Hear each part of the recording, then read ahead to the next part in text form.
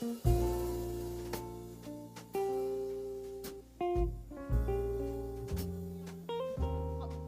só um momento da vossa atenção. Não nos podemos esquecer que esta sessão, estas jornadas vão ser transmitidas em streaming. Portanto, vai haver aqui umas movimentações que não seriam as mais simpáticas se estivéssemos todos presencialmente. Portanto, peço só a vossa compreensão, porque vai ter que haver uma mudança de sala quando a assinatura do memorando. Vamos ter aqui umas pequenas pausas para movimentação pela mesa redonda. Portanto, peço a vossa compreensão, porque vamos estar em live para os 4 cantos do mundo. Muito obrigada.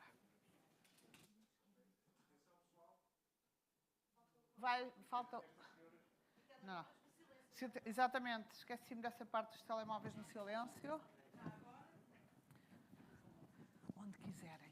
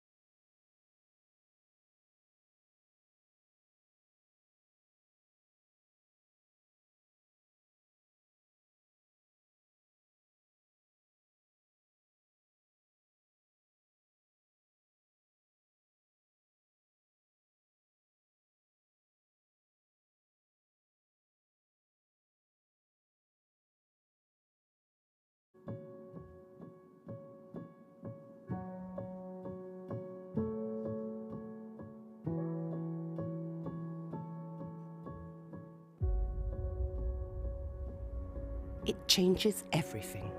Every leap in innovation redefines the world as we know it. Early humans started a fire that has been burning ever since. Entire civilizations rose on the trail of innovation, and others perished under its relentless progress. Many people made technology and innovation their lifelong passion and paved the way for their fellow tech lovers to reach new breakthroughs. The Industrial Revolution and electricity shaped the modern world. Video killed the radio star, and both surrendered to the internet. Invention upon invention, in the unstoppable cycle of technology, what was yesterday's more than you could chew might be tomorrow's breakfast.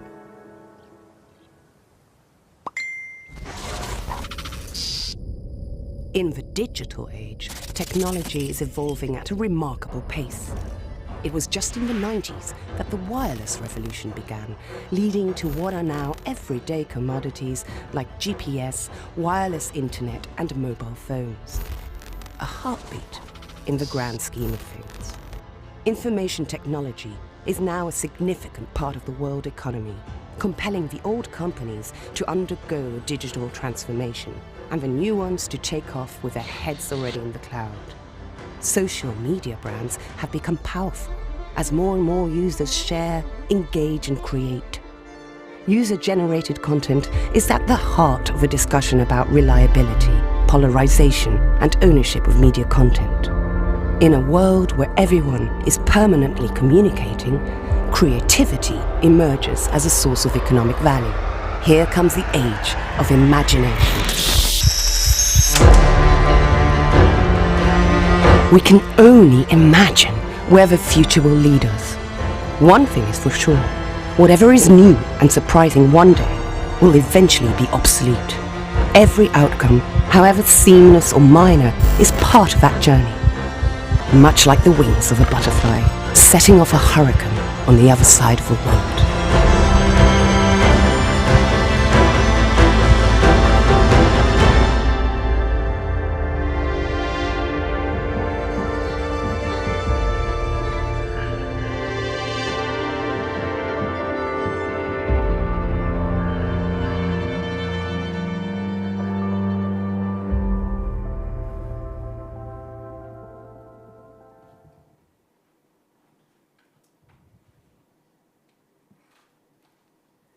Muito bom dia a todos. Em nome de Sua Excelência, o Sr. Secretário Executivo da Comunidade dos Países de Língua Portuguesa, Embaixador Zacarias da Costa, e em nome da Sra. Presidente do Conselho Diretivo do Instituto Nacional da Propriedade Industrial de Portugal, Engenheira Ana Bandeira, dou-vos as boas-vindas às primeiras jornadas lusófonas de propriedade industrial. O meu nome é Maria João Seabra. Sou a Diretora de Relações Externas e Assuntos Jurídicos do Instituto Nacional da Propriedade Industrial e é meu privilégio acompanhar-vos nesta caminhada pela lusofonia, comunidade que hoje vamos celebrar ao longo do dia. Estas jornadas decorrem em formato online, com participantes que nos acompanham nos 4 cantos do mundo e aqui presencialmente na sede CPLP, que tão bem nos acolhe. Será, sem dúvida, uma excelente oportunidade de partilha e divulgação de boas práticas entre os ofícios de propriedade industrial dos países lusófonos e também uma forma de reconhecer o potencial dos jovens na procura de novas e melhores Acknowledge the potential of young people when seeking better and new solutions. This event will enable a new approach to topics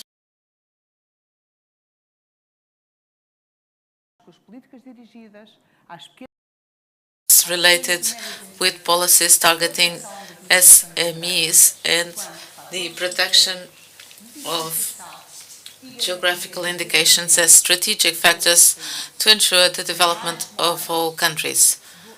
And without further ado, I will give the floor to the Executive Secretary of CPLP, Ambassador Zacarias.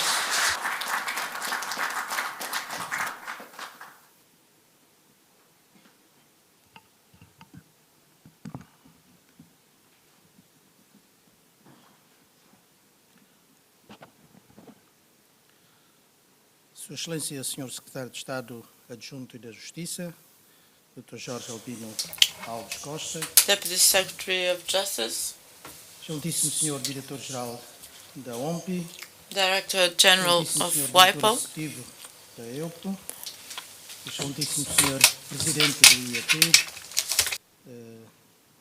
Dr. António Campinos, Excelentíssima Senhora Presidente do Conselho Diretivo do Instituto Nacional de unfortunately the sound is not coming Bandeira, to the booth. Minhas Excelências, minhas Senhoras e meus Senhores, sejam Excellencies, todos bem-vindos. ladies and É com gentlemen, especial agrado please que be recebo welcome. na casa da CPLP, It is a nesta pleasure ocasião em que a nossa to sede host you acolhe as jornadas lusófonas in our head da office propriedade industrial, in this iniciativa que muito Industrial nos honra. Property Lusophone Conference. Gostaria, em primeiro lugar, de dirigir uma palavra de First, agradecimento à Senhora Presidente do Conselho Diretivo I would like do to Instituto greet Nacional de Propriedade Industrial de Portugal, Doutora Ana Bandeira, Ms. Ana que tem sido Bandeira, pessoalmente responsável por Chairperson executar, of the já em Governing Board, 2018, o and processo que permite hoje a CPLP she's responsible receber personally este for importante starting in evento. 2018 the process that enables today the hosting of this event. Ladies and Ao gentlemen, criarem a nossa comunidade em when 1996, establishing our community in os chefes de Estado e de 1996, governo the da heads of CPLP state and government of assumiram o CPLP compromisso de canalizar have o potencial das committed relações themselves to channel históricas, culturais the potential of e humanas historic, entre os seus povos cultural and e human entre as relations instituições among que os servem. their people and the institutions A that serve CPLP them. procura assim fazer uso Thus, das CPLP específicas tries to potencialidades use dos seus 9 Estados the geograficamente specific contínuos, potential of 9 inseridos states em contextos de integração with regional geographical próprios, discontinuity e assume o being enorme part of a desafio de context of contribuir ativamente regional em integration todas as and iniciativas assuming the que challenge contribuam of para o actively desenvolvimento sustentável contributing da towards comunidade initiatives de that falantes contribute towards de the língua portuguesa. sustainable development É of neste the contexto que hoje acolhemos Portuguese-speaking estas jornadas, por communities. acreditarmos que a In this comunicação, context, a troca de we experiências e de believe boas that práticas, sendo uma communication, the vantagem para exchange todos, of good é practices imprescindível as para being an reafirmar advantage to e us all. aproximar os nossos países Therefore, we em matéria should de bring closer inovação e our criatividade countries in e the assim field of reforçar a innovation capacidade and dos Estados-membros creativity da CPLP and strengthen the participar na capacity economia of global the de CPLP base member tecnológica. states and participating Esta in the iniciativa assume uma relevância muito technological particular base and global no momento economy. em que a This initiative cooperação is indeed económica, relevant at a prioridade time when consagrada pela the presidência em economic exercício, cooperation, Angola, a priority enshrined by conhece the novo e aguardado presidency ímpeto na CPLP, in office by Angola, perspectivando-se como um gives novo a new objetivo impetus geral to a ser CPLP prosseguido pela with the nossa outlook organização. to further pursue it É assim a minha within convicção our de que a organization. vossa presença I'm deeply neste committed evento that your presence in representa a this event possibilidade de um novo impulso represents the para a possibility cooperação of a entre as new autoridades impetus for the de cooperation propriedade among intelectual the dos IP Estados-membros da authorities of the e as CPLP instituições member regionais e states mundiais de and propriedade the intelectual, regional como a and ONU, world e o offices Instituto da of Propriedade Intelectual IP, da such as União WIPO, Europeia. and also Excelências, the minhas senhoras e meus senhores, os 9 Estados-membros encontram-se espalhados por 4 continentes. Excellencies, ladies and gentlemen, the 9 member states are scattered throughout the 4 continents, and they have the Portuguese language as an identity matrix. This unique context of the CPLP makes these challenges complex. For example, Descontinuidade geográfica in the entre field os of nossos IP, países with so many conduz domains, à integração dos the Estados-membros geographical em distintos discontinuity mecanismos de among our registro e countries leads proteção to the integration of member propriedade states in intelectual. different mechanisms of Tal integração diferenciada apresenta grandes oportunidades, to mas register acarreta igualmente and certos protect IP. desafios Such no plano da differentiated concertação e integration cooperação. presents many O opportunities, domínio but da also propriedade intelectual dos challenges. nossos Estados-membros encontram-se em etapas Within the distintas, field of IP, our member não states are tanto no at plano different institucional, development mas phases, seguramente no not plano so much legislativo at the e institutional judicial. level, but rather on the No entanto, a lawmaking CPLP and tem procurado judicial estruturar-se ao longo da level. sua existência, However, adaptando-se CPLP às novas has tried exigências to de adapt crescimento throughout e its acompanhando existence maior to the new dinamismo que os cenários growth nacionais demands e and internacionais nos following impõem. the dynamics of the national Sobretudo, and international este último context. ponto, gostaria de aproveitar a presente ocasião Regarding para this last agradecer aspect, à I would banca like to take advantage of this pela iniciativa em opportunity to curso thank de WIPO seminário for online this sobre propriedade intelectual initiative and para os also juízes an dos online Estados-membros da seminar on CPLP. IP O for Secretariado Executivo tem o grato judges of prazer de apoiar. CPLP member states, and Faço the votos que Executive esta possa ser a Secretariat has the primeira de pleasure to muitas support. iniciativas futuras I de hope this is the capacitação first and e many cooperação future no domínio da empowerment propriedade and intelectual. cooperation initiatives in the field of Meus senhores, IP. meus senhores, Ladies and o caminho gentlemen, para a construção de the uma way comunidade forward para a to concertação e build cooperação entre a os seus membros community to bring é together verdadeiramente um processo and promote contínuo. cooperation among its members Os is Estados-membros truly da CPLP an ongoing process. continuam a dar But passos the member juntos, states of CPLP sustentados pela continue certeza de que to give coletivamente steps together, podemos fazer a diferença, supported by the utilizando certainty aquilo that que de melhor together we can temos make a difference, por via da using solidariedade the best we have, intracomunitária. using Neste also importante processo de intra-community crescimento, em que solidarity. procuramos In this contribuir para o important progresso das growth nossas process, sociedades, whereby ao we desenvolvimento try to sustentável contribute de towards todos the e de progress of cada our societies for contamos the igualmente com o sustainable apoio development indispensável of all dos nossos and each parceiros one. internacionais aqui We presentes. also rely on the indispensable Muito obrigado a todos support pela of the vossa presença international partners e termino present here fazendo today. votos Thank you de so much for your jornadas attendance, lusófonas and I de wish you propriedade industrial. a Muito fruitful obrigado a todos. conference. Thank you so much.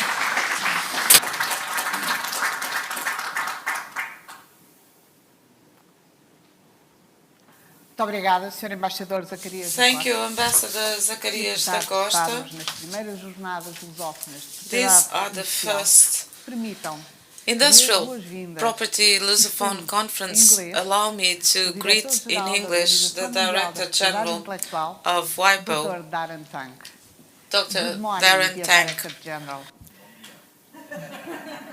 It is with great pleasure that the Executive Secretary of the CPLP, Ambassador Zacarias da Costa, and INPI's President, Engenheira Ana Bandeira, welcome you to the first Property Lusophone Conference. Mr. Darren Tang, the floor is yours.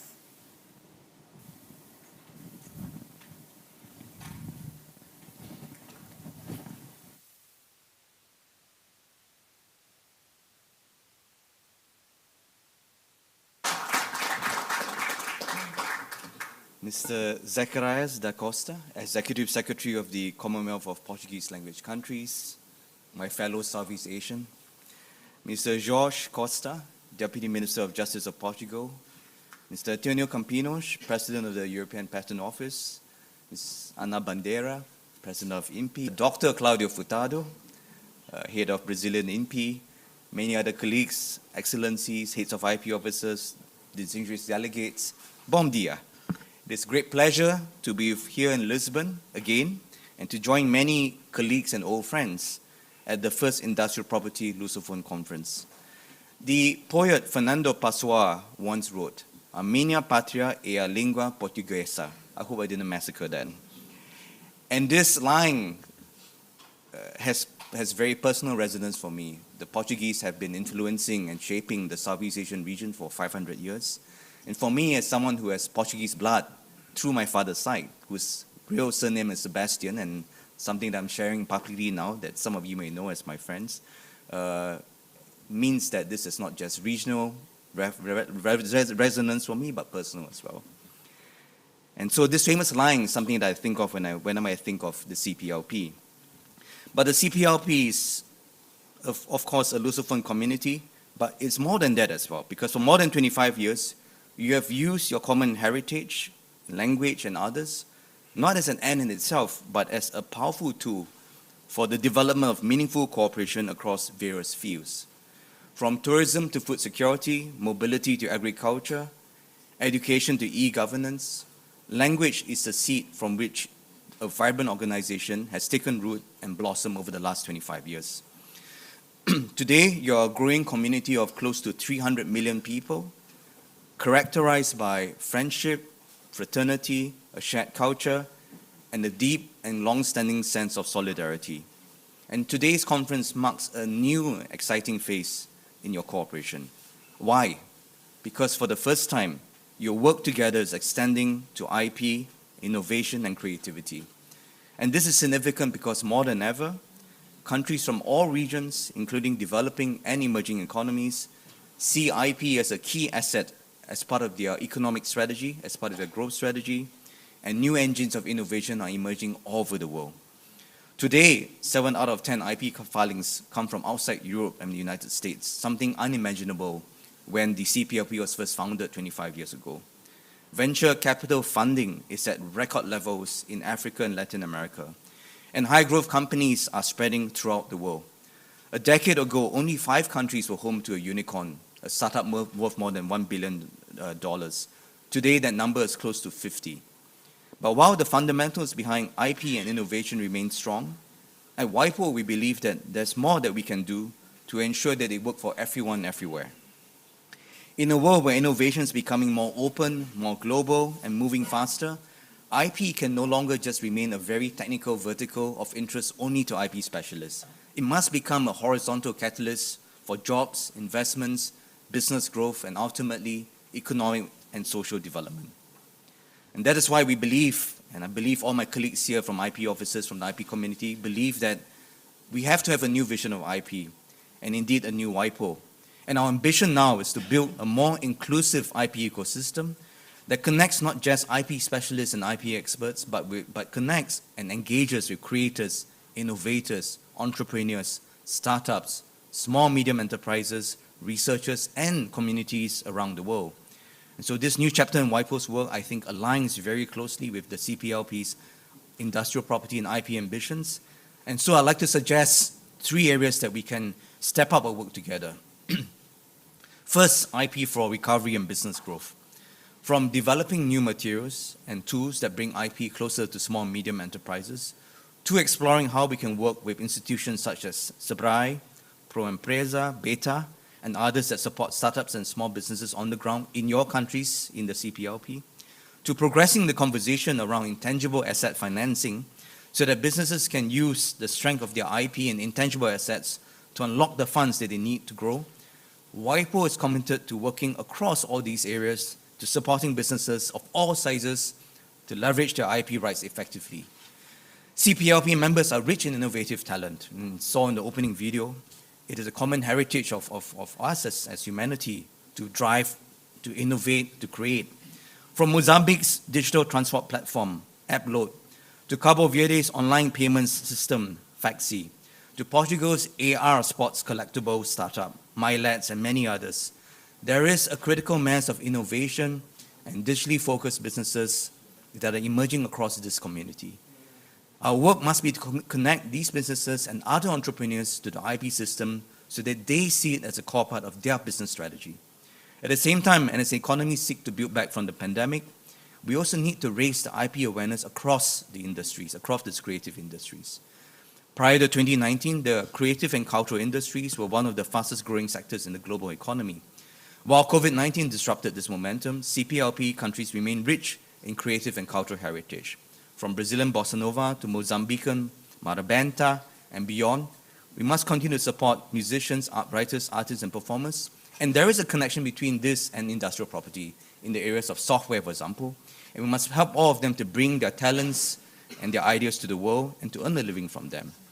Second, let's harness IP to support geographical indications to help communities bring their heritage to the world.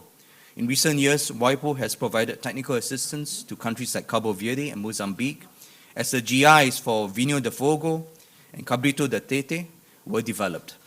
These are just 2 in a long list of unique products from across the CPLP, including Cacao de Sao Tome, Porto, that we'll visit on Friday, I believe, and Alta Mogiana coffee that are much sought after the world as artisanal products.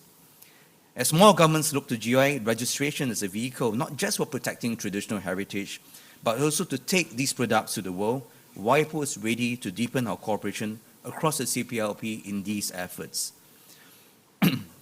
One idea we'd like to share with everyone is perhaps we can think about launching a GI network across Lusophone countries that will act as a platform for the sharing of ideas and best practices amongst the community.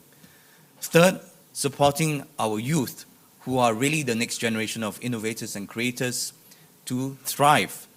Many CPLP countries boast young and dynamic populations. In Angola, 45% of the population is under 15. Nearly 60% of the people in Equatorial Guinea are aged 25.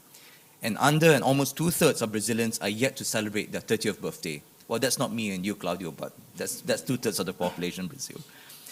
It is vital that we connect our youth to IP and raise awareness with them of how IP rights can be their ally and their partner in making their ideas reality.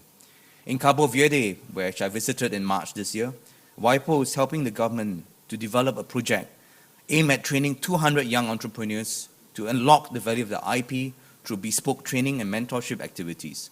Once established, this is a model that perhaps can be adapted and applied to other national contexts, and we are very happy to open discussions with the CPLP members on how we can scale this across the region. But we also need your help, not only when it comes to designing new projects, but in signposting young people towards WIPO's existing support and services. The WIPO Academy, for example, is the world's largest provider of IP education and training, reaching over 250,000 participants and training them last year. We recently reviewed the Academy's courses and have shifted our focus from technical capacity building to the development of skills and knowledge. We will welcome further participation in the WIPO Academy's training from across your member states, particularly around courses such as IP for exporters, IP for tourism, IP and tourism, and IP for teachers and educators, which are not just focusing on technical IP knowledge, but giving and imparting practical IP skills to a broader set of stakeholders. So in conclusion, Excellencies, ladies and gentlemen, friends, around the world, geography is the glue that binds most intergovernmental agencies together, and the CPLP, however, has always represented something different. Indeed, you're the most geographically diverse intergovernmental organization in the world, spanning 4 continents across 9 member states. And this diversity is a source of strength. Not only do you connect the Atlantic to the Pacific, the EU to ECOWAS and Mercosur, but you span one of the greenest nations in Europe, some of the most creative societies in Africa and Latin America's largest startup ecosystem. So in other words, the potential across the CPLP region is vast. IP, innovation and creativity can help to unlock this. But to do so, it needs to come alive. Trademarks must become brands. Patents must bring technologies to change people's lives. And copyright must provide engaging content that captures audiences around the world. This conference is an important step in that direction, and WIPO looks forward to working with our partners across the CPLP to deepen our cooperation, harness IP as a powerful catalyst for growth and development. So let me lastly thank Executive Secretary, Ambassador Costa, and your team for bringing this conference together, and also, of course, to DG Bandeira and her many colleagues in the Portuguese INPI for being such welcoming hosts. Whether you're here in Lisbon or joining us from anywhere else in the world, you have my very warm wishes for a successful and engaging program ahead. Thank you very much. Muito obrigado.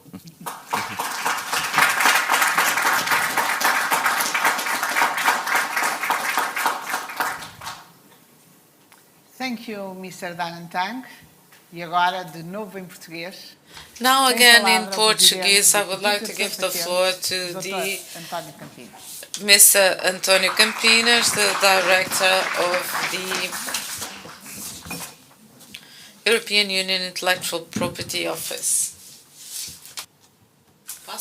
Muito obrigado, muito bom dia a todos. Good morning to all, Deputy Secretary of State, the Executive Director, General Secretary of INPI and WIPO, and all other regional and European and world organizations. It is an honor for me to be here, and to a certain extent I feel emotional, as you know how attached I am to Lusophone. All of you may certainly know that my father was born in Angola. He has been in the exile in France, and then he met my mother in France, and I was born in Poitiers. Then after the Coronation Revolution, we came back to Portugal, and here I am. You know how attached I am to this community, and you know that many of the colleagues that are representatives of institutions within the CPLP are here and they know me well, and this is yet another reason for my being so emotional.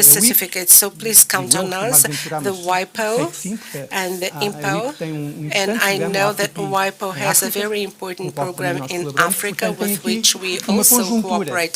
So there is a whole framework of general directors para realmente tentarmos fazer uma diferença. and we can try and make a difference. We have launched countless initiatives, and I would like to state two of them. We have a training program under the name of IRPT. This is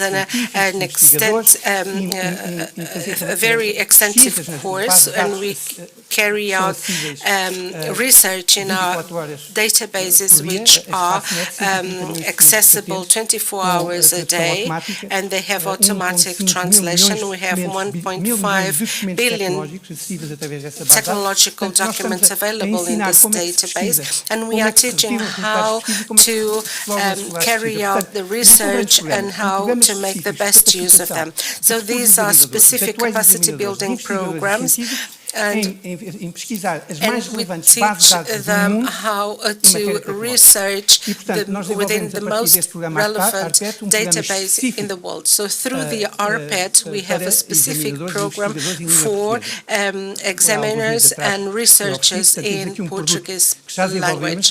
So this is a product that we already have developed, and dear Ambassador, this is here available to you.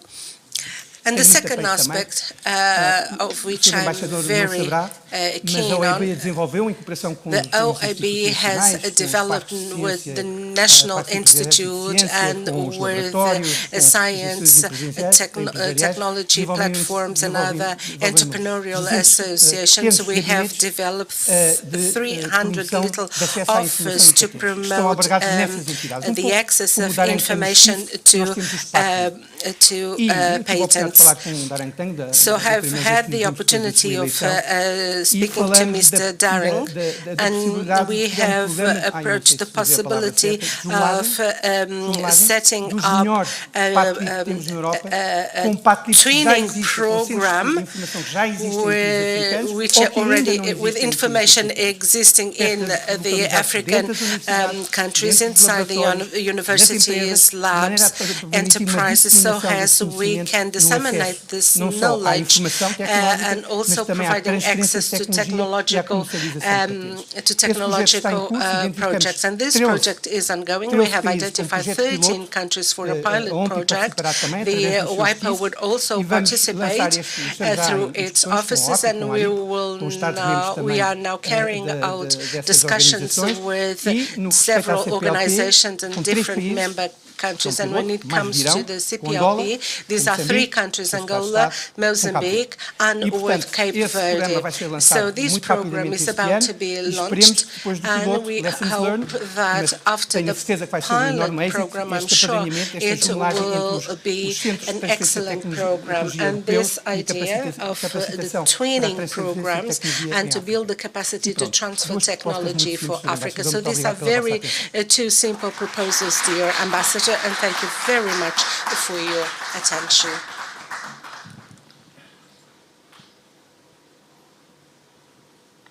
Muito obrigada, caro António. Thank you very much, dear Antonio. And now, also in English, we would like to welcome the Director of the European Union Intellectual Property Office, and replacing someone who can't attend here today. So, the floor is yours. Thank you very much. Thank you, fellow speakers and honored guests. As you know, our Executive Director, Mr. Archambault, was expected to take part at this welcoming session. However, due to the fact that he just at the end of the last week contracted COVID-19, he was unable to travel here today, and so the honor falls on me to deliver this speech. This first Lusophone conference on industrial property organization, organized by the Portuguese Institute of Industrial Property, is a very valuable opportunity to share, disseminate best practices among the IP offices in Portuguese-speaking countries. At the EUIPO, we are committed to ensuring that language is not a barrier for the European citizens. And businesses when using our offices, online tools, and as well services. Therefore, multilingualism is a key factor in our effort to improve customer experience. Accordingly, we have a very strong collaboration with the European Commission and Translation Center on language technologies. This means that trademark or design can be submitted in any of the 23 official languages of the European Union, including, of course, Portuguese. The EU trademark register and as well the register of community designs is available in Portuguese language, and of course our website has as well fully translated in Portuguese, as well as our examination guidelines. For our small and medium-sized companies, it is especially important that they are able to access information in their own language. And it is very important, especially in current circumstances where it's quite high uncertainty, increasing, let's say, prices, and as well inflation. The Ideas Powered for Business SME Fund, therefore, is a crucial tool in that regard, which, of course, not only provides help to SMEs, but as well to facilitate provision of valuable services in all EU languages. This SME fund, which I was referring to, has been a really success in the last year when it was established, and it is done in close collaboration with all the national offices of the member states. And only last year we managed to reach out to 13,000 small and medium-sized companies who actually benefited from the fund. And 771 of those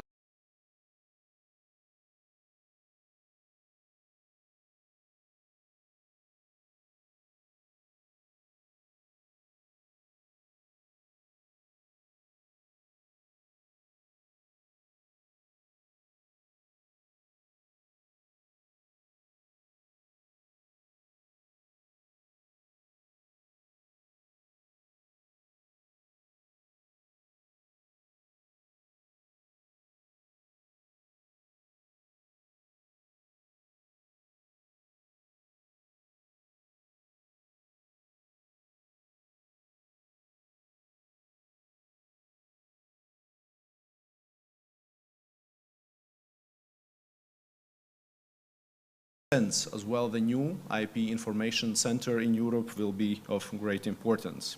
This EU IPIC will allow to provide the both local and European one-stop shop to access best information how to protect IP rights.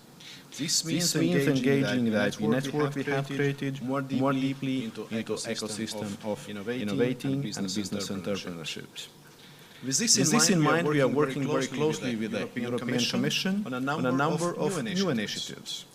We have the ongoing reform of EU design legislation, which aims to modernize EU and national systems on design protection in order to make them fit for the digital age, to make design an even more accessible instrument for small and medium-sized companies and other users by reducing complexity and streamlining procedures, among others.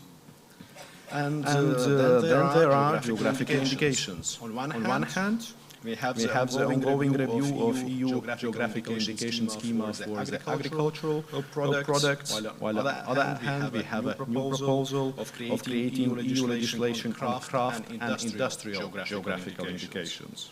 And there is a huge potential to develop geographical indication protection for craft and industrial products so that they become, as it is the case of agriculture sector, a true asset of the European Union. Ativo da União Europeia. E esta nova iniciativa aproxima a União Europeia dos mercados internacionais e permite, de facto, colmatar este hiato entre a proteção das patentes, independentemente das suas indicações geográficas. Por outro lado, nos últimos 4 anos, o nosso trabalho proporcionou-nos um entendimento único destas indicações geográficas, na medida em que permitam, de facto, criar e conhecer os seus benefícios. Isto é, de facto, muito feliz, tendo em vista a revisão atual do sistema de indicações geográficas. E nós sabemos que muitos países europeus têm aí um interesse muito claro. Por exemplo, temos no caso do Brasil, ou seja, temos também a ilha, o vinho na ilha do Fogo.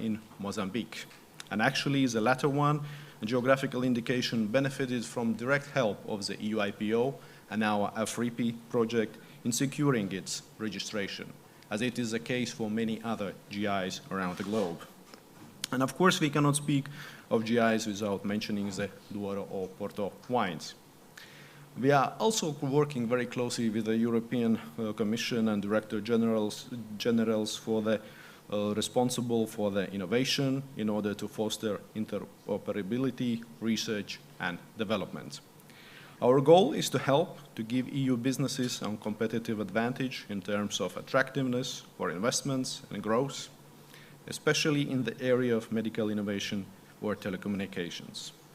And this is especially important now, as we must use all the tools that are available in these difficult times to help our companies in Europe.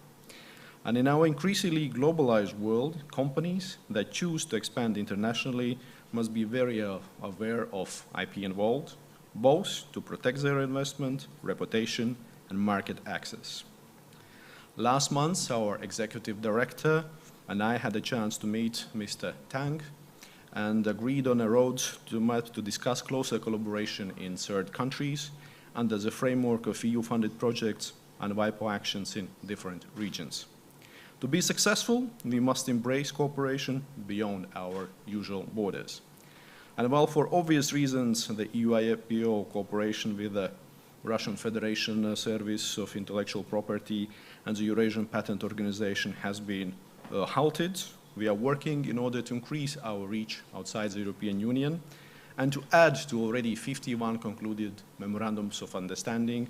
And only last month we signed our memorandum of understanding with India. And we continue to implement our strategic project to develop IT tools and extend EU IPN and EU IPO tools, standards and practices outside the European Union, be it in one of our projects in China, Latin America, or Southeast Asia. And all this will help not only us, but the future generations. And I am very glad to see that this IP topic is brought in this special year as well, bringing IP and use, which is especially dedicated, let's say, the activity in this year, and where our recently published IP use scoreboard has shown both worrying numbers in IP infringement, but of course as well reassuring trends in legal access to content.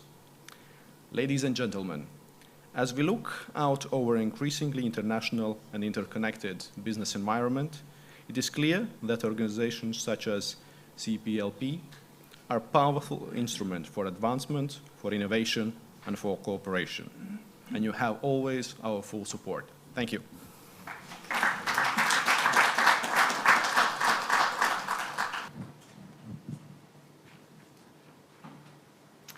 Thank you for your intervention, Sandy. Muito obrigado pela sua intervenção. Esta sessão de boas-vindas, tenho a honra de chamar ao palco Sua Excelência, o Secretário de Estado Adjunto e da Justiça, Dr. Jorge Costa. Mr. Jorge Costa, the Secretary of State of Justice.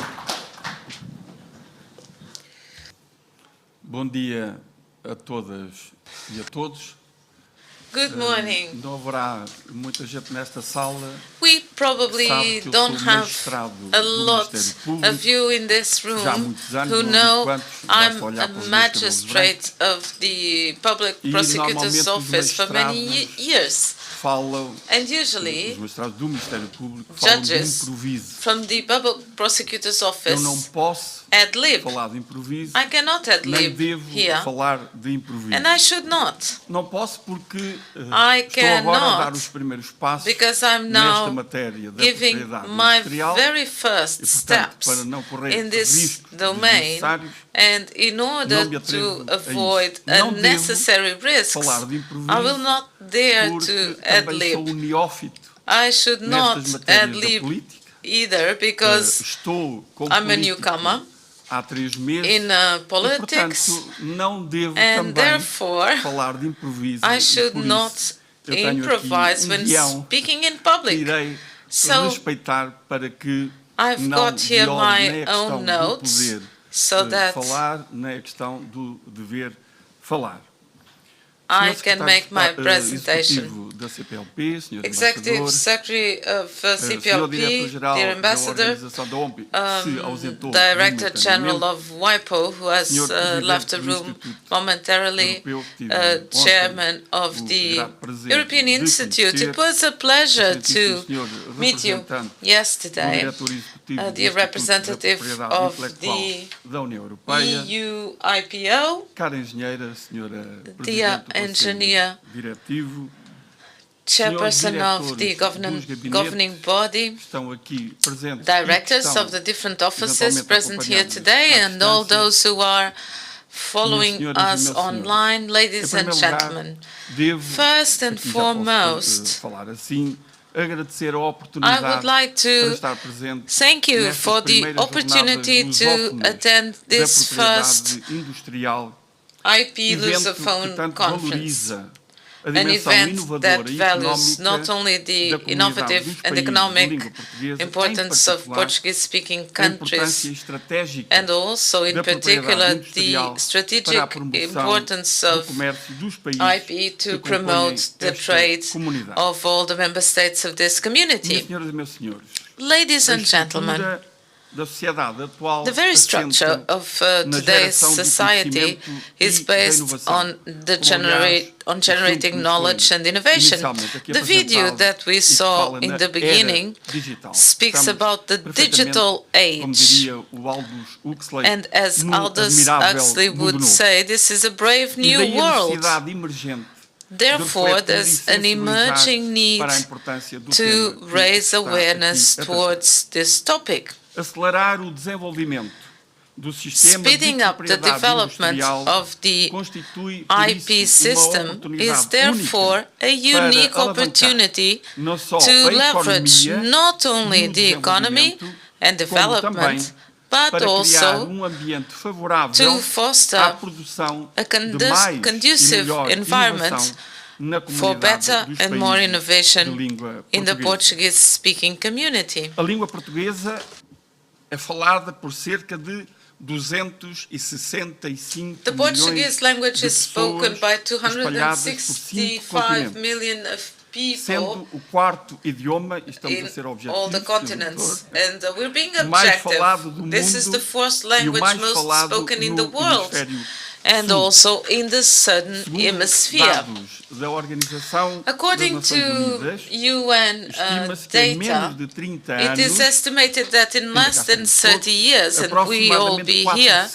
more or less 400 million people in the world o português. will speak Portuguese. Celebrar a lusofonia, Celebrating Sr. Lusophony, Secretário Executivo, dear é assim Executive reafirmar Secretary, o papel da it is língua to portuguesa reaffirm the role enquanto matriz of the identitária Portuguese language e as an elemento de identity concertação matrix and also político-diplomática an element of e de union proximidade and entre also povos of consolidation das mais and bringing distintas closer origens peoples geográficas. from most diverse CPLP tem vindo a geographical ganhar origins. cada vez mais CPLP notoriedade e visibilidade Has been internacional gaining visibility at the world level, pedidos and that's de why adesão como we've had observadores, several como, por countries exemplo, asking to Canadá, have the status of observers, such as Estados Unidos da Canada, Qatar, a Irlanda, United States of a Espanha, America, Ireland, a Índia, Spain, a Costa do India, Marfim, o Peru, Ivory a Coast, República Peru, Helénica e a Roménia. De tão Greece, and distintas, Romania. E longínquas So origens we're talking about geográficas. very Há de haver different algo que motiva and far estes away pedidos de geographic adesão. origins. Realidade There must bem be a reason elucidativa do behind interesse for recente these countries to que as ask atividades for desenvolvidas the pela status of comunidade observers suscitam no plano within the internacional. CPLP.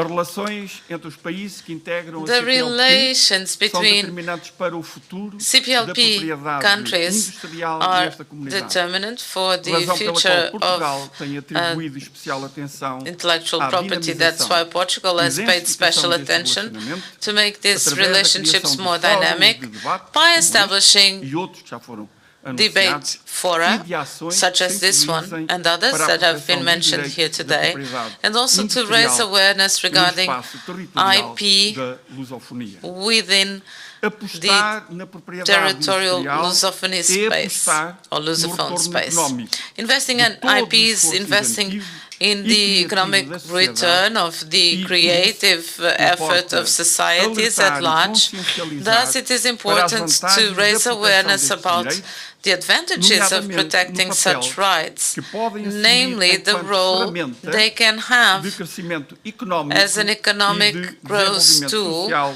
e and also cultural. of social and cultural Pelo development. fenómeno da globalização, de que Given somos testemunhas, the às globalization vezes autores, phenomenon that onde a we witness or are victims of, where interaction and also interdependence among countries are more and more intense, it is crucial to develop a more uniform and harmonious environment with practices of true international competitiveness.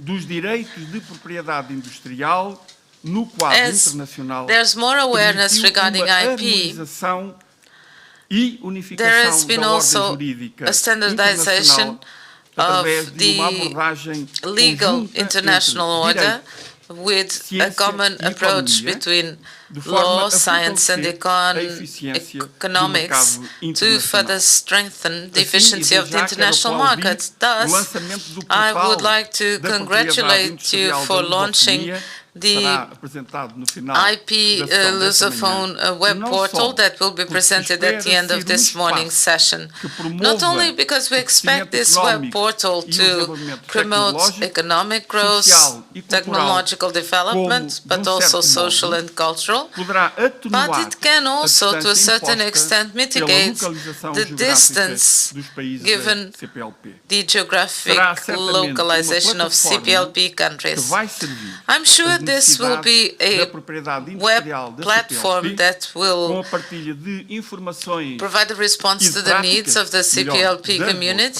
práticas, and que promote possam contribuir practices and para good colocar a practices temática so da that propriedade industrial no epicentro, como hoje se diz, na IP agenda will be desta at the organização. very core of this organization. Quando falamos de elementos When de we identificação, speak about importa não identification esquecer as elements, we indicações should not geográficas e forget as denominações de origem. GIs E eu aqui and sou uma testemunha AOs, muito privilegiada, appellation não digo que tenha of começado origin. a beber vinho do Porto I logo na must minha say that I meninice, didn't start ou seja, já drinking beberia port vinho do wine Porto há 63 anos, when I was very mas young, tenho um conhecimento muito just direto a young porque boy, sou exatamente but I'm very dessa familiar região, with da port região wine demarcada do because vinho I'm do from Douro. this E não region. digo mais porque até tenho uma pequena propriedade And I ainda cannot abrangida even say a por lot esta more denominação. because I own a small Ora, property estas indicações exigem in this uma localização area. geográfica específica, This com requires a características specific geographic qualitativas location únicas with e que unique resultam num qualitative produto original,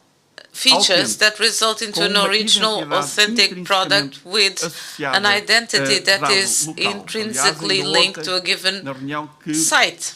o senhor diretor da Organização Yesterday, Internacional teve com a senhora Ministra, e onde também estive o the privilégio de director estar of presente, WIPO had a falou meeting exatamente with na our criação minister de um and he projeto spoke ao about the nível dos development Estados, of a project membros da CPLP, numa within aposta de valorização CPLP daquilo states que é feito to localmente, further enhance what nomeadamente is done através ou locally. pelas mulheres que, digamos assim, se consegue fazer aqui uma aliança So entre as dois to valores tão importantes. bring together two very Vários são important os values. fatores que têm levado à crescente procura Many da sua are the proteção. factors that have led Desde logo, to a integração this type of transnacional protection. que a First, the globalização transnational promove, onde estes direitos constituem features escudo because of contra a globalization, and these rights deslocalização do fabrico give you a shield dos produtos típicos de dada regarding região, e the sabemos que isso ocorre, manufacturing of nomeadamente com a typical produção do Porto, products o que ajuda of a a given identificar, region, and this proteger helps to e lucrar identify, com a protect, produção autêntica and generate em profits mercados with cada the vez authentic mais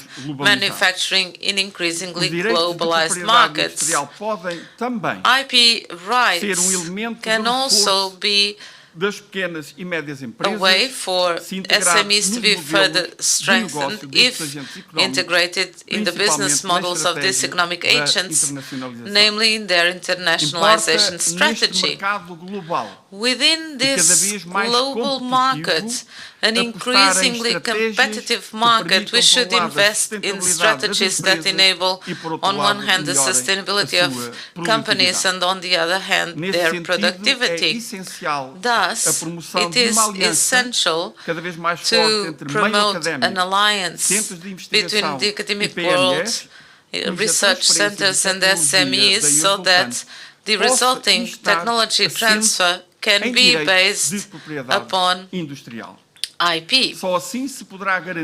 This is the only way to ensure the due protection from unauthorized copies, and this will lead to competitiveness, return on investment, and it will also generate wealth. When we praise the potential of young people, as mentioned here today and yesterday in the meeting with the Minister, this should not be dissociated from the recognition of this intellectual and financial effort if their invention and creative process is duly protected. The need to generate the conditions and an environment, so the conducive environment so that young researchers and entrepreneurs can develop their own inventions should start with the IP system within CPLP. Ladies and gentlemen, distinguished guests, this first IP Lusophone conference translates the international acknowledgement of the great potential value of CPLP as a producer of IP, and let me also highlight to reinstate the Portuguese language, as Mr. Tang mentioned in his address when quoting the poet Fernando Pessoa, the reaffirming of the Portuguese language as one of the main assets of all those who speak it. I wish you all a very fruitful conference. Thank you so much. Muito obrigada, Thank you, Secretário de Estado. De seguida, Secretary of State. para registrar este marco tão importante para toda a comunidade lusófona, This is indeed a very important event. We will now sign the memorandum that established this IP Lusophone conferences. Thus, CPLP will debate topics and share knowledge so as to value what IP has to offer to the members of the CPLP. Thus, I would like to invite all CPLP office representatives to go to the golden room next to this one so that the memorandum is signed. To all those present, we would like to invite you to remain seated in your seats because we will watch this solemn moment on the screen. Thank you.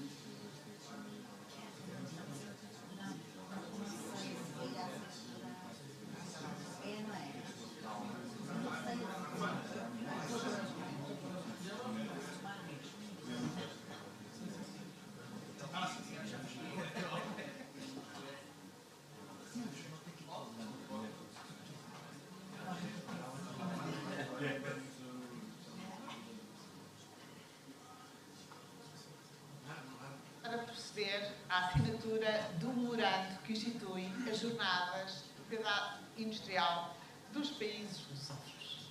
Chamo para proceder à primeira assinatura, por ordem alfabética, a Presidente do Instituto da Propriedade Industrial de Angola, Ana Paula Miguel. Por favor.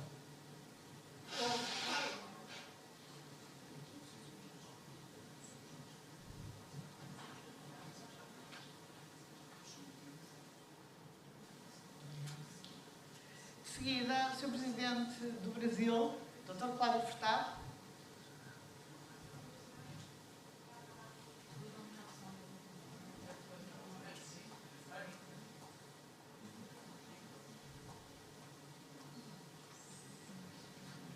Seguir-se-ia Cabo Verde, mas infelizmente a sua Presidente, a doutora Ana Spencer, por motivos de força maior, não pode estar hoje aqui connosco. Chamo agora o Dr. José Nosolini, representante conselheiro da área de propriedade industrial da Guiné-Bissau.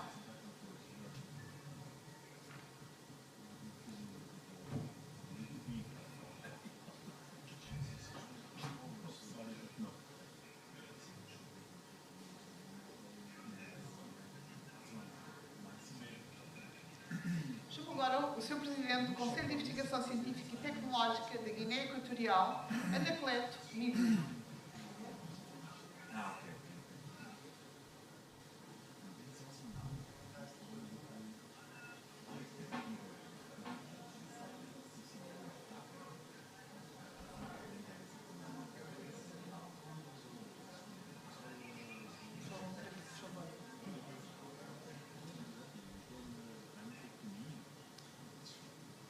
Agora, Sr. Diretor-Geral do Instituto da Propriedade Industrial de Moçambique, Dr. José Meca, por favor.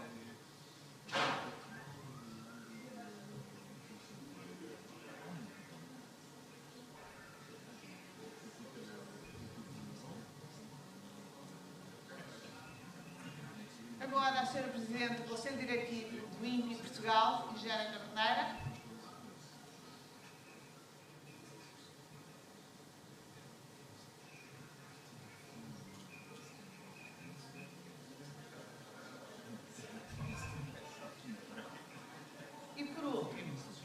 O diretor do Senapic de São Tomé e Príncipe, Dr. Domingos Trinitário.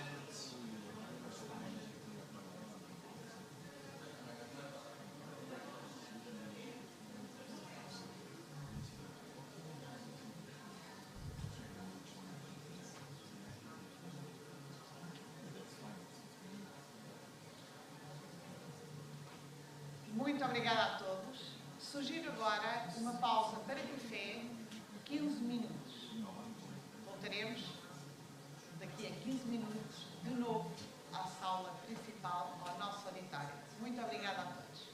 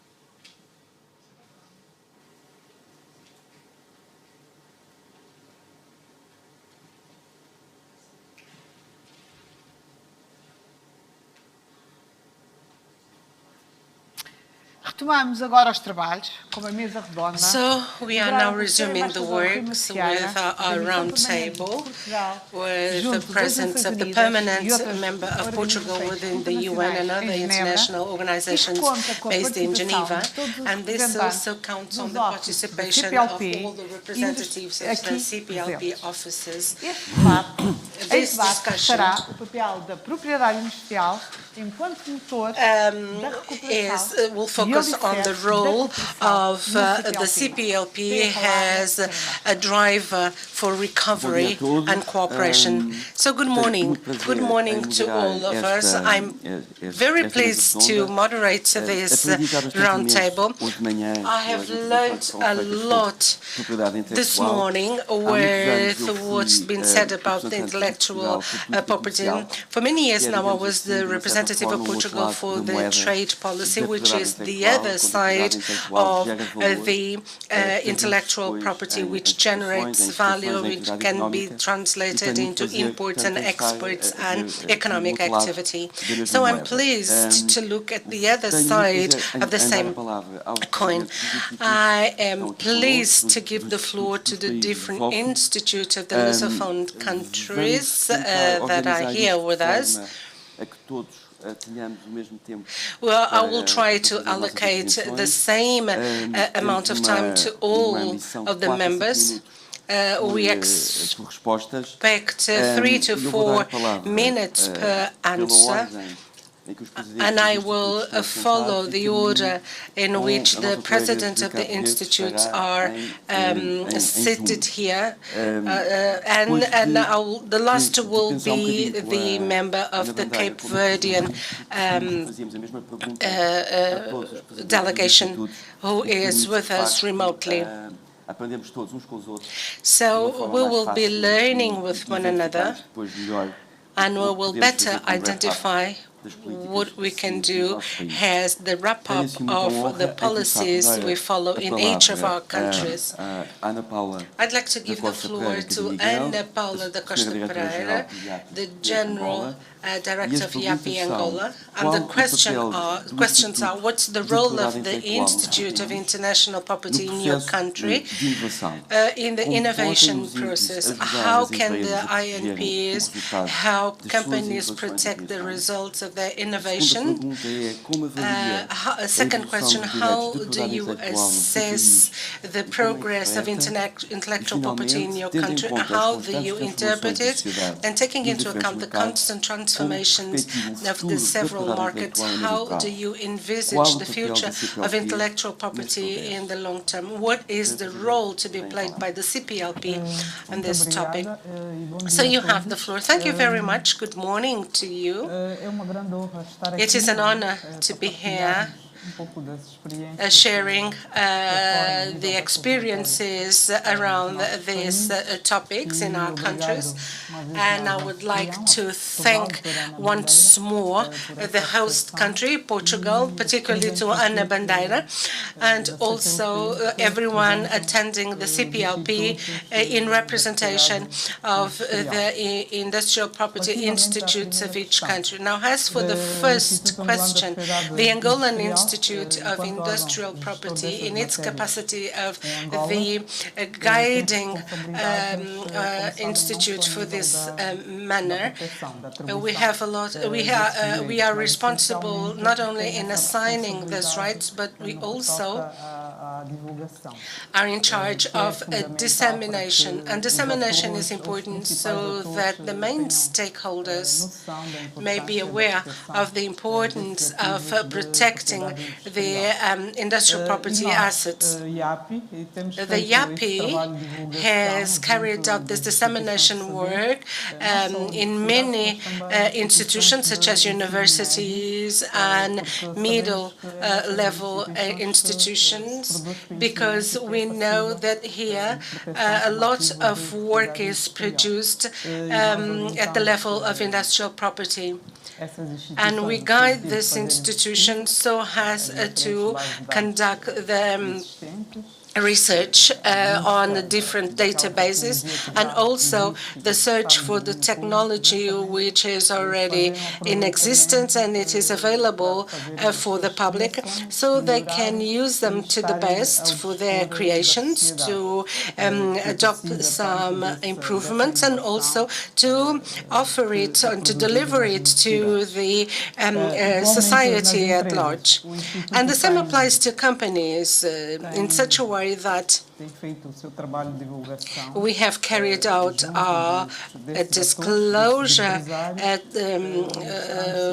the level of entrepreneurs. We carry out seminars portraying the importance of this asset so they can know what to protect and what not to protect as an asset, because very often the lack of knowledge makes them filing proposals which will then be refused. So we guide these companies through seminars we hold so that they can protect their creations conveniently.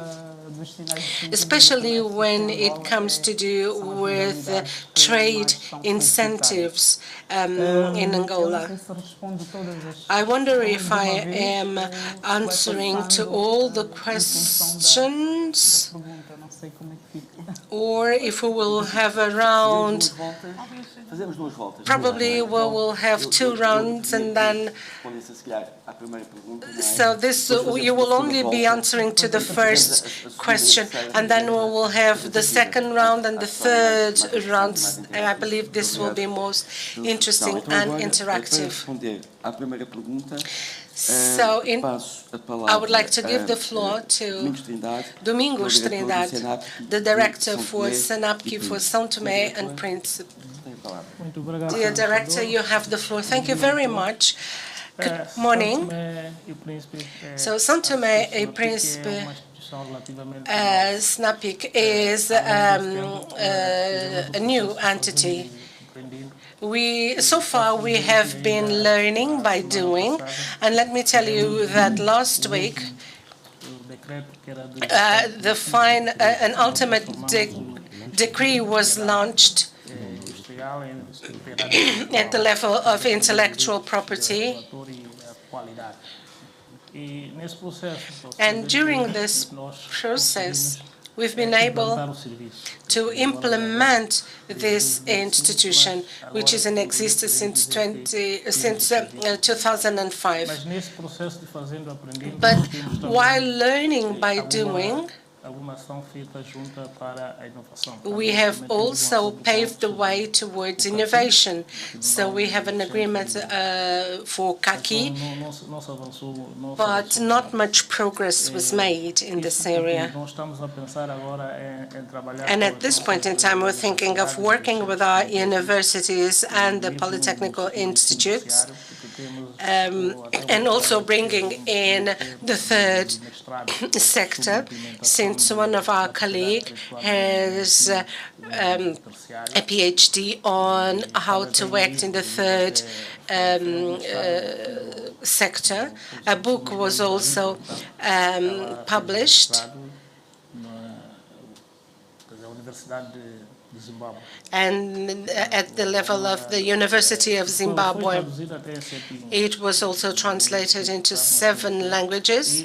We are very proud of this, and we are now implementing this system, intellectual property, at the level of the third sector teaching scheme.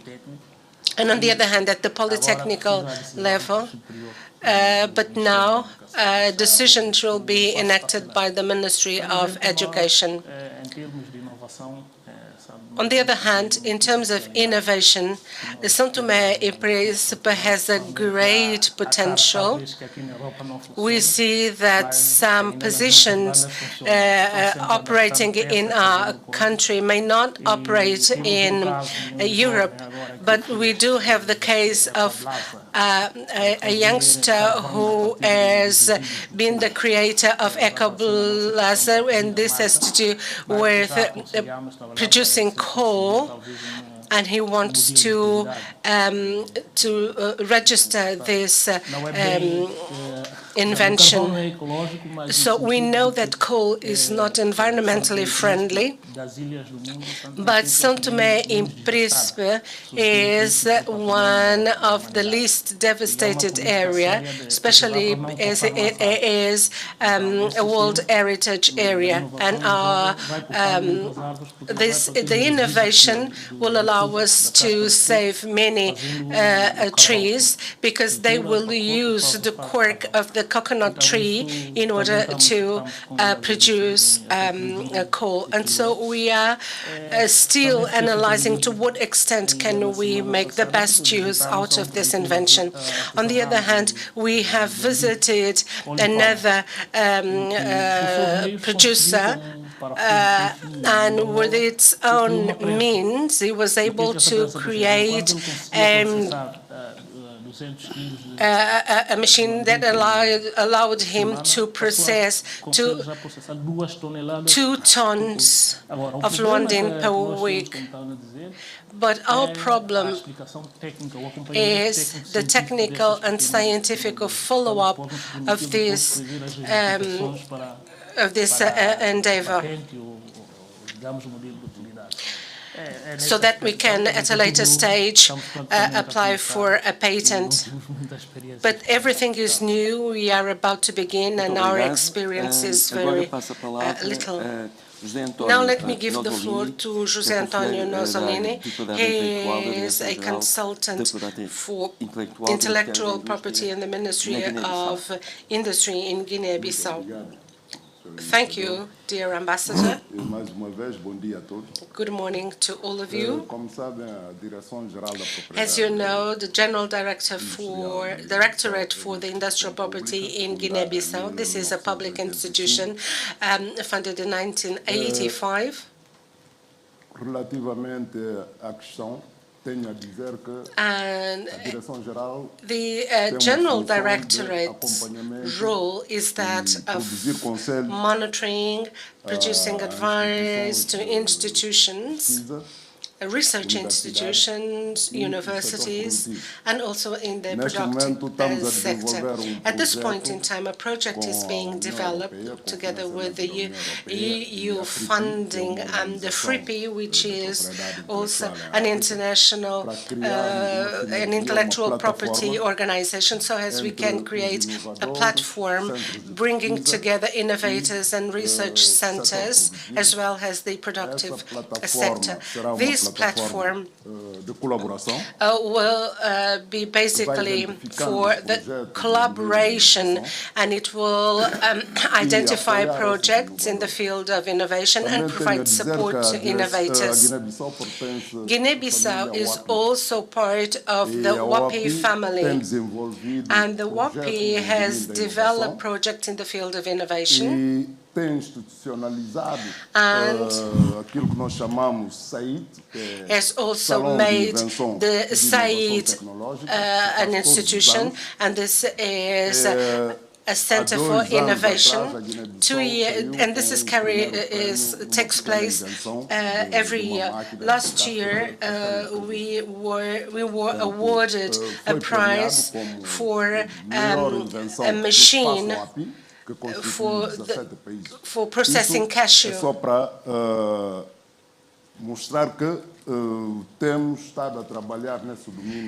This just goes to show that we are working in the field of innovation with startups, and we are therefore creating these synergies between the industrial process and the small and medium-sized industries. Thank you very much. Now let me give the floor to Mr. Anacleto Omebui. He is the president of COE-CTF from Equatorial Guinea, and we are only focusing on the first question. So you have the floor.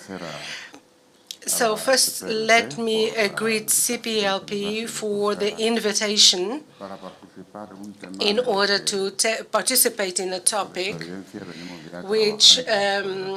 on which we have been working, and it has to do with industrial property. And we have already seen that many countries of the Portuguese-speaking countries are part of the ARIPO, the African Institution of Intellectual Property, which in turn collaborates with the World Organization of Intellectual Property. And so these topics concerning industrial property are being managed at a regional and national level. I'm here in my capacity as a director for this entity.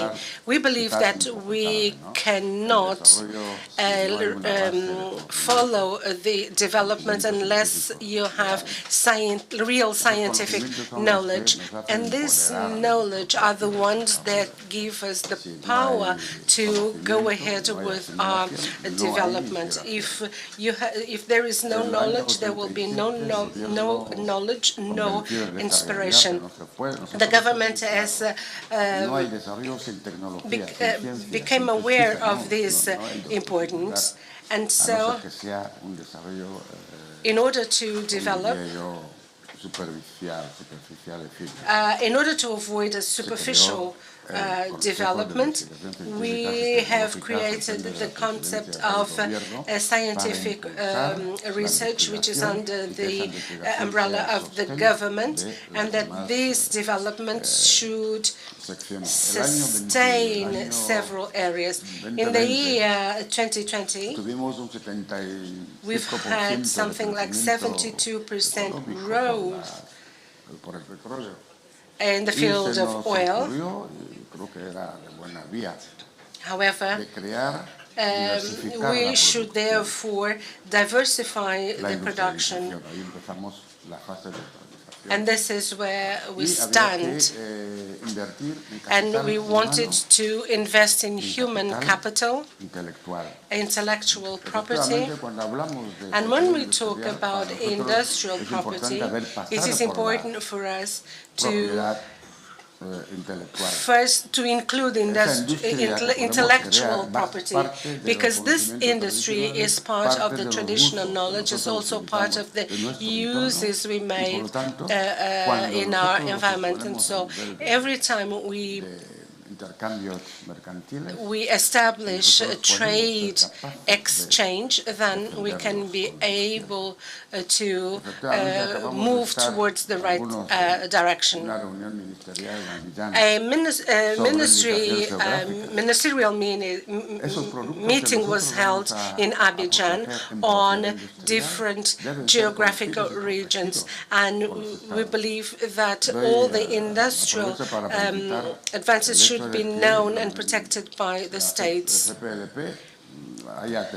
The CPLP has luckily had the idea of calling all of its member states to participate in this constant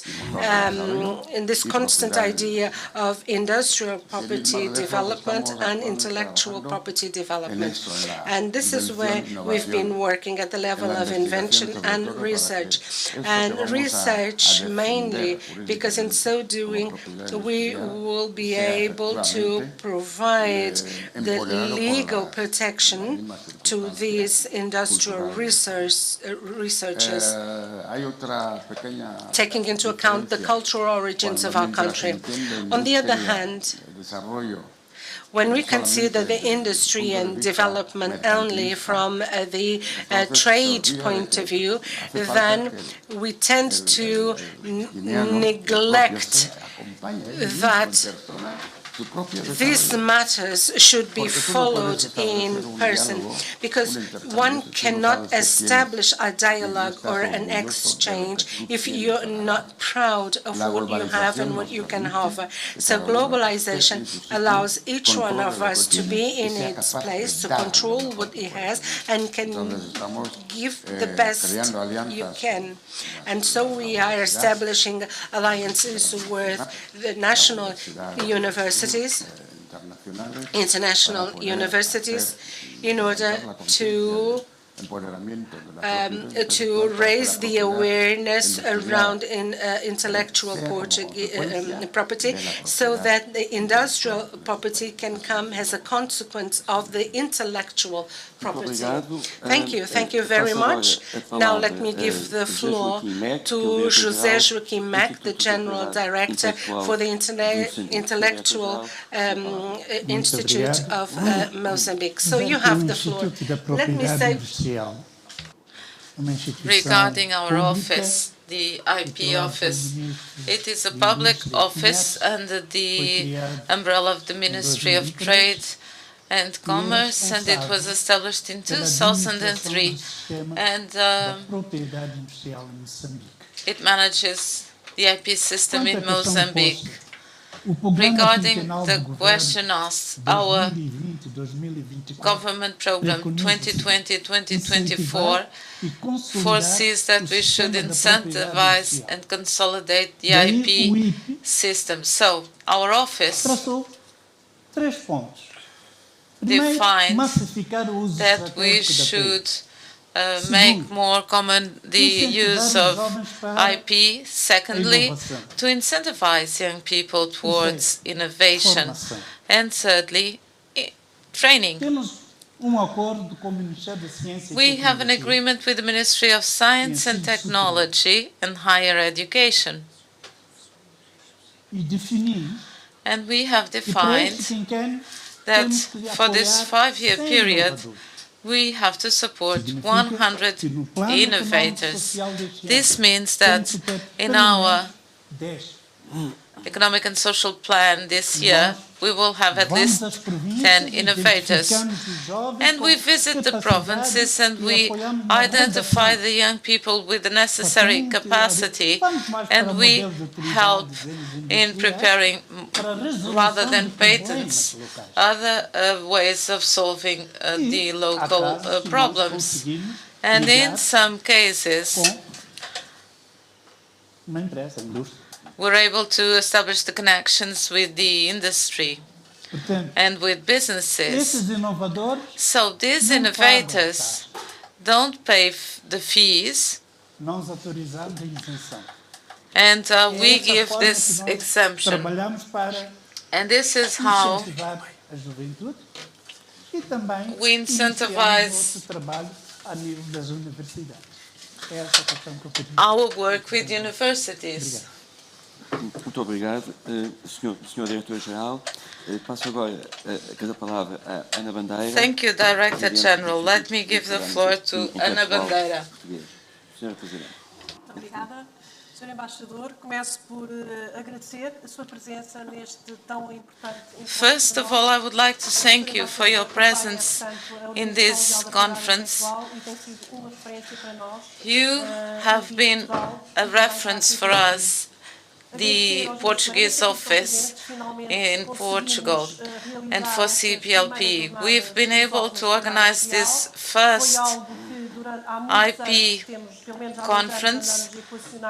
This is something that for the last 2 years we've been trying to make a reality, but it was not possible due to the pandemic. And we would like to thank CPLP to make these wonderful premises available, and also for all the help in organizing this event.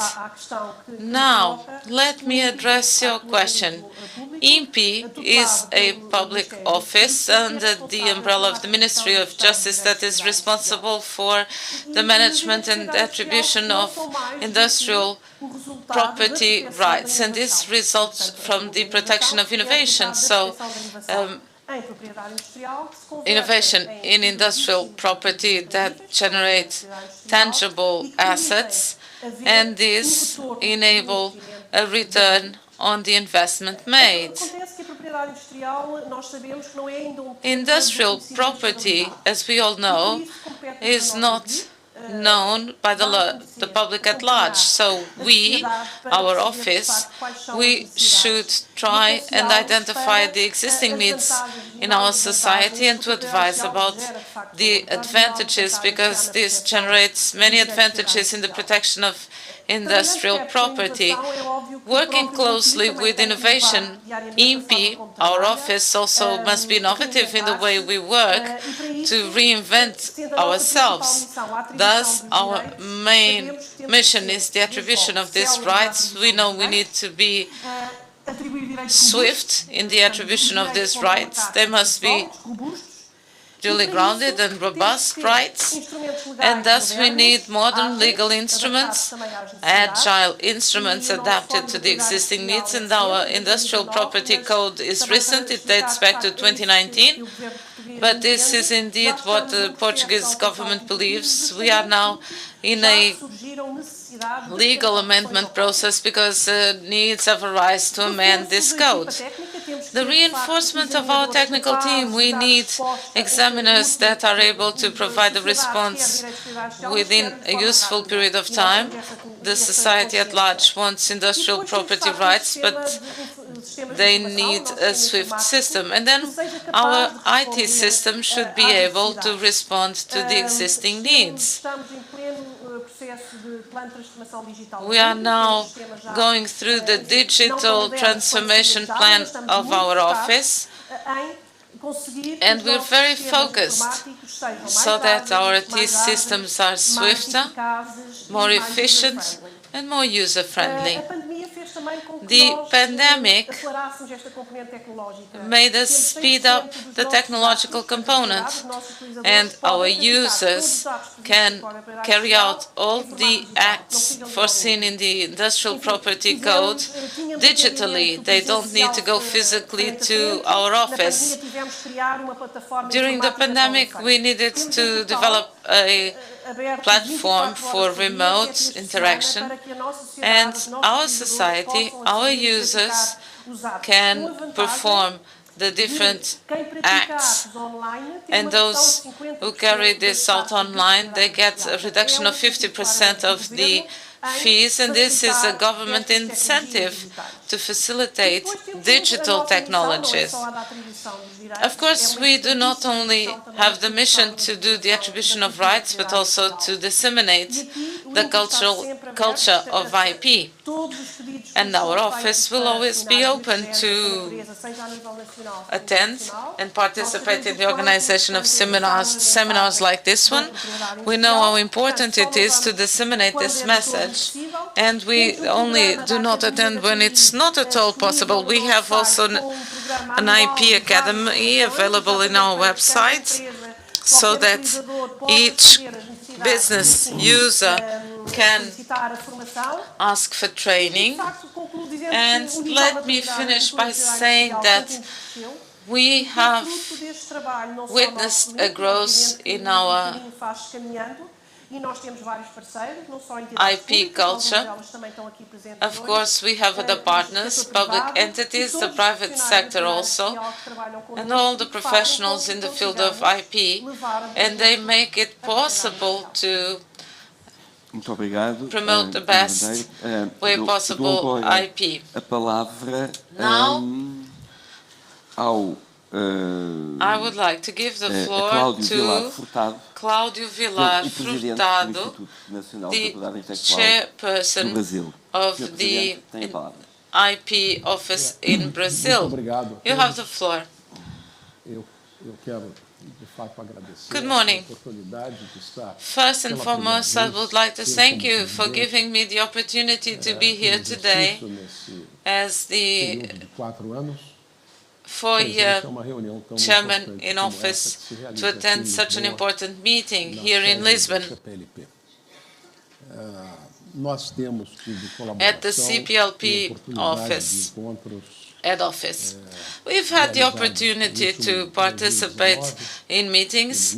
The last one was in Munich in 2019, and recently we were visited by Ms. Ana Bandeira and her team. They visited us in Brazil when we signed a wider cooperation agreement, namely the PPH agreement. So, attending this meeting is a reason of satisfaction. And I'm also very proud to be here today. Now, regarding the participation of our IP office in the field of innovation, 3 years ago, our approach was slightly different from what we did in the past. First, we had to deal with one problem, and that was the existence of a backlog of patents of around 150,000, and this was delayed. And this delay, which were accounted for nearly 8.5 or 9 years delay, we had already started solving this backlog in terms of brands, and this was developed in the year 2019. But today we were able to decide and to make decisions that take nearly 9 months. And in this particular year, we will be granted 305,000 new brands out of the 365 which will be submitted or deposited with the INPI. So in the field of patents, we've been able, and fortunately so, and thanks to the tremendous commitment of a winning team in our patent area, we were able to reduce this brand backlog from about 85%. We still have residual figures, of which 19,000 brands will be solved this year. And so by the year end, we will have solved this issue completely. Why am I talking about this? Because backlogs big about tremendous cost to the society as a whole, since it is an impediment to innovation. And in the case of medications that are purchased by the public authorities following the national health care policy, the lack of generics leads to fiscal expenditures that are very important. Principalmente o desincentivo à inovação. Disincentivizing innovation, this has a billionaire cost for society. So this was the first problem to be tackled. O que decorre daí é que o Instituto passa a ter the office in Brazil had the essential credibility tools so that those who seek to protect their rights with quality, legal certainty, and within a reasonable period of time, from 1 to 2 years to obtain a patent, they trust again the system. A system that is made available to them by society. So, the first step in the case of Brazil, using IP via innovation, was what we called a credibility shock. The Brazilian society needed to believe again that the IP system established in Brazil was efficient and could provide rights, grant rights in a reliable way and with legal protection. More recently, more or less 1.5 years ago, an agreement was signed with the National Council of Justice in Brazil to empower state judges to do a better job in their court decisions regarding IP. So the judicial or the court system or the enforcement system, if you like, it also needed to be further developed in the country so that after these rights are granted, that breaches could be legally treated. And for the past 1.5 years, We've been working in empowering judges in all the Brazilian states, together with 4 specialized courts that we have in the city of Rio de Janeiro. Furthermore, the Ministry of Justice established a national group to fight counterfeiting and extraordinariamente bem, combatendo o contrabando, combatendo a falsificação de marcas. Hackers. E isso está gradualmente retirando o Brasil da chamada blacklist de países que permitem que haja contrafação. And we are part of a group of countries fighting counterfeiting. So, solving the backlog, achieving better court efficiency, and fighting hackers' activity have given us a new face before the other countries in the world. And I'm very happy to inform my distinguished colleagues present here today that we also, within CPLP, we are going through a new period of work. We also changed our awareness policy and our policy to disseminate IP. What our office did historically was to give speeches, deliver speeches, visiting sites, disseminating the existence of the legislation on the matter. But we decided to give it a more commercial feature. Our office in each innovation center should be present with one promoter of IP. And I believe that the experience of Mozambique that we've just heard is very similar to our own. Together with the university, an innovation center in the state of Paraíba, we developed a model of intervention and assistance to inventors so that they will adequately draft their IP applications. Many of these applications were rejected, 42% of rejection for formal administrative reasons and not related with the merit of the application itself. This transformation, by establishing a model and by taking advantage of the pandemic, this model has been taken to the various innovation centers in Brazil. And this was done remotely. With mentorship programs, we did not have to be on site to visit a university in the north of Brazil, northeast of Brazil.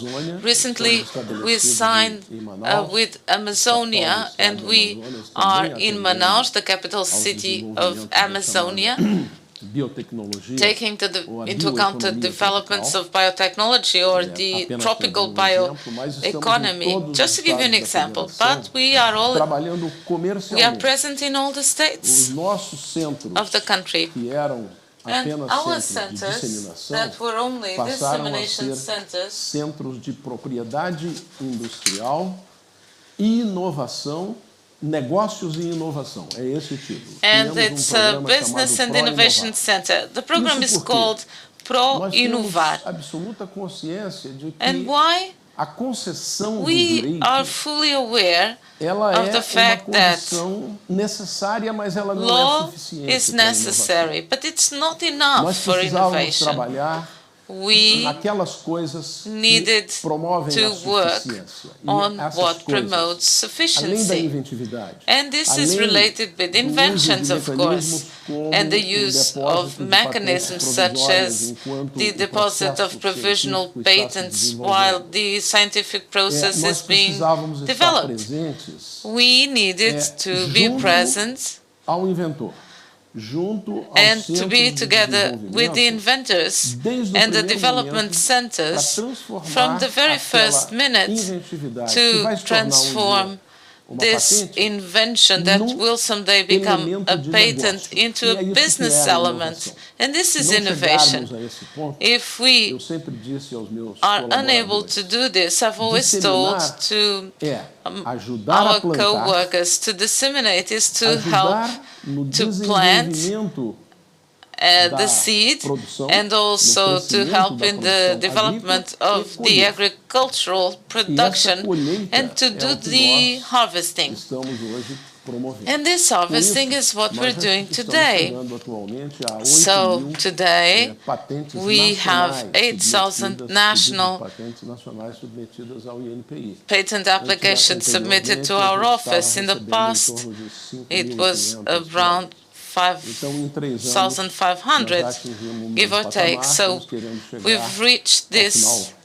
ano level, que vem, and aproximadamente 9 mil, next year we want to reach 9,000 out of a total of 35,500 Então, essa é a patent nossa applications that are submitted to our office. So this is what we believe in. escritório de And we patentes believe that a patent tem que office ter uma atividade must comercial have ativa. an active Ele não commercial pode ser apenas activity. escritório de registro. It cannot only be a registration office. Também nesse período, Also, propriedade industrial during this é uma coisa period, que tem valor. we know Marca that tem valor, patente industrial tem valor. property Então, já patents, estamos na they have value. terceira So etapa de this is the implementação third stage da nossa, to da implement nossa vitrine INPI, que é o our nosso marketplace. office De forma que devemos, window pretendemos que shop. esse marketplace se And we torne, want this a partir do ano que marketplace, vem, a terceira as fase vai of ser next year, concluída the agora third em phase setembro, will be setembro e novembro. finished from September to November this year. And we want it to become a true pool of industrial property in Brazil, and we will make it very clear that these rights have a market value as patentes para que elas não fiquem so that concedidas patents e da mesma maneira marcas are e not eventualmente paralisadas granted no estoque de and direitos. standing still Essa é a nossa in the stock of rights. Muito obrigado, Sr. Presidente. Thank you so much. Eu agora vou passar a palavra And now, em remoto, em Zoom, we will a Ana have Spencer Barros, Anna Spencer presidente Barros do IGQPI de Cabo from Verde. the Recordo que nós estamos neste IP momento office in concentrados Cape Verde. na primeira pergunta, And let que é me qual é o papel do repeat Instituto that we're do focusing seu now país no on the processo role played de by your inovação office in your e como country in the podem os innovation ajudar as process, empresas a and how protegerem can o resultado these destas offices help inovações e businesses criações. to protect the Sr. outcome of Presidente, their tem a palavra. inventions and creations. So you have the floor, Madam Chair. Thank you very much, dear Ambassador. Good morning to all of you. Allow me to say that it is my honor to take part in this important event, although remotely, and this is a landmark in the cooperation of intellectual property within the CPLP. And on behalf of the Board of Directors of our institute, to greet the CPLP, the partners for development that are involved in this activity, as well as the INPI for setting up these journeys of intellectual property journeys, and also special greetings for the lady chair of the Portuguese National Intellectual Property Office, especially for these journeys to be a reality today.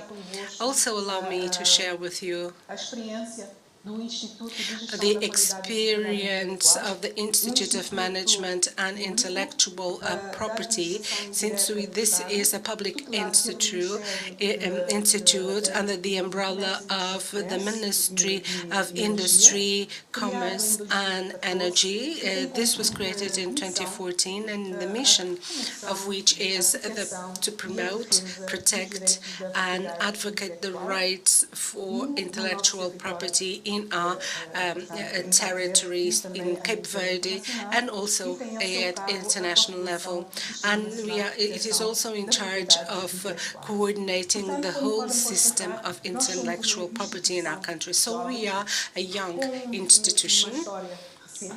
Our history is quite recent, and however, we are working very committed in working at both national and international level.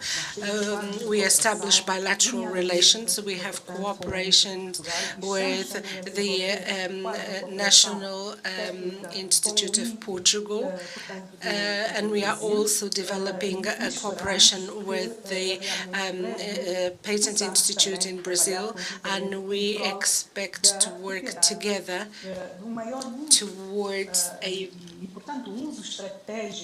better use of the strategic rights of international intellectual property in Cape Verde. On the other hand, one of our assignments at the field of innovation is to disseminate technological and scientific information so as to stimulate the invention and innovation capacity, as well as to build a bridge between the economy, the productive sector and the market, thus encouraging a transfer of technology and the use of patents. And as I said before, we are working in laying the foundations of our system to protect intellectual property. So very recently, we approved the policy charter for intellectual property. It has been a participative process whose elaboration counted on the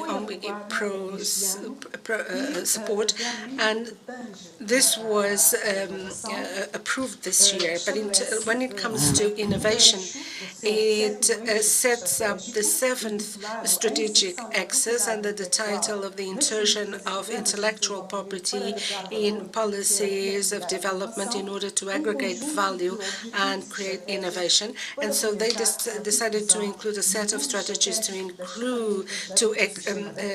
increase the dissemination of IP systems in the field of science and innovation, which is considered to be a priority for sustainable development of the country. On the other hand, this charter also acknowledges the institution a fundamental role for the implementation of its strategic guidelines. So the IGKPI, together with its partners at the national, regional and international levels, have been working in order to raise the skills and the resources so that in one hand we can empower the IGKPI in terms and with this reinforcement, we want to have the conditions so that our institute may fully perform its duties, and on the other hand, to become a modern office, providing support to innovation, and which can be positioned as a strategic partner for the development of the priority sectors in Cape Verde. And this includes the tourism sector, which is the driver for in our economy. We're talking about digital economy, we are talking about blue and green economies. And we will also include energy transition, and this is, of course, a very current concern for all countries as a result of the war that has been waged against Ukraine. And then we have another priority sector, that of the cultural sector, as well as another priority sector, which is that of science, technology, and innovation, commerce, industry, agriculture. So these are the priority sectors that have been considered by the government for the sustainable development of the country. And these are the sectors for which our policy chapter provides very specific strategies on how to insert the IP tools in order to bring about development of those sectors. So all of the work carried out by the IGQPI,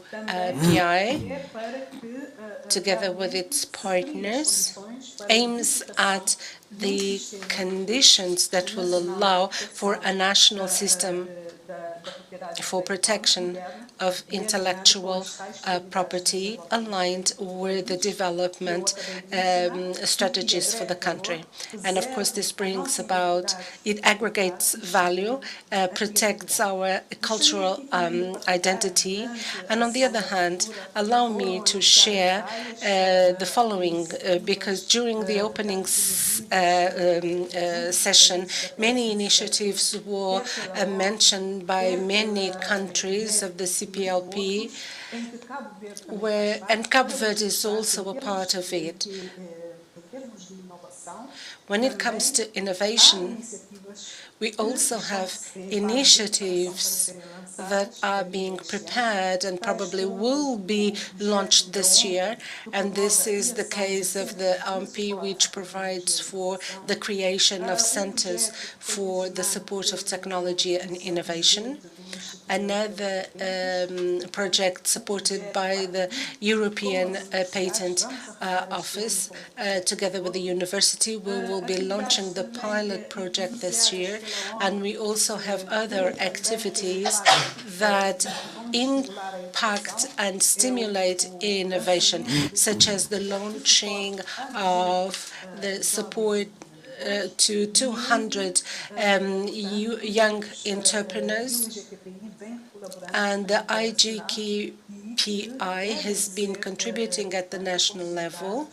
This requires further consolidation, as it is the case of the partnership we have with the digital pool in Cape Verde.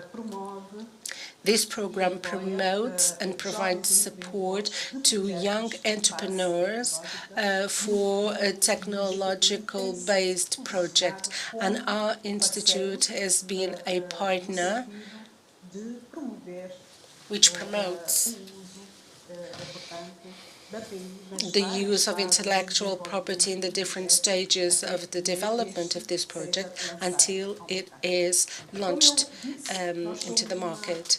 And as I said before, we are a young institution. We still have a long way ahead, but we want to do so together with our partners. We want to learn with the experiences of our partners, the institutes that are represented here, so we can be firm. We should curtail specific stages whenever necessary, aiming at complying with the needs of the country. This institute will improve the registration services by making it swifter and more efficient. And so these services should facilitate the access to registration services by users. We have the WIPO providing support to us with an app that will significantly improve our efficiency, and the fact that we can also make these services available online. This is a tremendous gain for us, and we expect to have it available this year. On the other hand, at the training level, we understand that in our capacity as an IP office, we should also provide new and develop new services, providing support to micro and small companies. And we can say that in Cape Verde, most of the companies are micro companies. So we must have a strategic view in order to deliver these tools to these micro and small companies, thus allowing them to benefit from the tools that are offered by the IP system. On another note, in Cape Verde, we still lack a strong policy from national enterprises in terms of protecting their assets. And this is why we consider that we should stress the importance of IP dissemination, as well as in providing assistance and guidance on how to use these tools for them to grow.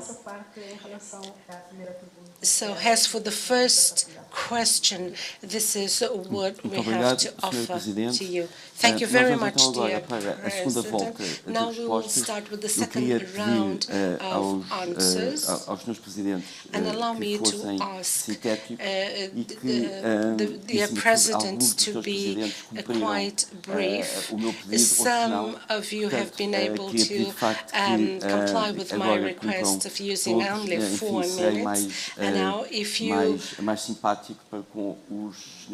presidentes que cumpriram na primeira volta o limite de tempo. For those of you who were able to comply with the time frame I gave you for the answers, let us carry out with the next answers. How do you assess the evolution of intellectual property rights in your country?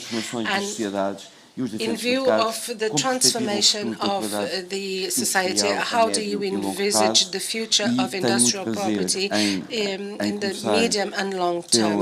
And I'd like to give the floor to the IP General Director in Angola, who has strictly by the 4 minutes I gave her. In the specific case of Angola, we've witnessed huge growth in the field of intellectual property regarding the industrial property and distinctive trade signs. Like I've said before, since this law on industrial property was established in 1992, trademarks are the main modality used. And since this law in 1992, applicants outside Angola were the largest number, around 70% versus the 30% of the applications made by nationals. But this changed since 2016 until the present date. And those who are domiciled in Angola, they're making more applications, and it's now 65%. And I believe this shows how important was the dissemination work done by the office during the past years. Regarding industrial innovation and creation, although we are engaged with knowledge institutions and industries so that we raise awareness towards the protection of these innovations, but this requires a bigger investment. So the Angolan government in 2014, within the scope of the Innovation, Science and Technology project financed by the African Development Bank, established a support fund for scientific research, covering not only universities but also individual creators to support the innovation process. Within the scope of this project, our office is also engaged with the technological development of the Institute. Last year, technological equipment, computers, servers were made available to support the activities because the office has a backlog regarding distinctive signs and also patents. And I believe that this equipment will help us in implementing the IT software that will be made available by WIPO. This is the phase we're in, to develop together with WIPO this IT software that will enable us to reduce our backlog of applications. And we're also working together with the European Patent Office, given the high number of patents that we need to process. And this is due to the fact that our examiners do not have enough capacity building so far.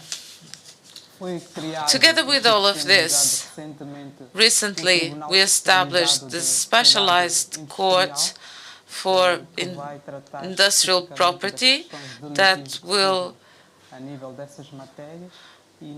be dealing with litigation in this field, and our office also asked for vocational training for our judges to ensure a higher level of legal certainty of their decisions.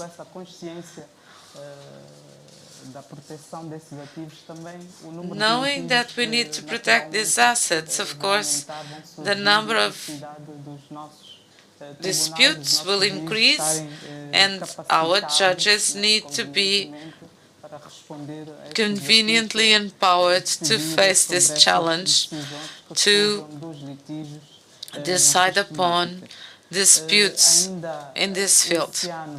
This year, judges will also obtain more training in December.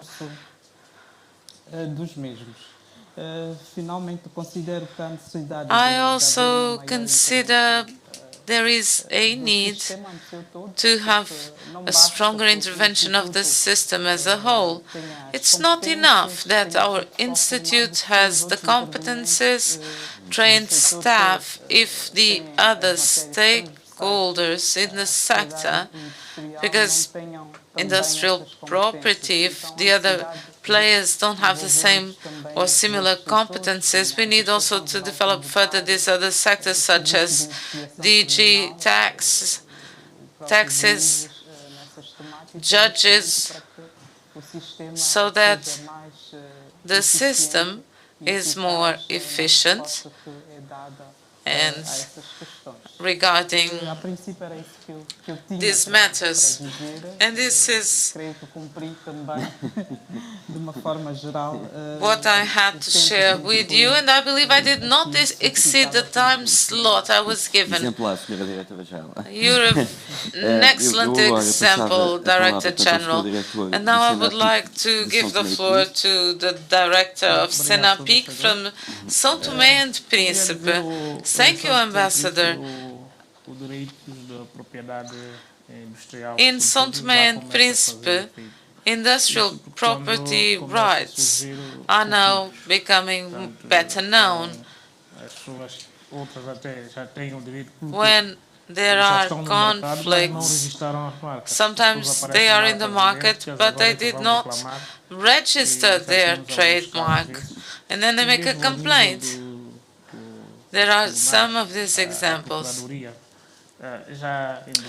And also at the court level, the Public Prosecutor's Office has appointed prosecutors to deal with IP matters. So, when these conflicts arise, people start to believe they need to protect their rights. Regarding the development of our office, it was recently established, and we started adhering to international protocols, and in São Tomé and Príncipe, we are members of Madrid, PCT. We also have signed the Arar Protocol, and these have guided our work. Os nacionais está a despertar, mas ainda não atingiu o nível de Madrid. E com as patentes nós temos a RIPA, que também está a crescer. Já temos bom número de patentes, graças a We also have a bigger number of patent applications, thanks to our affiliation to ARIB. With the support of WIPO, we have the iPass system. We have now Madrid Monitor and the Banjur system for regional trademarks.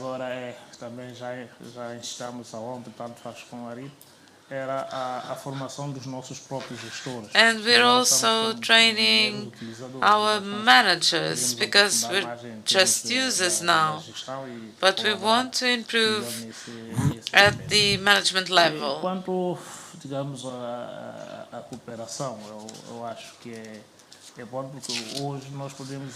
regarding cooperation, I think it's very positive, because we are the example of cooperation, thanks to all the trainings, cooperation provided by WIPO and the Portuguese IP office, the Brazilian IP office.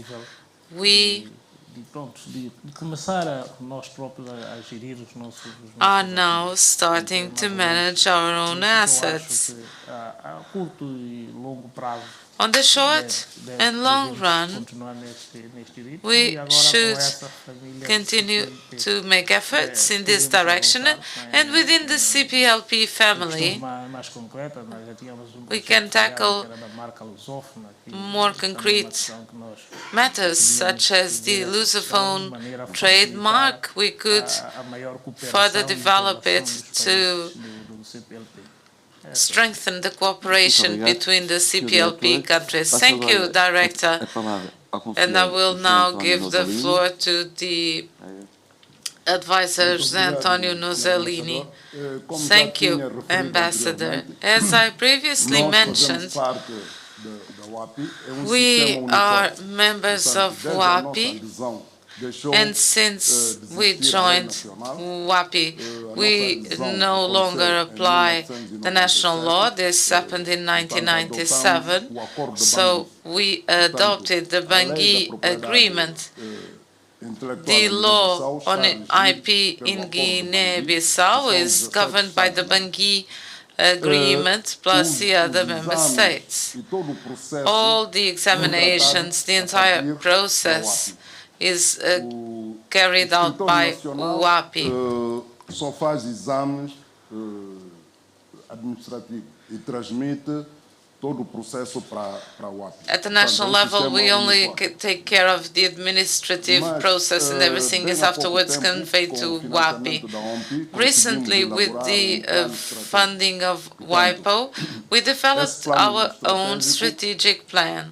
Que regula que é o guião And this is criar as sinergias a com as guideline pequenas e médias to empresas. promote synergies with Nesse âmbito SMEs. que o Escritório Nacional, ou seja, a Direção-Geral da Propriedade So, Industrial da Guiné-Bissau, the Guinea-Bissau é nesse âmbito que ele tem estado a IP trabalhar office com esse guião, o has plano been estratégico. following this Sabemos que temos strategic comércio plan. muito informal. In our No country, comércio trade informal, is preciso mostly uma informal. sensibilização para levar os Therefore, utentes, we need to ou raise seja, os awareness operadores, among registarem the os seus users to a fazerem register pedido dos seus direitos. their Portanto, rights, to há submit toda essa an campanha de application, sensibilização que se faz, and there's an constantemente, awareness e seguindo raising também as campaign which orientações is do being plano done estratégico. on a constant Portanto, basis, and to grosso modo, follow era isso que eu the guidelines of our strategic plan. By and large, this is my Muito answer obrigado. regarding Passo Guiné-Bissau. agora a palavra ao Sr. Presidente do CT. Now let me da give the Guiné floor Equatorial. to Guinea Muito Equatorial Queríamos CECTE. tomar la palabra esta segunda vez para matizar algunas cosas. So I would like to use this opportunity to clarify some aspects of our work. Una trayectoria. As we can see, our trajectory in the field of intellectual property embraces the creativity by diversifying the different stakeholders. And when we talk about industrial property, this is a consequence or a result of intellectual property. And when we talk about intellectual property, we are referring to the set of creations based on economic elements, resources, and so on and so forth. We can say that a country is rich only because it has material resources. This is not enough, or that it holds technological capacity. This is not enough. What is important now is that these countries are rich because they've been able to maintain the intellectual property around creativity. And creativity is the reason why industry is boosting. The globalization we all have is good and bad. In one hand, the illnesses that have been overcome continue to be present in the new creative societies. To say that there is no legislation taking into account the new challenges and new situations. We have just had entrusted a mission by the YPO in order to update the law for intellectual property. And the current law Equatorial Guinea dates back to 899. And so as you can see, it is not updated to the current situation. So our work is at the level of making intellectual property the basis for creating industrial property, and that this should be based in resources of digital transformation, geographical indications, and that this aspect should be better known. And so we have created an office for patents, which is provided for under the Banji Agreement, with small adaptations according to the local issues. So from what I can see, trade and patents,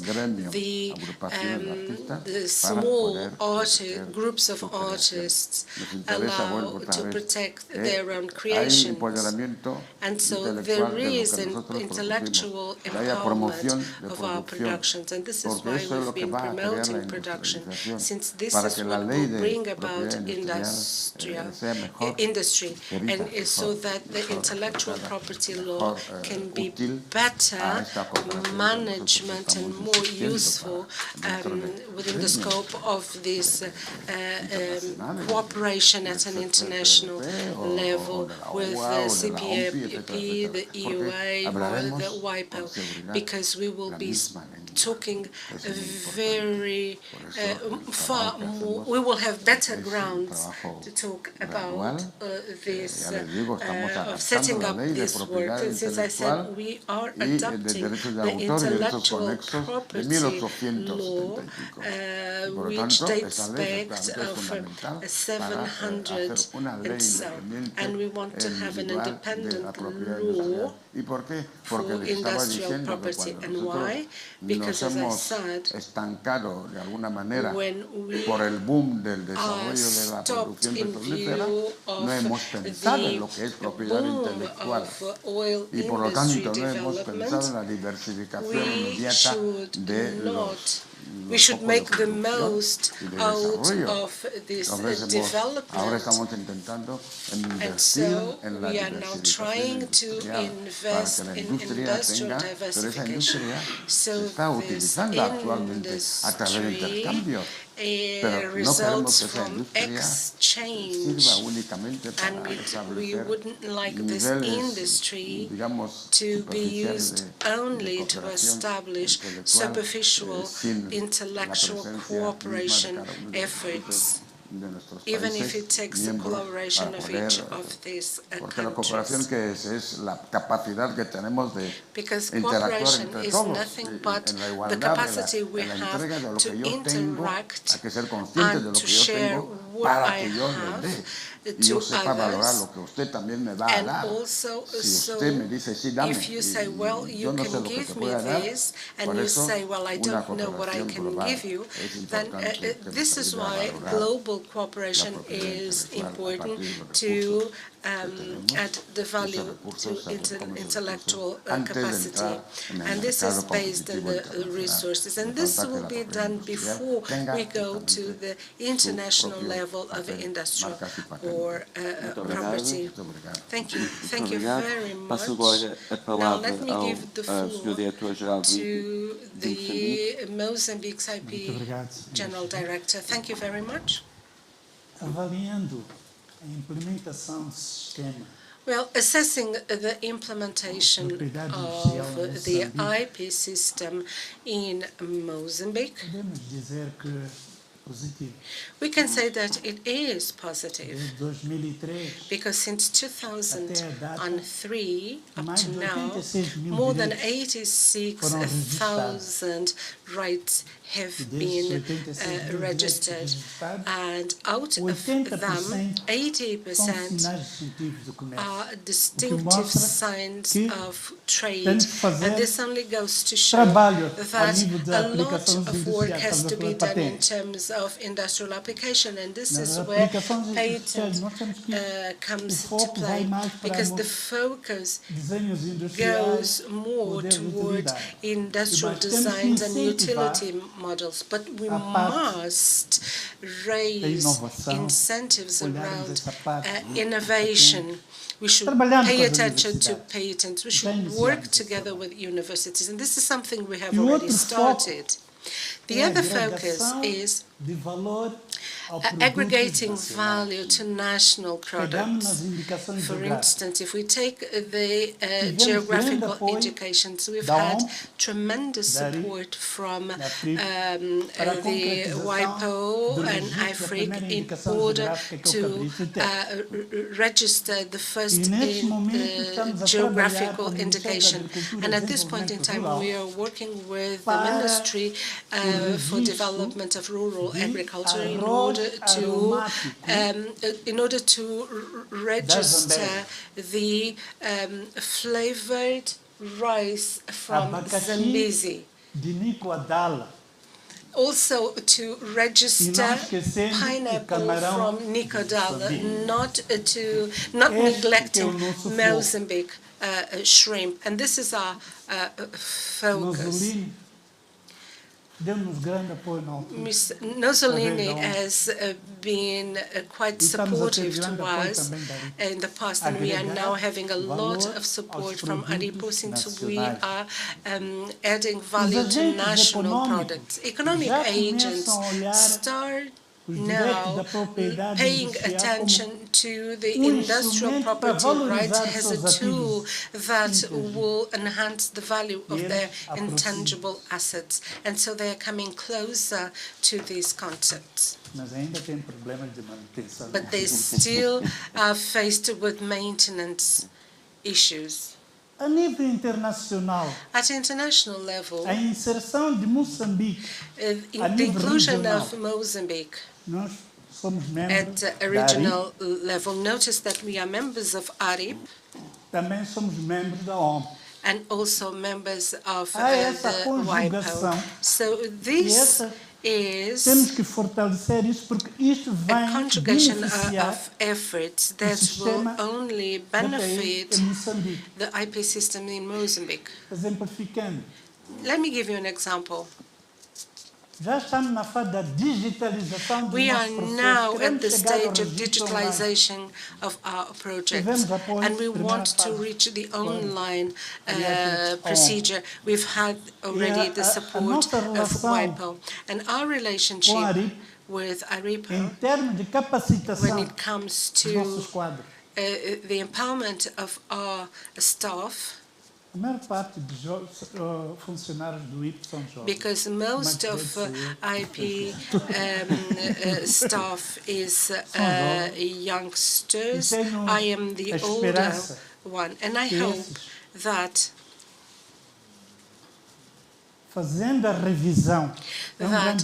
while they review, but first of all, we have to consider the policy, reviewing the IP strategy that will aggregate intellectual property. And Mozambique is a wide territory. Very soon, we have established regional delegations in the center and in Maputo. At the northern level, we have aggregated the Institute of Small Size Companies, and in order to normalize quality, because industrial property should be side by side with quality, and so IP should focus on SMEs, and this is where we stand. Muito obrigado. Thank you. Muito obrigado, Sr. Diretor-Geral. Thank you, dear General Director. Anna. Let me add the fact that my colleagues have been talking about intellectual properties, and let us say that the copyright is not included. So let me only consider industrial property. So we are growing in terms of protecting our rights, and this is the result of the effort that enterprises, universities, and all stakeholders have been doing around innovation, and also on the initiatives the government has been implementing in order to incentivize innovation in Portugal.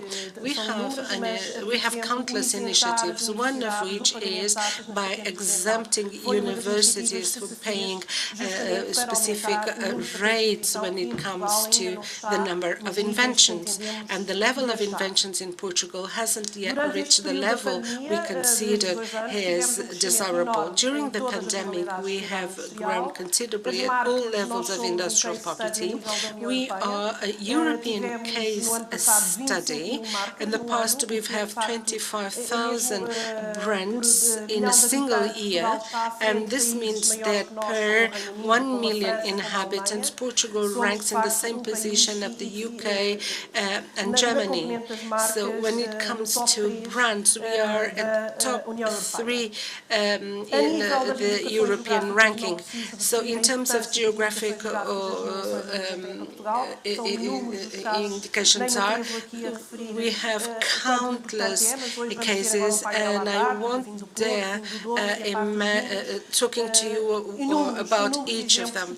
We have countless examples, but this is indeed a very strong component in Portugal. Yesterday, meeting with the Minister and international organizations, we realized that Portugal's focus is to incentivize the geographical nominations, and also at the CPLP level, we want to see where can we invest more.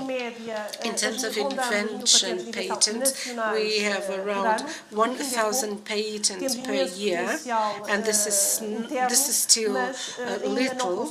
Our potential is great. We want to reach these figures, but we must go to the field.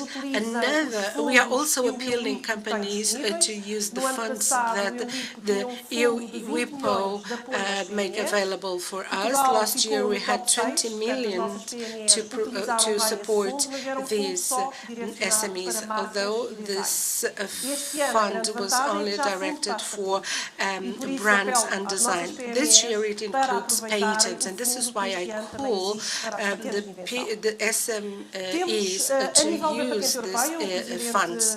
At the level of the European Patent Institute, Portugal has been considered as a successful case due to the considerable increase in the level of invention patents from companies that are domiciled in Portugal. But still, at this level, we haven't reached the level we want to be. On the other hand, Claudio and José referred to the fact that we have a network of offices providing support to industrial properties. We have nearly 32 structures scattered around the country in universities and in technological centers. Last year we have opened our actions to the Polytechnical Institute, since they can explain and help drafting the patent request or applications. Now, as for the future of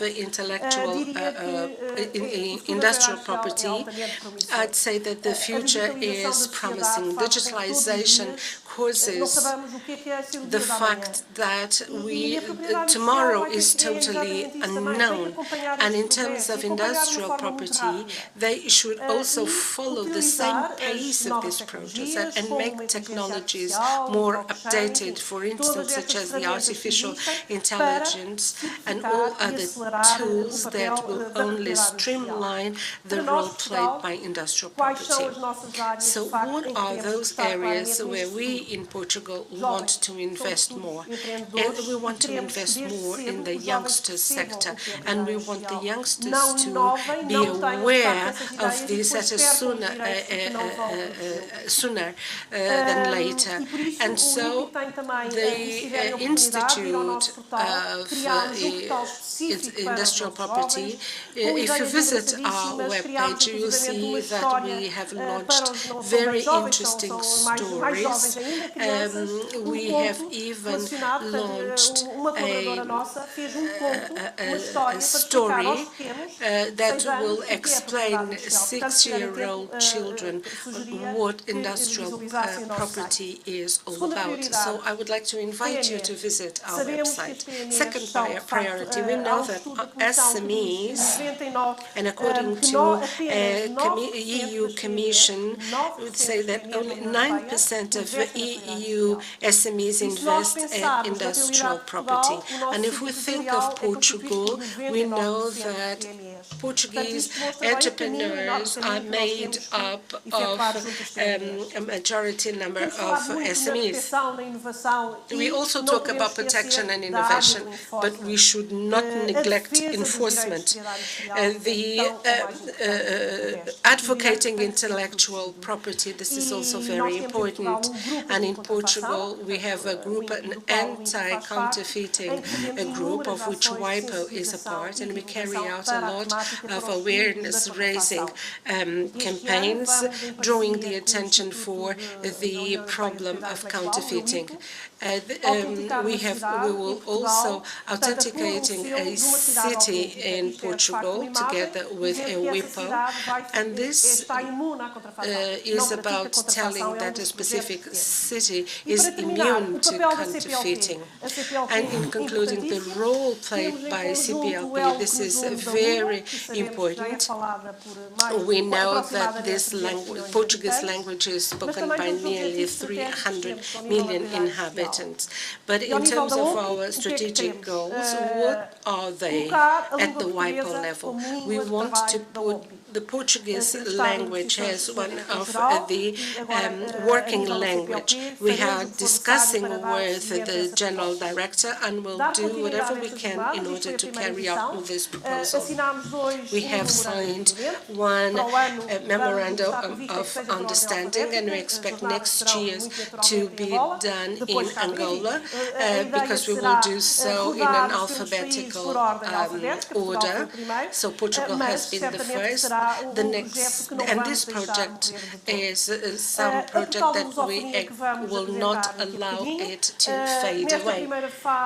Now, in the first stage, we want this to be a repository of information, and we would like to include industrial property database, including the information from all countries of the CPLP.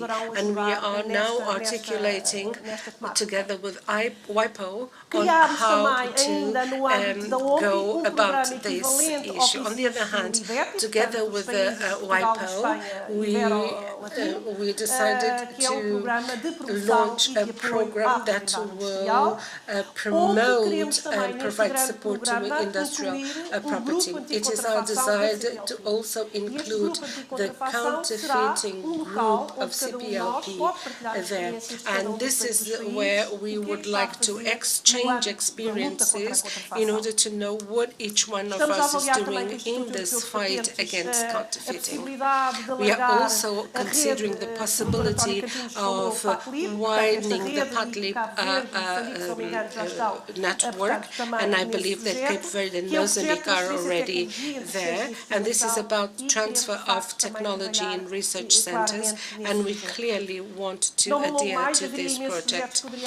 There are still so many projects I could identify, but on account of time, I only dare say that the future of industrial property within the CPLP is very promising. Now, let me give you the floor to the President of INPI in Brazil. Dear Ambassador, first I must apologize because I exceeded my time slot, but I've already covered a lot regarding this second question. But I do relate with what Mr. Mack and Ms. Bandeira have said. In our office in Brazil, we're doing similar activities, so I must apologize, but I will not take long in my presentation. We want to work with youth, and we have an IP program targeting innovation in middle school. We give awards to students, teachers, and school managers. This is another project that we develop to disseminate intellectual property. We believe that the use of IP in our countries can be better disseminated with the use of trademarks, because that's the first identity of an entrepreneur. The scientific development is, of course, very important, and this is what distinguishes us both nationally and internationally. The industrial design is more creative because we have the furniture industry, the shoe-wear industry, our countries can more easily use industrial property in the case of these assets. And I would like to bring my contribution to an end. But before that, let me share with you the following. This is a personal standpoint. I visited Lisbon 52 years ago. And yesterday, when I came back, I had a meeting with the Brazilian ambassador. And when we talked about GIs, and he's very committed in developing the exporting of Brazilian fruits. And we have GIs for the almond of the Brazilian cacao in the municipality of the state of Espírito do Santo. And we talked about geographical indications for papaya, and our national strategical plan includes 300 GIs registered in a 10-year period. And this 10 years started last year. And this year, our IP office is receiving 30 applications for GIs, and we've already processed 16. I see a huge potential because GIs are the most important feature of our countries. The shrimp of Mozambique, as it was said, in the state of Sergipe, it's known as the state of the Brazilian shrimp. Não apenas se tem a identidade local, mas o uso da proteção. So this is about the local identity, but the use of what is locally produced. Que gera a qualidade daquele the culture that generates the quality of that product, the service which is carried out in that region. So our countries should invest in collaborating, as Darren Tang mentioned. Oh, you're back. There you are. And we need to prioritize GIs. We also have a very important project with WIPO within Amazonian in the region of Tefé for the valorization of collective trademarks and geographical indications. And these are good examples of the work that we can do among ourselves.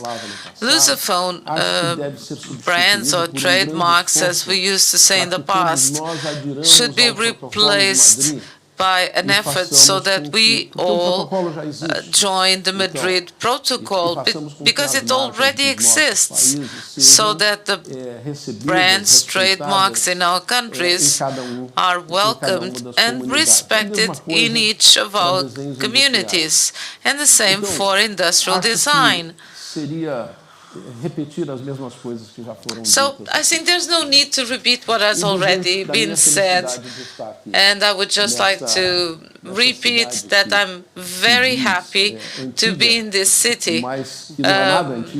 People say it's an old city, and since I was here 52 years ago under the rule of Oliveira Salazar, I can see with my own eyes that the city is renewing itself continuously.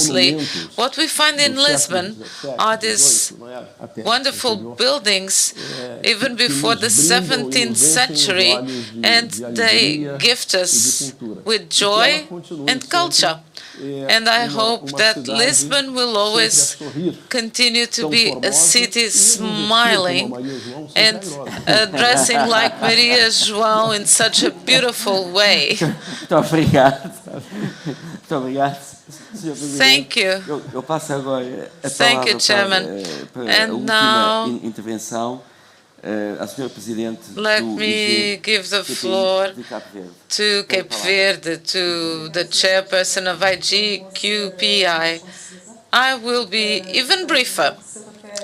In what concerns IP rights in Cape Verde, In the last few years, as I've mentioned before, significant gains structuring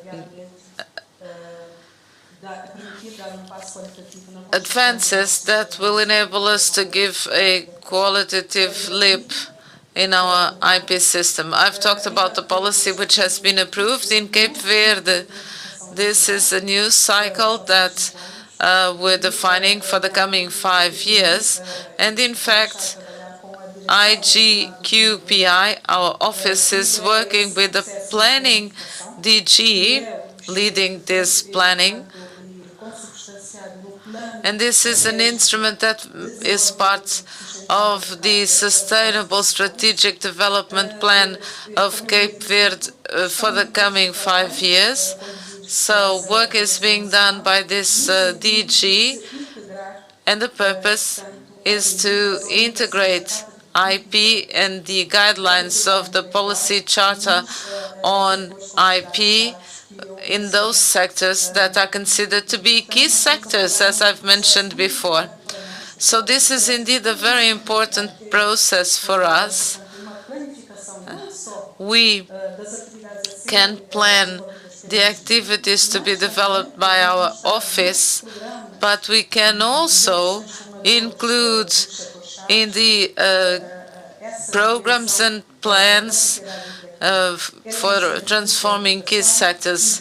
IP is also budgeted at the national level, but it is also a tool to mobilize funding by the government among its partners. So steps are being given to mobilize resources and to foster the conditions to implement the guidelines of this charter. Cape Verde is also joining treaties on IP, international treaties managed by WIPO, such as the Madrid Protocol, the PCT Treaty, the Geneva Act concerning geographical indications, and also the Paris Convention, which is the parent treaty regarding industrial property. Currently, our teams are working hard to implement the guidelines resulting from these treaties that will come into force on the 6th. I would also like to take advantage of this opportunity to share with you that in July we will deposit the instruments joining the agreement and the WIPO agreement and protocols, and this will also enable us to protect these assets, both at the national level and regional level.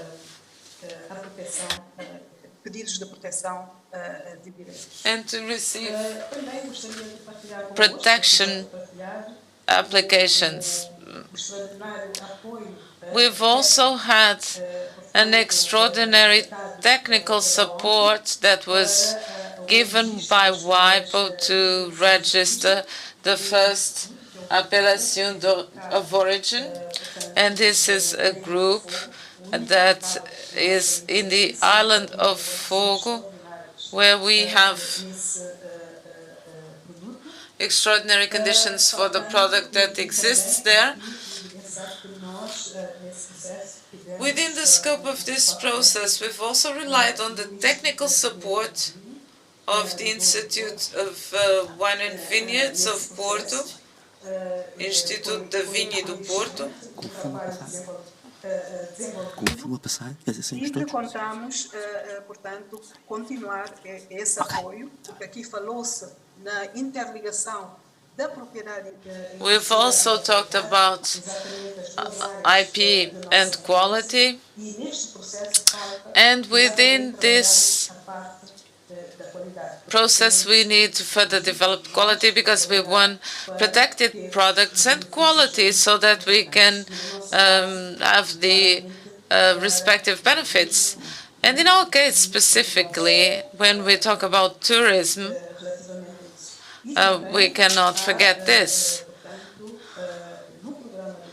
Also, in the government's program, there are guidelines to continue with this process on appellation of origin and to protect other geographical indications, agricultural and non-agricultural GIs, because in our country we have products and knowledge that can be protected through the GIs or the appellation of origin.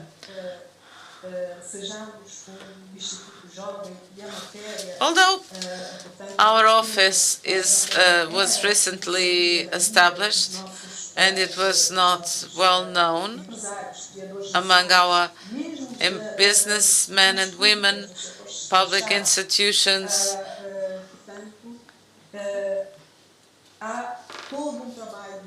there is work to disseminate information and also to empower our stakeholders in the priority sectors, and the target audience are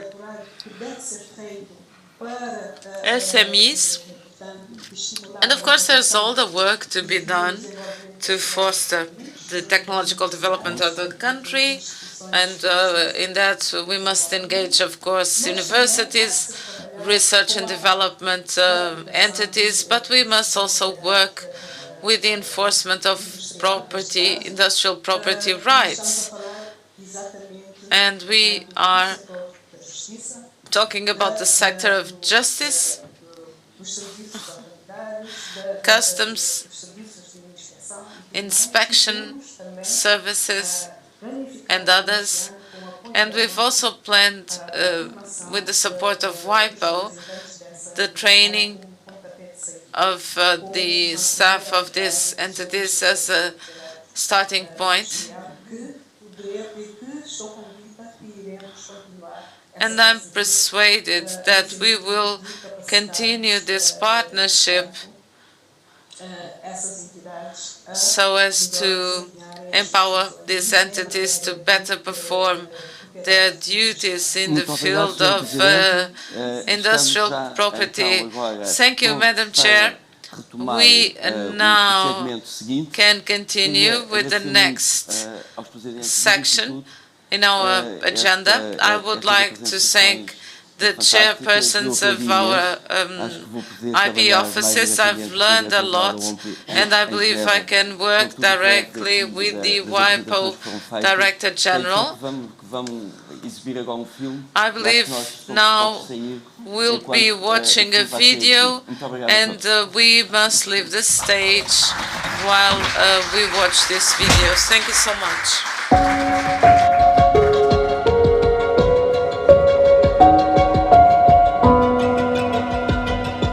Longe vão os tempos em que era o segredo a alma do negócio.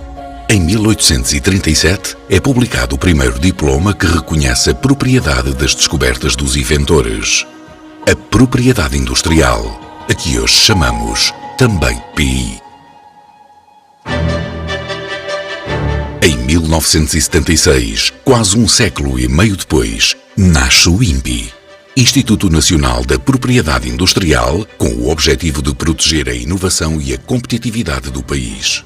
São os direitos de propriedade industrial que garantem aos proprietários o uso exclusivo, inimitável, sobre as suas invenções, designs ou marcas, muitas vezes resultado de aturados processos de investigação e desenvolvimento. As denominações de origem e indicações geográficas são outras modalidades de PI que ajudam a distinguir vários produtos no mercado global. No INPI, colaboramos colaboramos com entidades nacionais e internacionais para sensibilizar e combater a violação dos direitos de PI, como a contrafação. E por isso, sabemos que é importante manter uma relação próxima com os cidadãos e as organizações. Além dos serviços permanentemente disponíveis no nosso portal, a Academia de Propriedade Industrial proporciona formação em diversas áreas para cidadãos, empresas e para o meio académico. Assim fazemos a nossa parte na construção de projetos rentáveis e competitivos, em que não é o segredo que é a alma do negócio, mas a alma que é o seu segredo.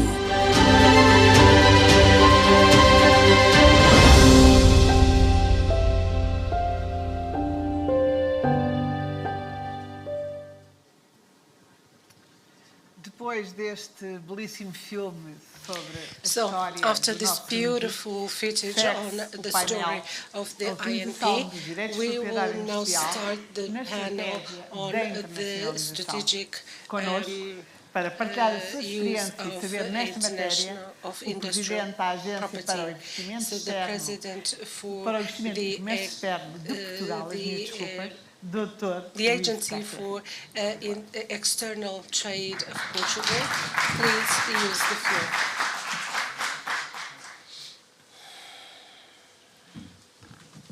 Ora, muito bom dia. Good morning. Isto é sempre um momento difícil para falar, que é mesmo antes do almoço. Well, before lunch tem de is ser. always a Sim, difficult deixem-me time primeiro comentar o for Sr. Estado. me to start any presentation. senhores e But senhores before embaixadores anything else, aqui let me presentes. greet the Secretary of State, Acima de tudo, e o que the é que o Sr. Estado ambassadors, dará, and o Sr. all Presidente do INPI, the persons que who cumprimento, are eu creio que já present tivemos várias here, reuniões, as well as the President mas of nunca pessoalmente. WIPO. I Estou think we have particularmente held contente a de number aqui estar of meetings, although finalmente estarmos all juntos. of them De facto, remotely, temos feito algum trabalho, to mas the todo durante a exception pandemia. of this one.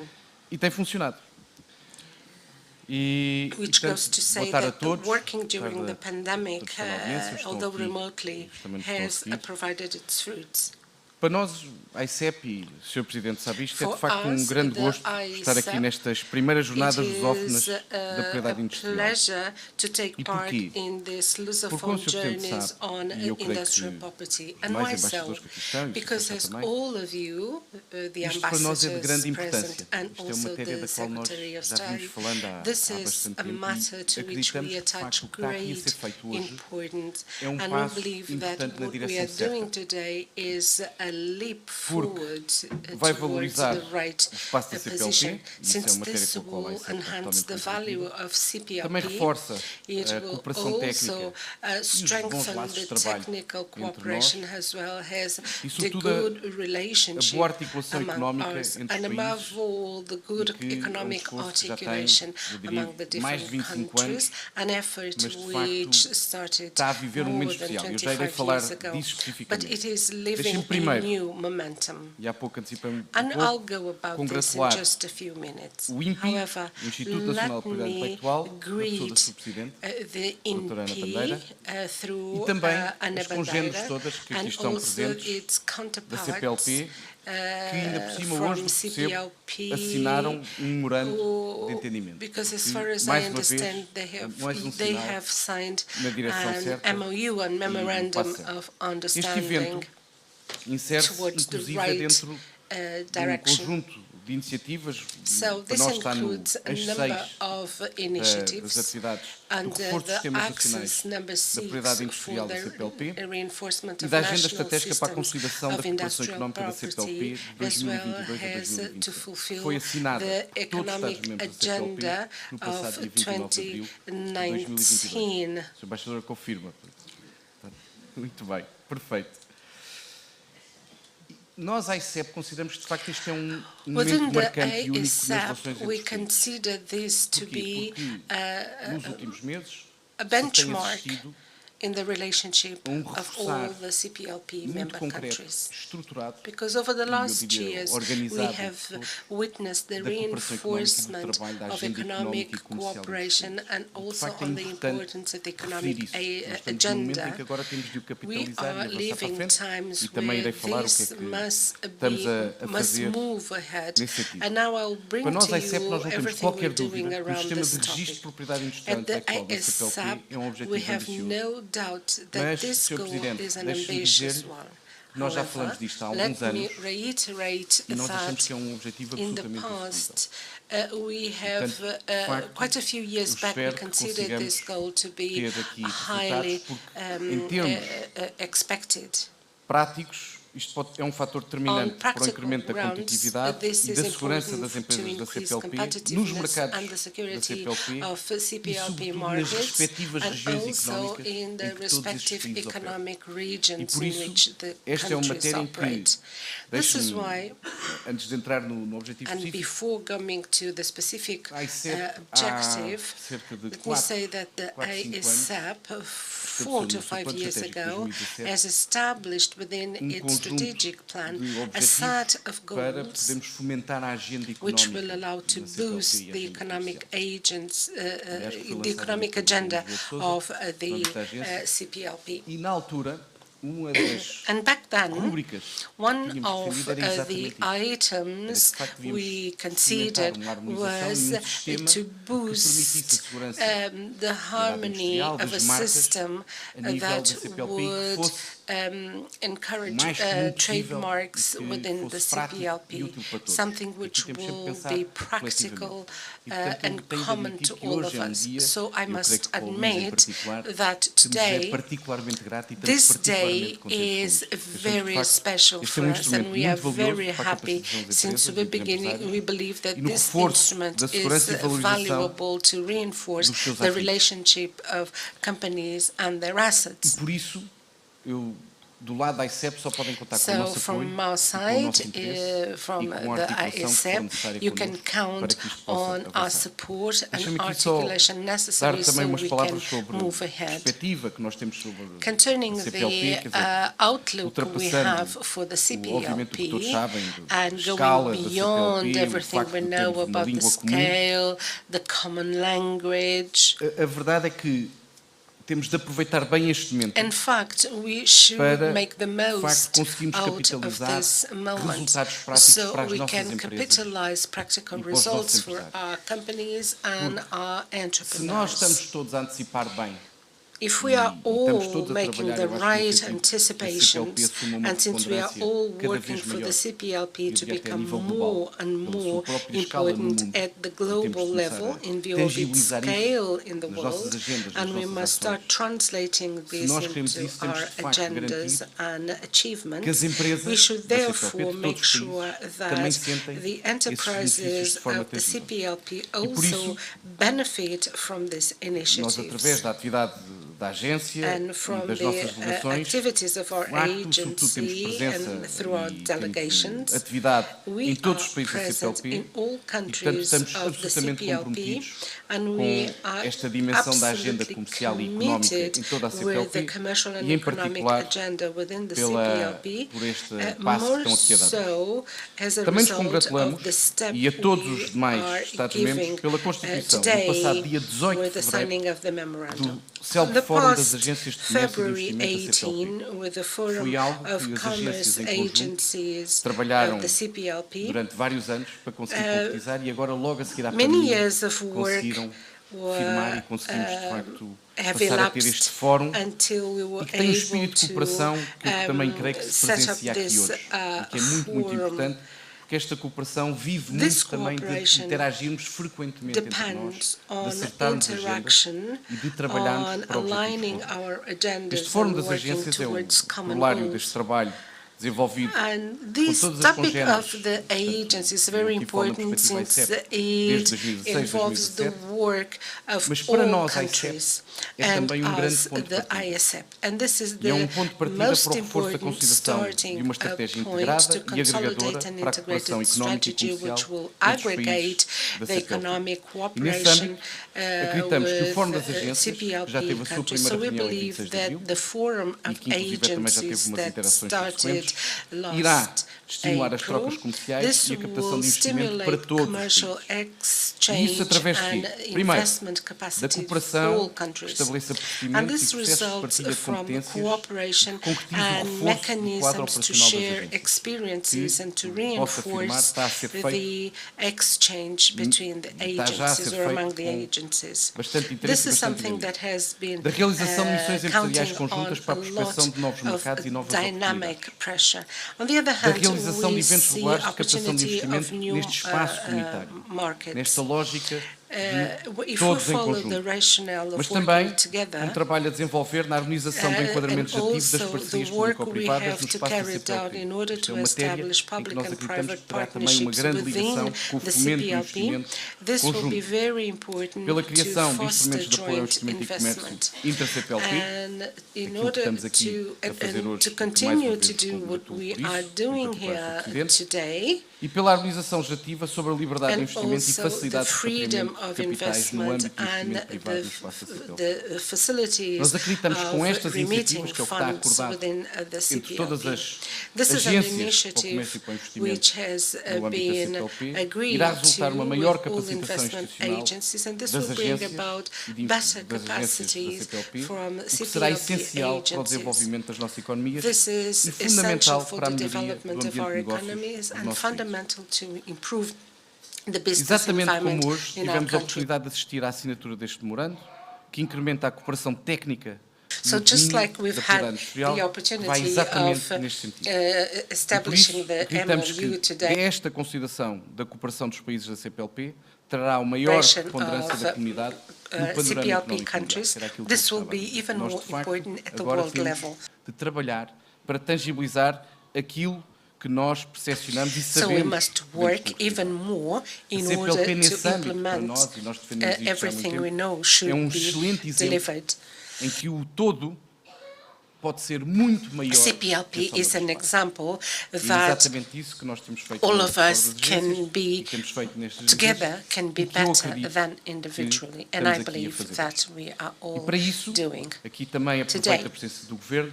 Nós acreditamos que, de facto, esta é uma agenda que envolve todos. Tem de envolver entidades de Estado, Governo, como é óbvio, mas também instituições da sociedade empresarial da CPLP, confederações empresariais, câmaras de comércio, entre outros. Isto é um esforço coletivo para o qual temos todos de trabalhar para este desígnio conjunto de concretizar uma CPLP que seja muito maior do que a soma das partes. E para isso, podem contar connosco, podem contar com a ICEP e peço, em particular, que contem connosco para esta dimensão da agenda que estamos a avançar, para a concretização do memorando, porque não tenhamos a mínima dúvida. De certeza, and for the implementation of the memorandum, because this will bring about many and very good results for the CPLP enterprises and for all the countries. And this will certainly bring about good economic development and the capacity for us to go even further together. So we are all together. We stand together. Thank you. Muito obrigada, Dr. Luís Castro Henriques. Thank you very much, Mr. Luís Carlos Henriques, for sharing with us your thoughts and for showing the importance that intellectual property may have within the strategy of going international. Now time has come for us to show you the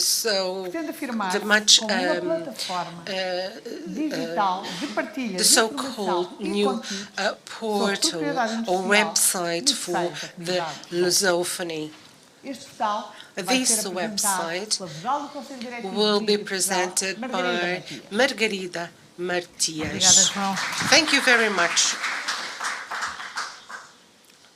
Boa tarde a todos. Good afternoon to all of you, and actually it is good afternoon because this is the presentation of this website stands between this moment and the lunch.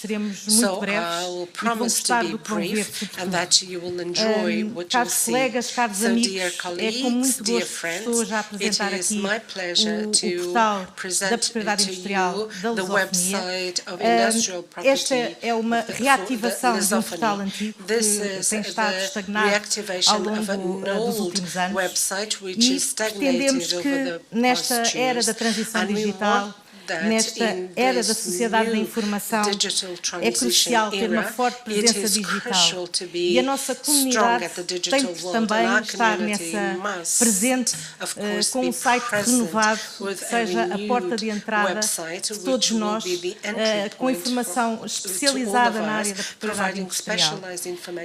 Pretendemos que este novo portal estreite as relações entre os nossos institutos e, sobretudo, chegue a um público ainda mais alargado, que chega aos jovens, que chega aos empreendedores, que chega às pequenas e médias empresas, que chegue também a um público mais especializado e técnico, que contenha toda a informação ligada à propriedade industrial e todas as nossas notícias neste único local. E vou aproveitar de uma forma egoísta esta oportunidade que estou aqui no palco fazer um apelo. E faço um apelo e estou a olhar para os presidentes dos Institutos Nacionais de Propriedade Industrial dos países da CPLP, porque quero pedir-vos o apoio na construção deste portal. Porque só com o contributo de todos nós, só com a inclusão de notícias, só com a inclusão de informação detalhada de cada um de nós, podemos ter um portal que nos orgulhe e que seja a porta de entrada para a nossa querida propriedade industrial. Não vou alongar-me mais. E este ano em que o mote lançado para o Dia Mundial da Propriedade Intelectual foi a juventude, eu vou chamar ao palco para apresentar o portal uma jovem estagiária do INPI, que entrou há menos de 6 meses no INPI, e o primeiro desafio que lhe foi lançado foi, vai pensar num portal para a CPLP, dedicado à propriedade industrial.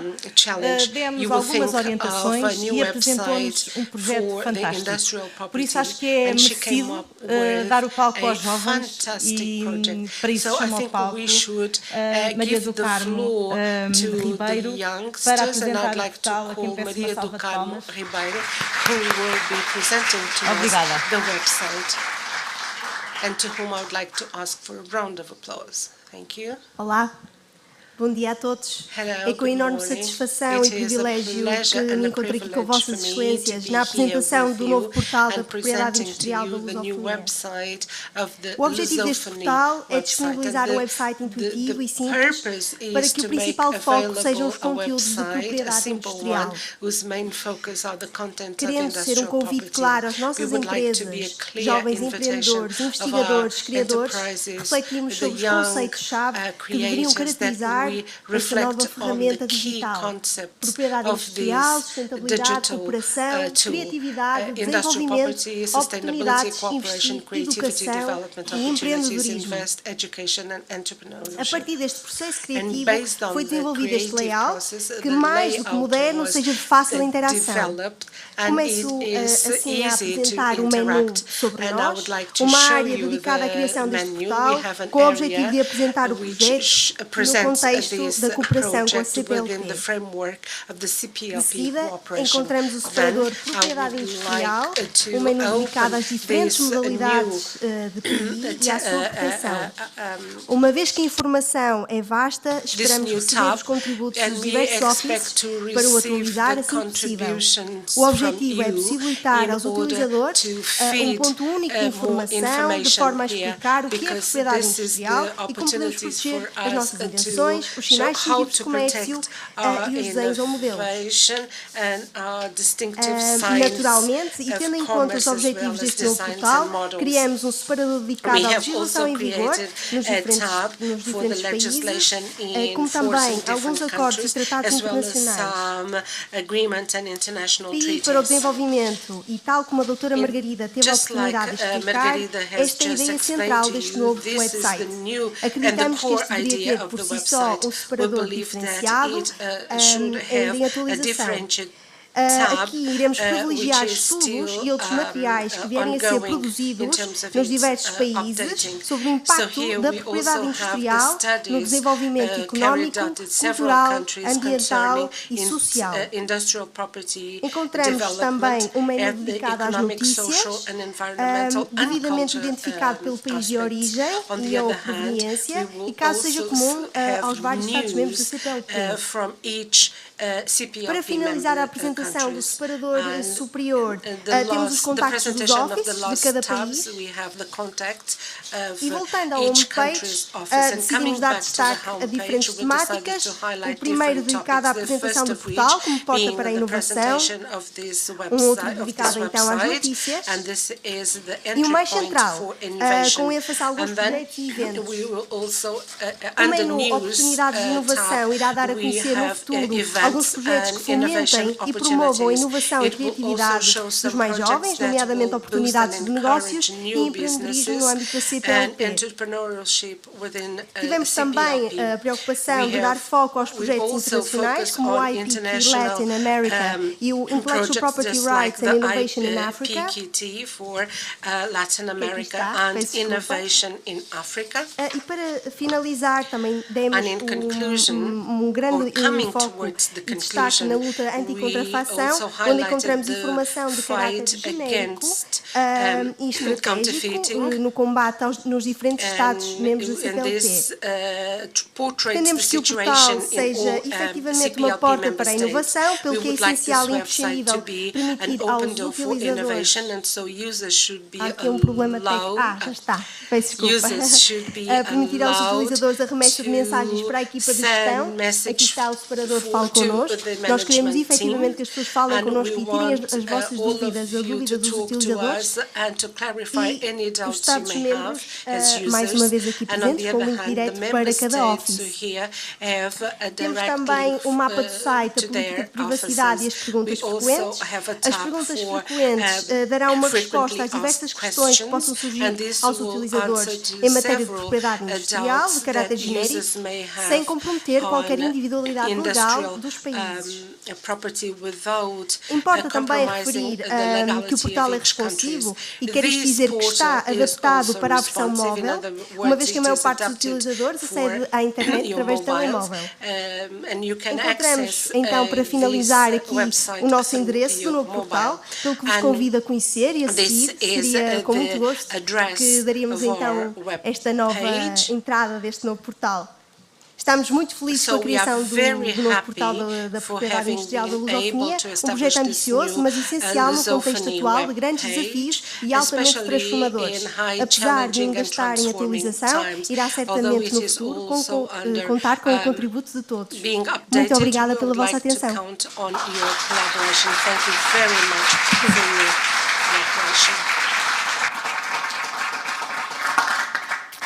Muito obrigada, Carmen. Thank you for your joy in sharing this goal that has taken its time to become a reality and with which we count on the participation of all CPLP member states. Now I'd like to invite you to our lunch. We expect to be back at around 2:30. Have a nice lunch. Thank you.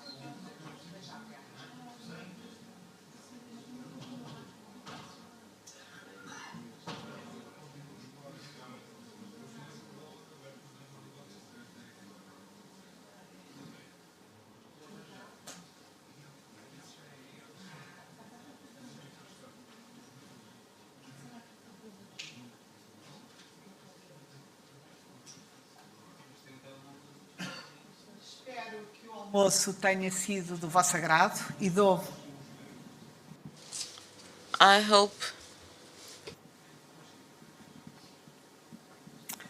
Espero que o almoço tenha sido do vosso agrado. You enjoyed lunch, and I would like to welcome you back to the second half of our conference devoted to the protection of appellation of origin and GIs. In each country there's at least one product that translates the identity of the country, and that is how we can relive the knowledge of the past.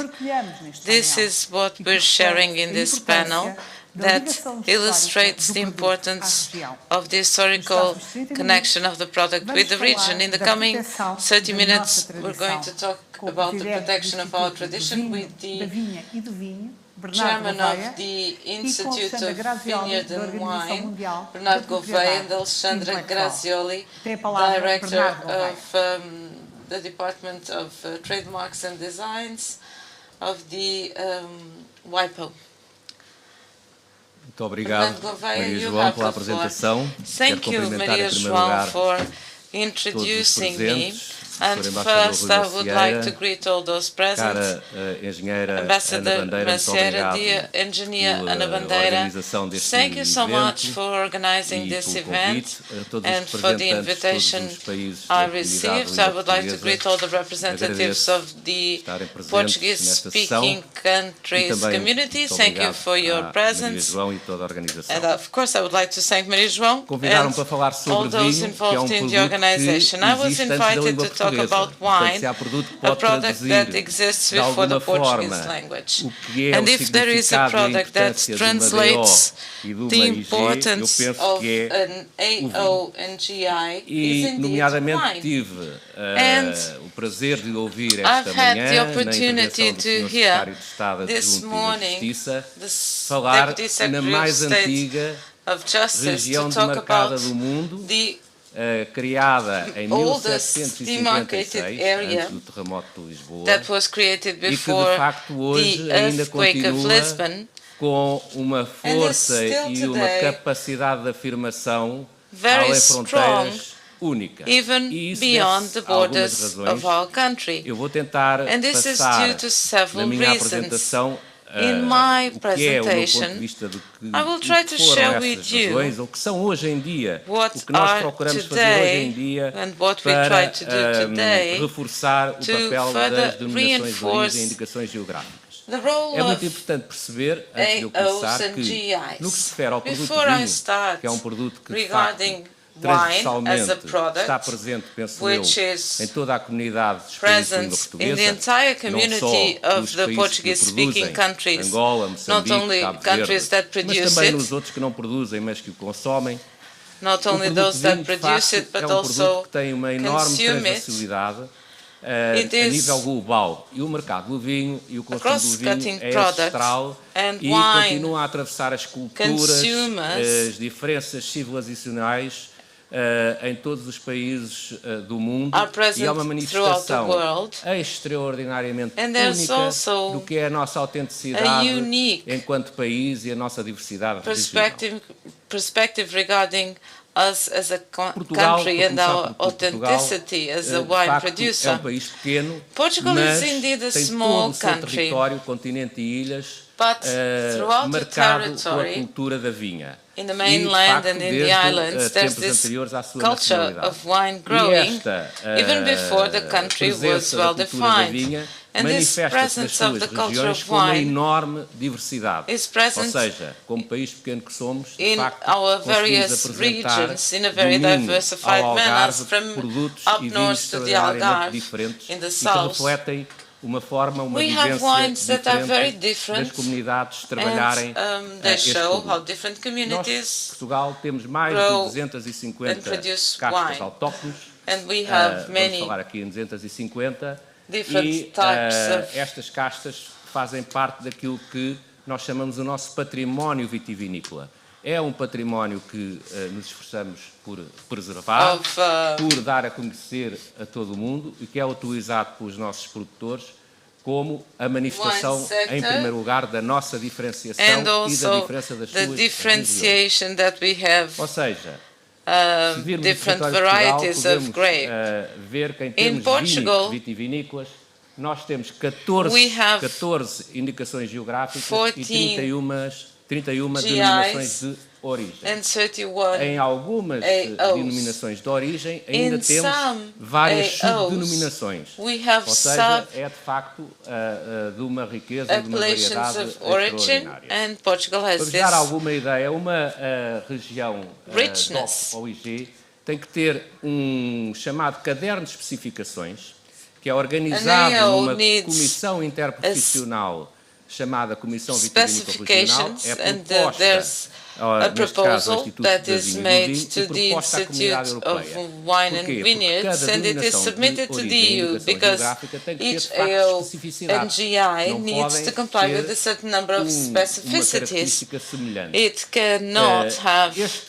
é um pequeno resumo features to do que pode ser other um caderno de especificações ou um princípio do caderno de especificações. Temos que falar da região, dos solos, do clima e do tipo de castas the specifications. We need to talk about the são region, utilizadas the nessa soil, the região. type of grape varieties Do Minho used até ao in the Douro, region. aqui apresento, From Minho to Douro. pequeno retrato, resumo And do que this é que is são as also a nossas regiões. summary of the Do Minho até different ao Douro, regions we nós temos have. diferenças que se manifestam And ao these nível do solo, differences do clima, mas concern também the até soil, ao próprio nível the climate, da forma de produção but also dos vinhos. Por exemplo, em how Trás-os-Montes wine is temos produced. In uma Trás-os-Montes, forma de produzir vinho que é totalmente there's a way característica to desta região, que produce são os wine, lagares rupestres. and those are the Temos castas que rupestrian. são únicas na região. E, portanto, é de facto aqui Wine que reside o presses, ponto de partida do que é uma denominação and de they origem have e also indicação different geográfica grape varieties, e que mais and this tarde is the vamos ter starting que point defender a nível of da GI, propriedade and later on we intelectual. also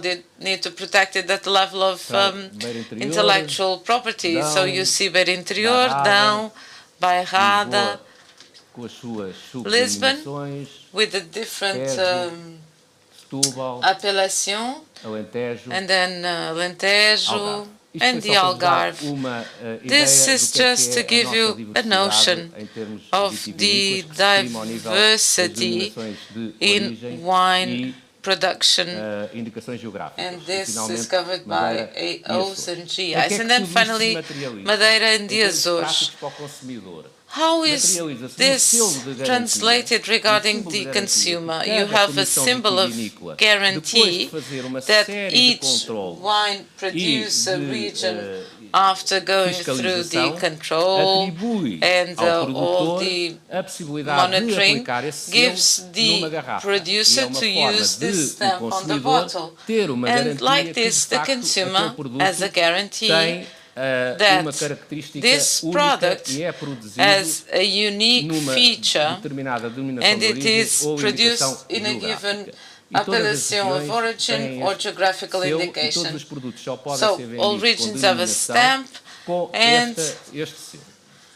this Como é is que how é produzido they este can be selo? sold. How Há is the uma stamp base a partir do produced? qual ele é produzido. Well, é produto de uma série de it results processos from several de regulamentação regulatory que é processes supervisionada, no caso de that, Portugal, pelo in our Instituto da Vinha e do case, Vinho. are under the supervision Ou of seja, the Wine and há Vineyard conjunto de organismos de controle, Institute. cada So we região tem have organismo de several control que atua a nível bodies, regional, com and uma delegação this de competências, operate at the regional e que level with the executam os delegation chamados of controles oficiais, de competences, forma a garantir a origem dos produtos e and das suas características this ensures the origin of the e products obviamente, and their cada organismo de controle pode specificities. abranger Of mais do course, que uma each denominação de control origem ou indicação geográfica, desde que body isso can esteja have dentro de uma more determinada than região one vitivinícola. AO or GI. Como é que funciona o As sistema long as de it is within a certificação? certain Muito wine resumidamente. and vineyard O ponto fulcral region. chama-se rastreabilidade. How this certification system fundamental. works? What is O organismo crucial de is certificação tem traceability, conjunto de and the certification controles body que, must have in place consigam aferir a certain number of qual é a origem da uva, de determinada parcela de that vinha ascertain vem from which parcel of vineyard the raw material comes from, and then there's an entire process that goes as far as the final product already packed and made available to the consumer with a batch number that enables us to know what is the traceability of that product. And this ensures the fulfillment of the legal framework and also the requirements of the specs for each AO or GI. And how does this control system works? De organismos é montado. And how is it set up? Uma entidade governamental dependente da government entity, uma área para o vinho do Ministério da Agricultura, que é o IVV, tem a principal missão de subdelegar estas competências de certificação e de controle das denominações de origem e de indicação geográfica. Essa entidade, que é o IVV, está intimamente correlacionada e opera continuamente com uma entidade de fiscalização, uma entidade que opera no campo, junto dos produtores, fiscaliza toda a movimentação junto do mercado e que combate a fraude, fights fraud, but also does inspections and misleading labeling, and also faz auditorias de inspeção aos produtores, inspection audits to producers, and this is done together with também uma entidade IVV. Que é uma entidade de auditoria We also have audita an auditing o IVV. Portanto, todos estes controles that têm uma auditoria pelo IGAMAOT. And that's done by an entity called IGAMAOT. Regarding the certification bodies, there's a supervision of the planning and also the supervision of all performed controls, and it requires from the certification bodies reporting of the control that is carried out. And this is done following a national plan that includes a long list of requirements, and this is, at the end of the day, the specifications for the control bodies that certify the product. These must comply with the ISO standard that you can see on the screen.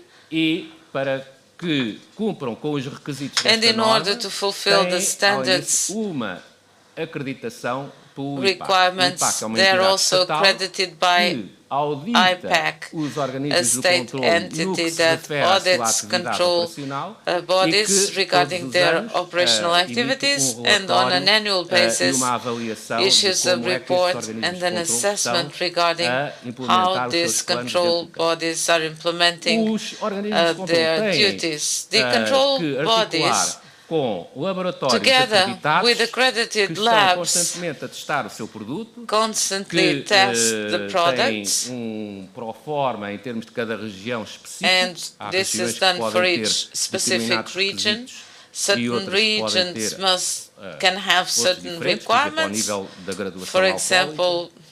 E, portanto, este conjunto de laboratórios podem fazer parte dos organismos de controle ou podem ser regarding the alcohol content, operacionalizados em termos de serviços. Na verdade, todos eles têm que estar também acreditados pelo IPAC. Need to be accredited após a certificação dos organismos do controle, as autorizações e os certificados, a certificação é enviada para os agentes económicos como resultado deste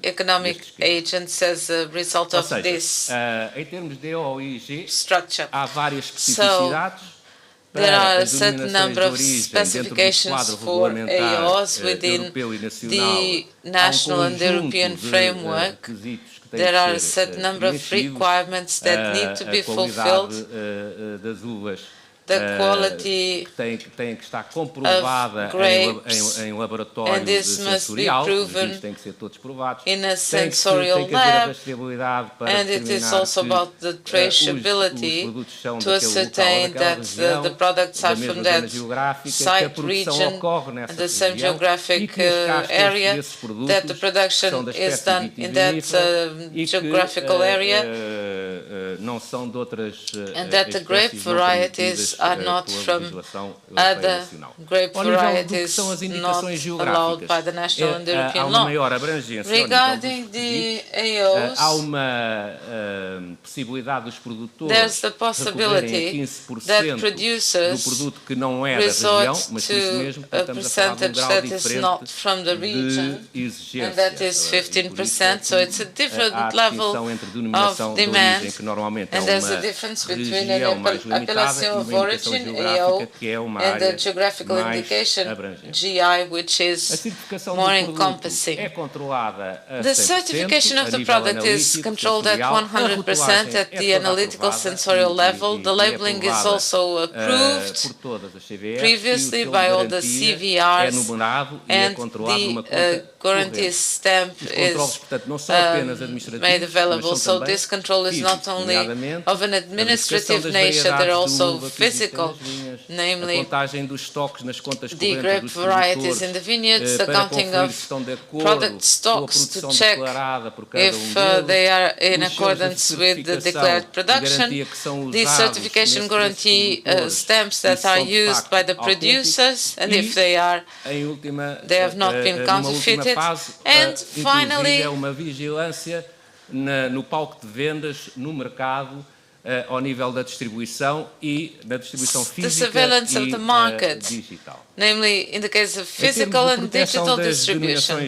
Regarding the protection of AOs and GIs, o quadro é basicamente um quadro regulamentar europeu que tem uma matriz essencialmente francesa, que foram, de facto, os primeiros a desenvolver a certificação e o controle de uma forma mais rigorosa, portanto, and control in a more enquanto que na Europa, rigorous manner, and we say we're part of the old world, muitas vezes em excesso, because sometimes there's too many restrictions. In the new world, Australia, South Africa, New Zealand, the focus is to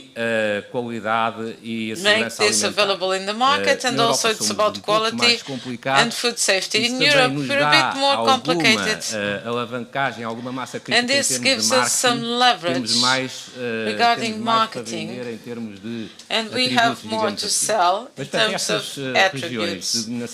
But regarding these AOs, todos os procedimentos e todas and you have all the procedures, all the regulated specs, o 1308, and o regulamento delegado 2019-33, o regulamento de execução 2019-34, em que existe, de facto, um conjunto de exigências ao nível dos pedidos de proteção das GOs, dos procedimentos de oposição que têm que ser feitos dentro do que é o regulamento, as alterações aos cadernos de especificações e das menções adicionais que cada região vitivinícola queira fazer, os próprios registros, o cancelamento region, the cancelling of the protection, the use of the EU symbols, control and communication.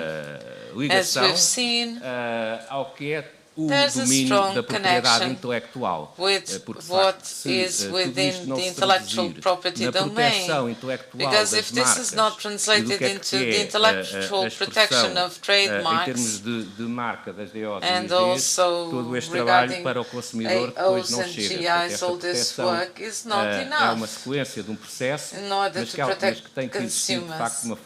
So there must be Na verdade, all this must be done in an effective manner.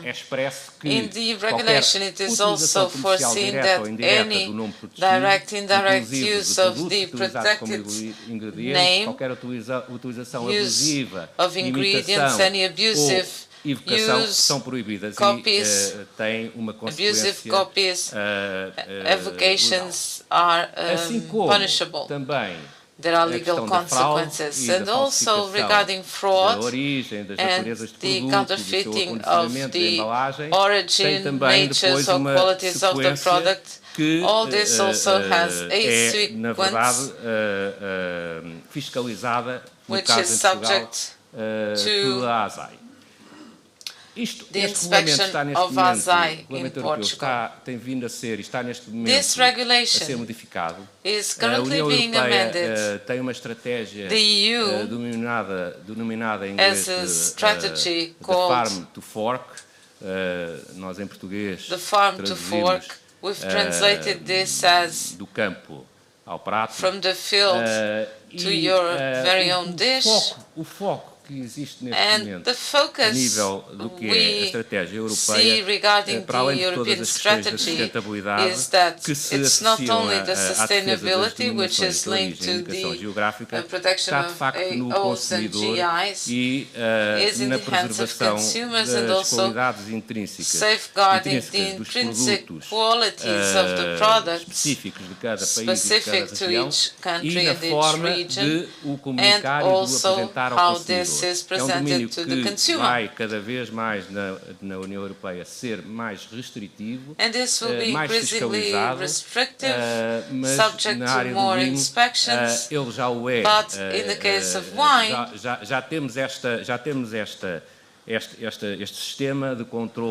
we already have this very accurate control system. Of course, there's always failures, but we believe that with this control system, in the food sector regarding AOs and GIs, and also protecting our value and differentiation, and that's how you generate value and differentiate Portuguese wines, and also to protect the AOs and GIs. We believe that our system is rather functional. Then regarding the AOs and GIs and trademarks, there is something which is crucial regarding intellectual property, and this has been something that the Portuguese IP office and our institute regarding trademarks, what is the suggestion, what is the attempt to counterfeit or deceive the consumer. And this, of course, at the national, European and world level is very important. Just to give you a notion, in the beginning I mentioned that the oldest demarcated area in the world is the one of the port wine, but till today, this is a paradox. In some American states, the trademark vinho do Porto is not guaranteed, and some American states produce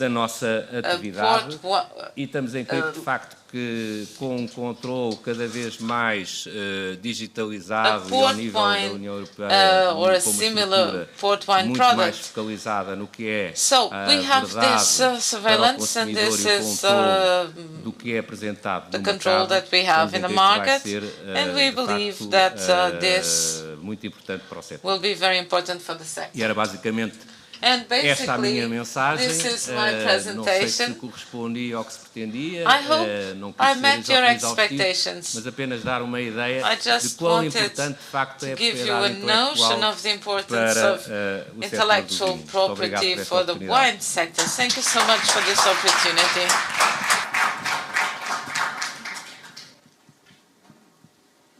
Obrigada, Bernardo, por esta tão Thank you very much, Bernardo, for such an interesting presentation. Now I'd like to give the floor to Alexandra Grazioli, who is with us remotely, and she comes from the WIPO. So you have the floor. And good afternoon to everybody. I would like to thank the organizer and especially INPI Portugal for the invitation to participate in this conference. In my presentation, if we can go on the next slide, I will speak after having a very interesting presentation on the protection of geographical indication and especially wine geographical indication in Portugal.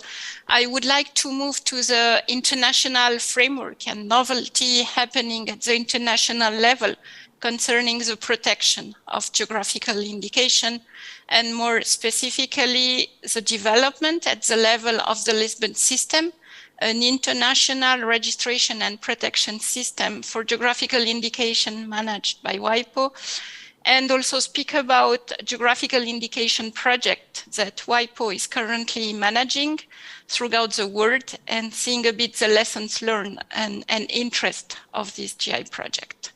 Next, please. The Lisbon system was adopted in 1958. Portugal is member of the Lisbon Agreement, and we have since 2015 a new version of that agreement that manages the international registration of geographical indication, which is called the Geneva Act of the Lisbon Agreement, and which count already today 36 countries. Among them, some countries present today. And within the overall, the Lisbon system covered today 57 countries. This is why we thought interesting to present the system to you today in order to see how WIPO can accompany national GI producer to obtain protection internationally for their geographical indication. If we go a bit more into detail on what is the Lisbon system and its advantage, next slide, please. We can see that the Lisbon system, as other registration system in WIPO that we have for patent, trademark, and design, is a cost-effective way of obtaining international protection for your geographical indication and appellation of origin, because through the single registration in WIPO, you can obtain protection in many different countries, members of the system. It means that instead of going country by country, having to follow the procedural rule of every country, having to translate the documents necessary to apply for protection of a GI in different languages, you can, through that single registration in WIPO, obtain that protection in many countries, and so paying less for obtaining that international protection. Next slide, please. What is interesting also with the Lisbon system is that it has several legal benefits for the user of the system. First of all, the Lisbon system covers all kinds of products, so not only agricultural products, food products, but also handicraft products, and also natural product.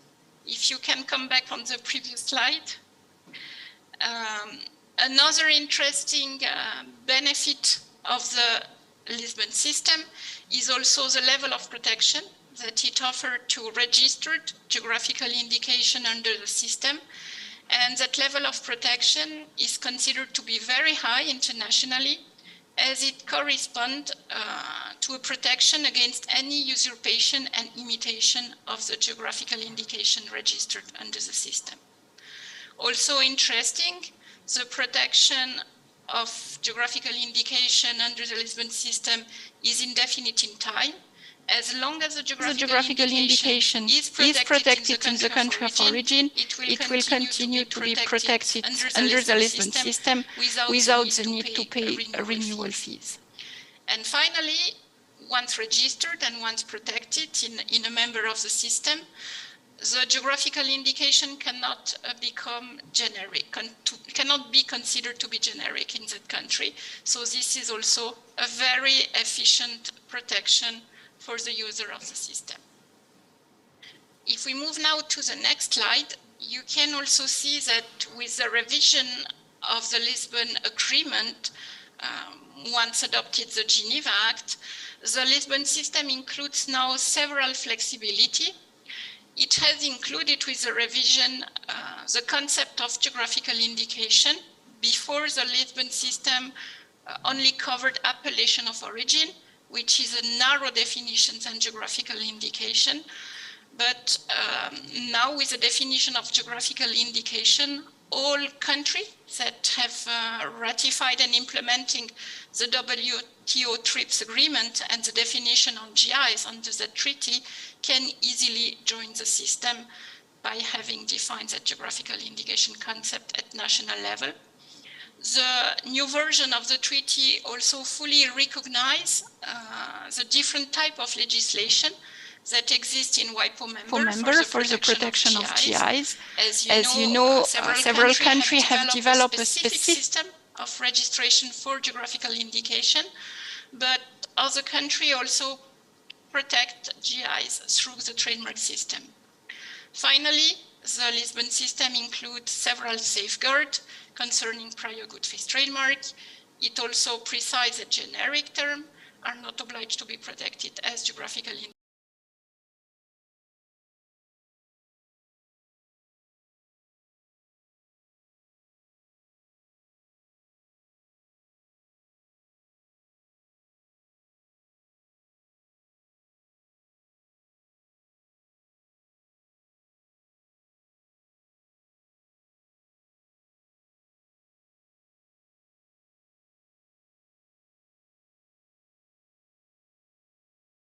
Of intellectual property as a member of the system.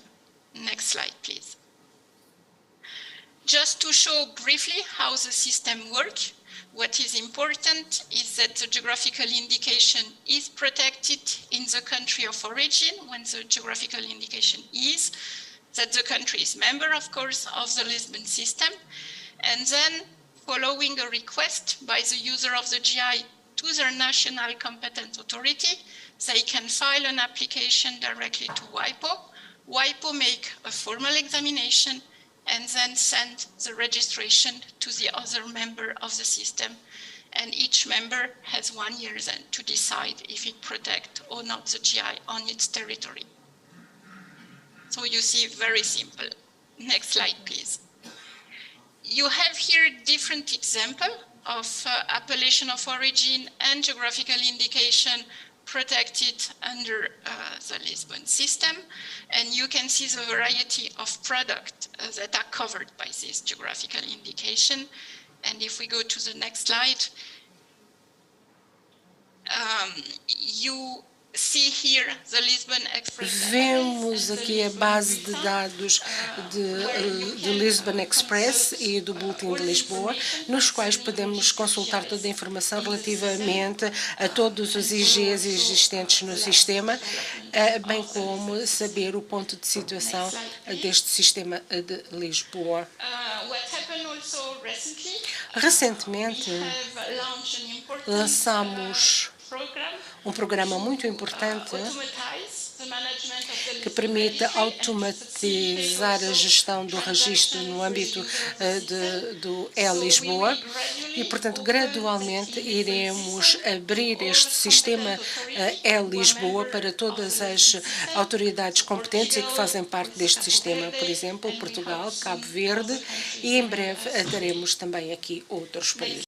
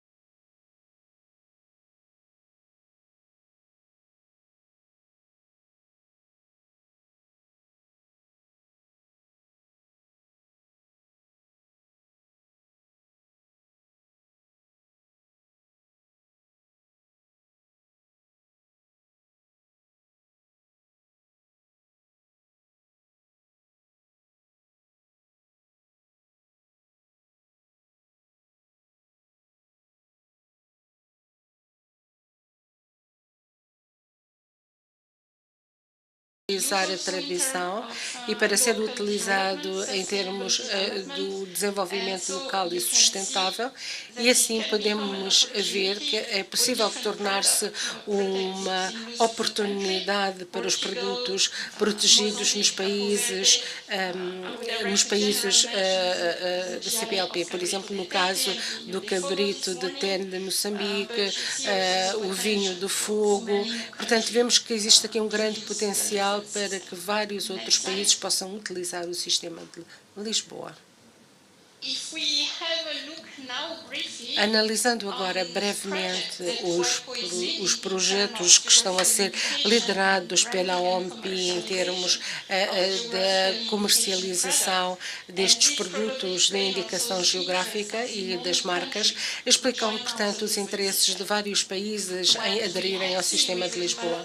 O que verificamos com o desenvolvimento destas indicações geográficas, vemos que elas podem contribuir para o desenvolvimento, em primeiro lugar, melhorando o desenvolvimento económico da região em que se encontram estas indicações geográficas, mas em muitos projetos aquilo que vemos é que mulheres e juventude,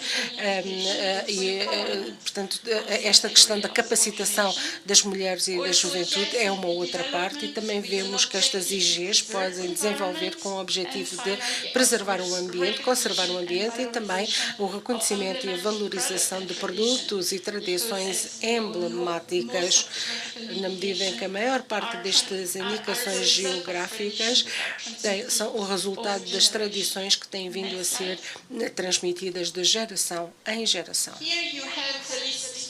Aqui temos a lista dos projetos e também o exemplo dos projetos que estamos, de facto, a tratar no seio da INPI, que diz respeito a vários países do mundo. E, portanto, há vários produtos, desde o arroz ao sol, ao vinho e, por exemplo, a carne de cabra ou de cabrito, no caso do cabrito de Tete.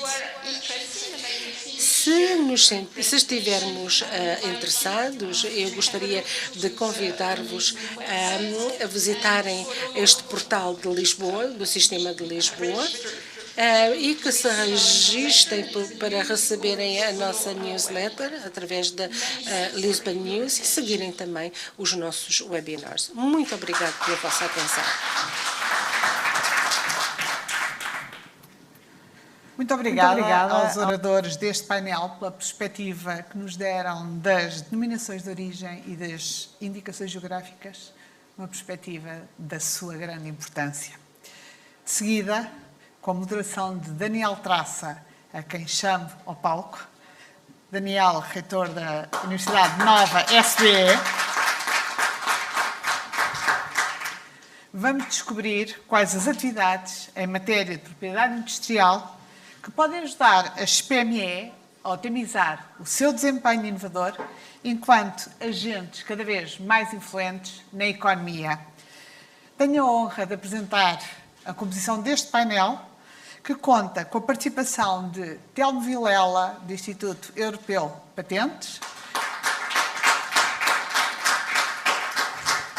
com a participação de Ricardo Ferreira, do Instituto da Propriedade Intelectual da União Europeia, e de forma virtual de Guy Pessac, da Organização Mundial da Propriedade Intelectual. Muito obrigada, bom trabalho. Muito obrigado. Obrigado, João. Obrigado a todos por estarem aqui e a quem nos está a ver em casa. E obrigado também aos convidados deste painel, que tem um tema importantíssimo.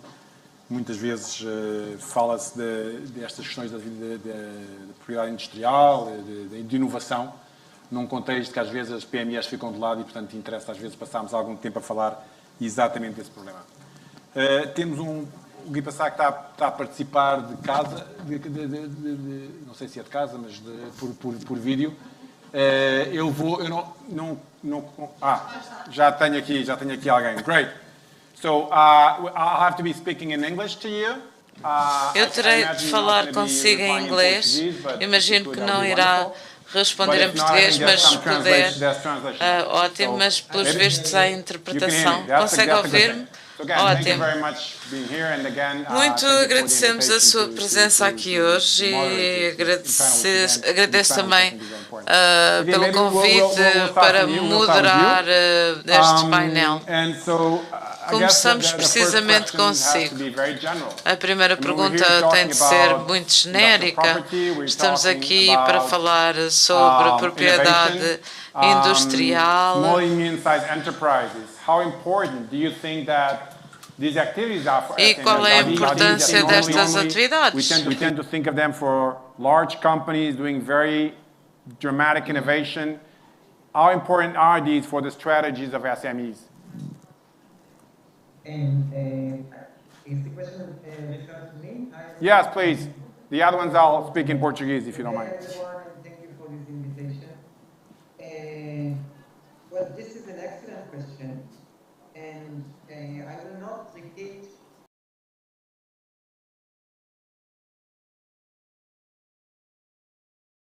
also by some empirical research that was done, including by the EU IPO, WIPO, and other entities on how IP contributes to the economic growth of SMEs.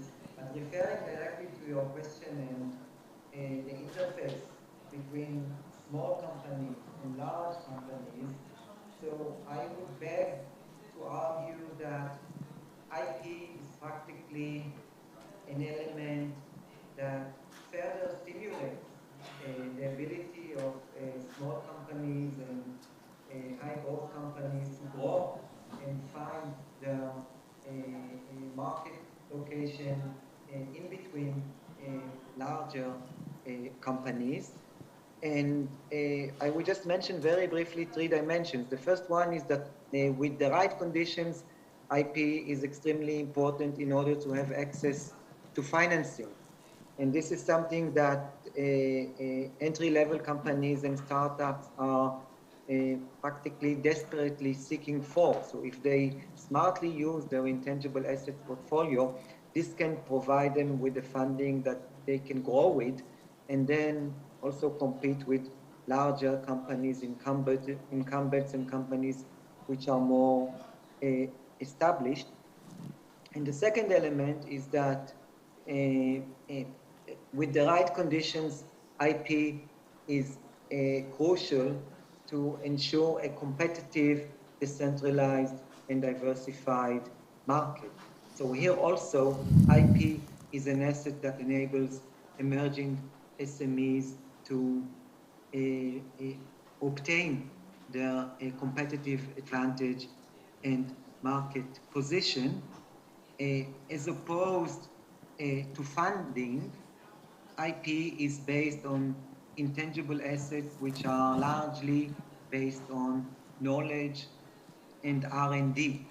And these are assets that even companies and entrepreneurs that still did not maintain their market value can still come up with. So it's, at the end of the day, it's an entry point. And if you use it smartly, you can build your market position.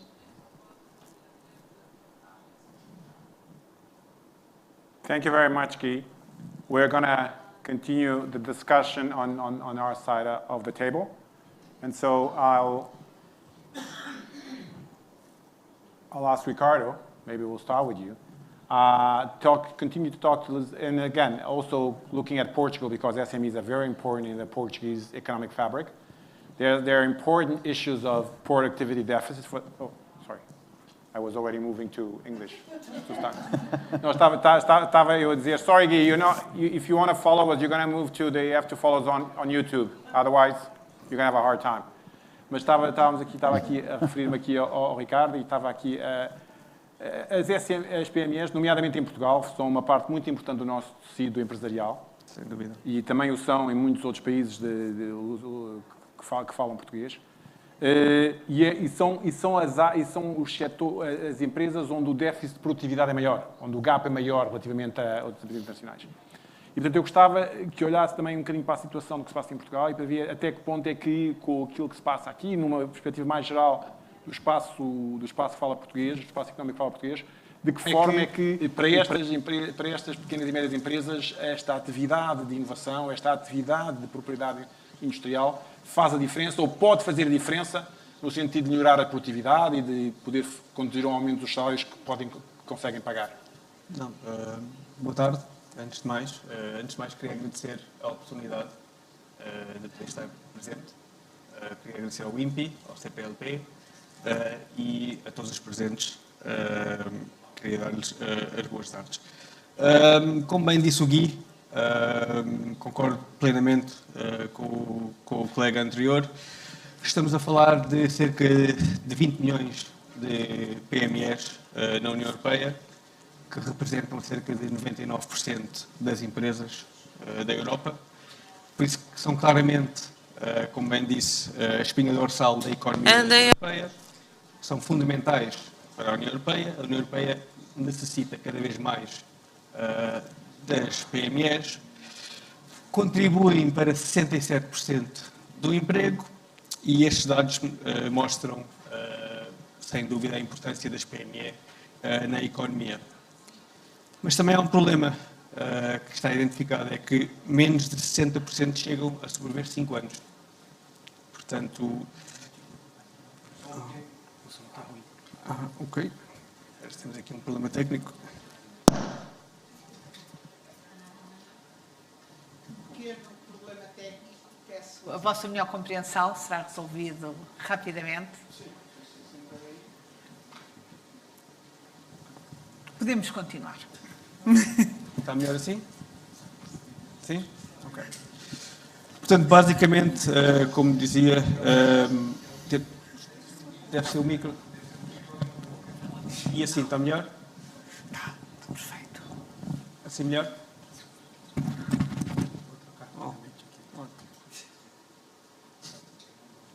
Então, se calhar, vamos passar aqui para o Telmo e ouvir a opinião. Mais uma vez, nesta questão das PMEs, eu já agora introduzia mais um ponto para a reflexão sobre este tema, que tem a ver com o facto de que nas grandes, toda esta atividade de inovação, toda esta atividade de propriedade intelectual e industrial tem desafios grandes de muitos recursos.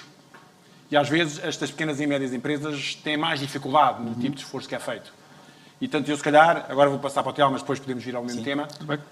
Também gostava de que falássemos não só da importância que tem para cada uma destas pequenas e médias empresas, mas também do papel que tem a colaboração entre estas empresas, porque eu acho que, quer dizer, é um desafio importante que não é só fazermos, mas fazermos sozinho é muito mais custoso. Claro. Aquilo que fazemos sozinho tem um impacto nos outros e, portanto, de que forma é que a colaboração e a capacidade de colaborar é importante para acelerar este processo de desenvolvimento e inovação destas pequenas e médias empresas.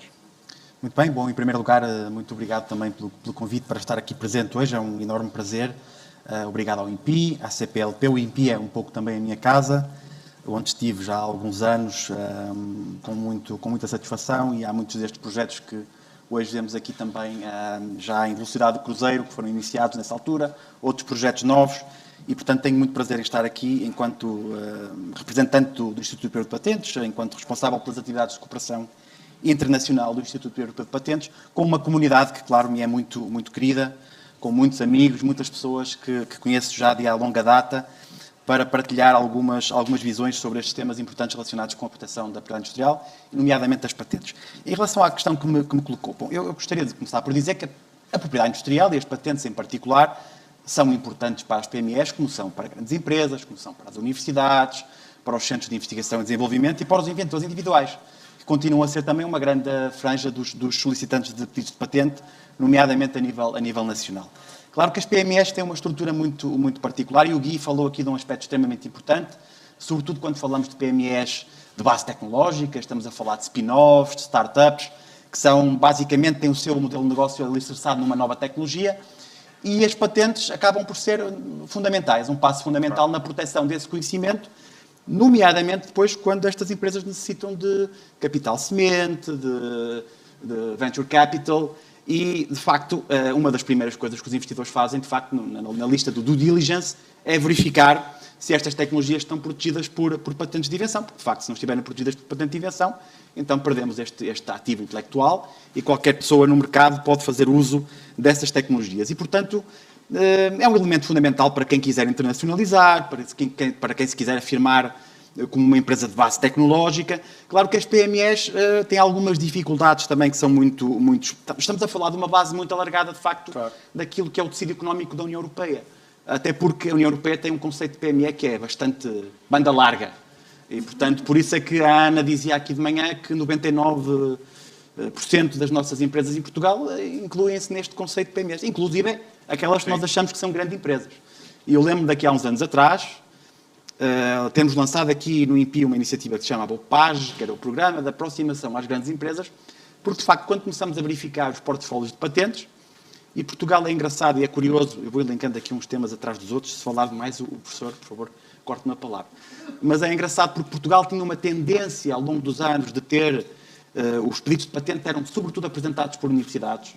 Continua a existir essa tendência, mas este ano, pela primeira vez, temos uma PME, de base tecnológica, não sei se é PME já, que é a FEDSAI, que aparece como o primeiro solicitante de patentes em Portugal. E isto é extremamente importante para criar este dinamismo e para dar este exemplo. Mas claro que estamos a falar de PMEs, tanto inclui este conceito das PMEs de base tecnológica, como a empresa do taxista que me trouxe hoje aqui de manhã à conferência, como a pastelaria, onde vamos tomar o café. E, claro, aí há uma panóplia de direitos, as marcas são o direito de propriedade industrial que é mais conhecido, que é aquele que é mais utilizado também, e para as patentes a realidade é um bocadinho diferente. E, portanto, aquilo que nós, e o Ricardo estava aqui a avançar com os números, de uns estudos que nós fizemos em conjunto, o Instituto de Patentes com o INPI, que de facto demonstram que, e a Ana referiu já isto de manhã, que apenas 9% das PMEs europeias têm um ativo de propriedade industrial registado, porque é um número relativamente baixo. Mas esse estudo também demonstra que estas empresas geram, em média, 68% mais de lucros por empregado e são empresas que, de facto, têm uma contribuição enorme. Eu sei que o Ricardo vai avançar depois também com estes números e, portanto, deixo para o Ricardo avançar com os números para aquilo que é o PIB na União Europeia para a geração de emprego. Pagam 18% salários mais altos do que a média das outras empresas. E isso, de facto, eu acho que demonstra de facto a importância deste tecido empresarial. A nível europeu, a nível dos patentes, cerca de 25% dos pedidos que temos 188 mil por ano, vêm de pequenas e médias empresas e de universidades. Não necessariamente portuguesas? Peço desculpa? Não necessariamente portuguesas, não, mas Portugal está a avançar também muito bem. Mas ainda assim, a nível também de registro de patentes europeias, continuam a ser as universidades portuguesas que lideram, a Universidade do Minho, a Universidade do Porto, a Universidade de Coimbra. E, portanto, há aqui ainda algum trabalho a ser feito, mas eu acho que a nossa economia, baseada na inovação, temos agora os unicórnios, todos estes unicórnios em Portugal, esta explosão de empresas de base tecnológica, que provavelmente vão contribuir também para Portugal ter um papel cada vez mais ativo e para que as pequenas e médias empresas entendam, de facto, que este sistema é um sistema essencial, sobretudo na hora de internacionalizar, professor, porque, de facto, entrar no mercado externo sem ter o capital intelectual protegido é um risco enorme. E nesse aspecto eu gostava de que alargássemos, que tentamos a focar aqui muito o tema das pequenas e médias empresas quase nas startups de base tecnológica, que sabemos que muitas delas têm um foco muito grande technologically na based tecnologia startups, and this is crucial to protect their technology, and it's also crucial to obtain funding and also to scale up. Existem também muitas outras não necessariamente startups para fazer. I'm not necessarily talking about startups, but there are other average-sized businesses in Portugal in non-technological areas where intellectual property is important. We were talking a while ago about GIs and AOs, and I believe we should bring innovation and intellectual property where this growth of productivity is needed, not only in Portugal but in other countries. This is not something that is innovative. E são os países que também o fazem, countries that do this and companies that do this generate progress. Para tentar alargar um bocadinho o âmbito era exatamente falar para todas ou para muitas destas empresas que não são necessariamente as tecnológicas. I would like to open also the scope to include non-tech-based companies to see that we should protect as much as possible through patents or through AOs, whether this makes sense hence, in order to increase competitiveness and grow the short-term or long-term. Now you have provided me with a nice summary. Mas sem dúvida, sem dúvida. No doubt, intellectual property is indeed the tool for SMEs to find their place, and this allows investors and entrepreneurs to protect innovation and funding in terms of know-how and PMEs, para os quais a PI é parte integrante do seu negócio e possuem um pacote de vários direitos registrados, sejam patentes, marcas, desenhos, registries of IP, this accounts for 33%, or in other words, they have 33% more the chance of being protected companies.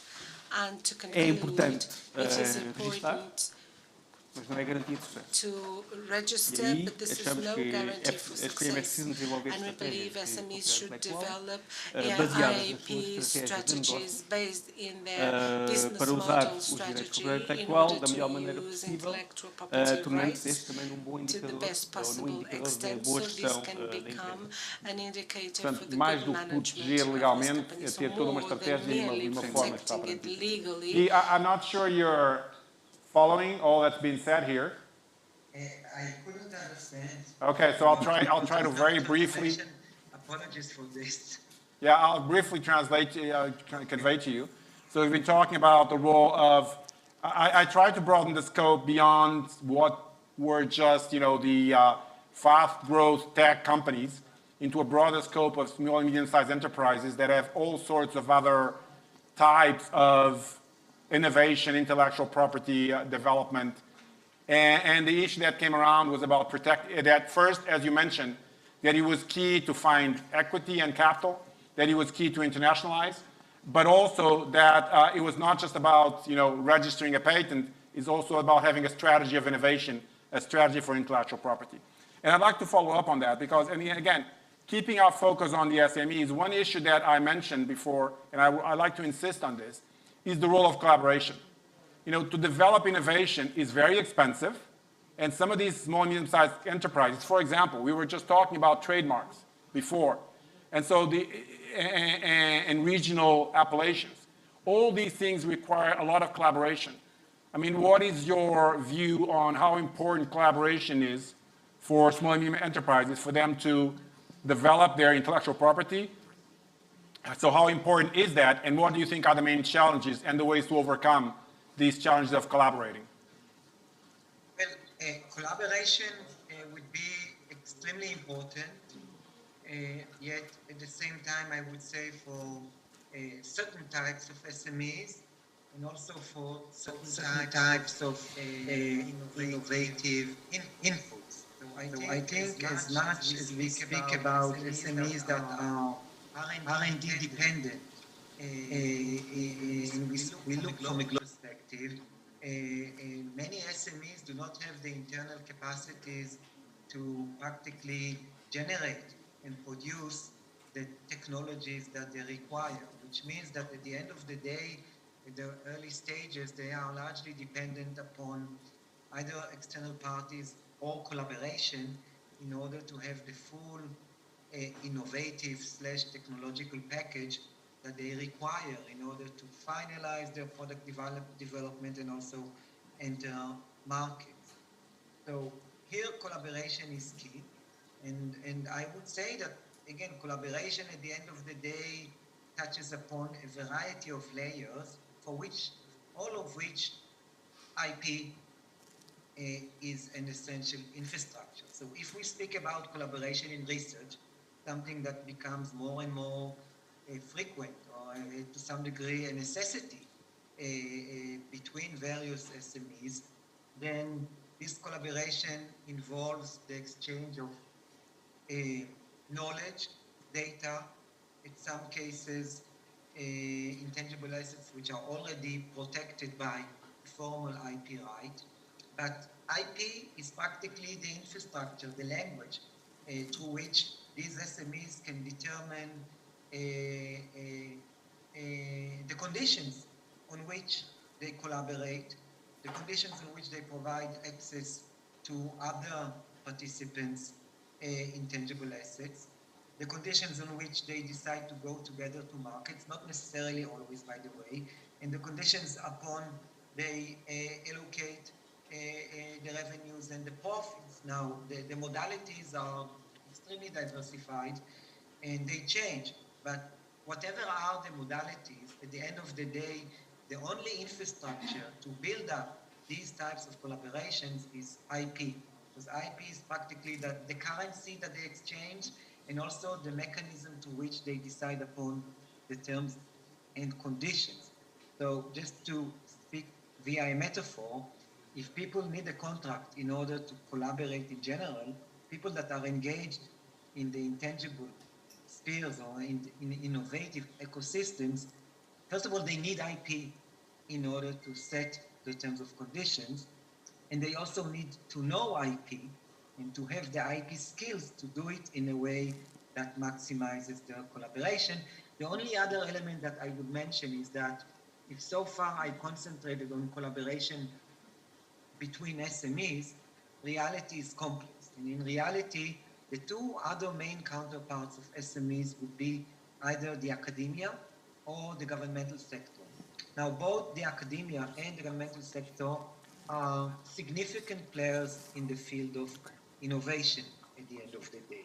The governments in many countries take specific policies in order to bring the innovation to market. The perception is that in many cases, markets are the best place to utilize innovation that was generated within the governmental sector.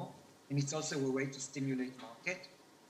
And same thing in many cases, innovation that was generated within the academia is better utilized when it is brought into markets via collaboration with market players. Universities, including TTOs, have their own advantages, but they are not the ones that operate in a market sphere.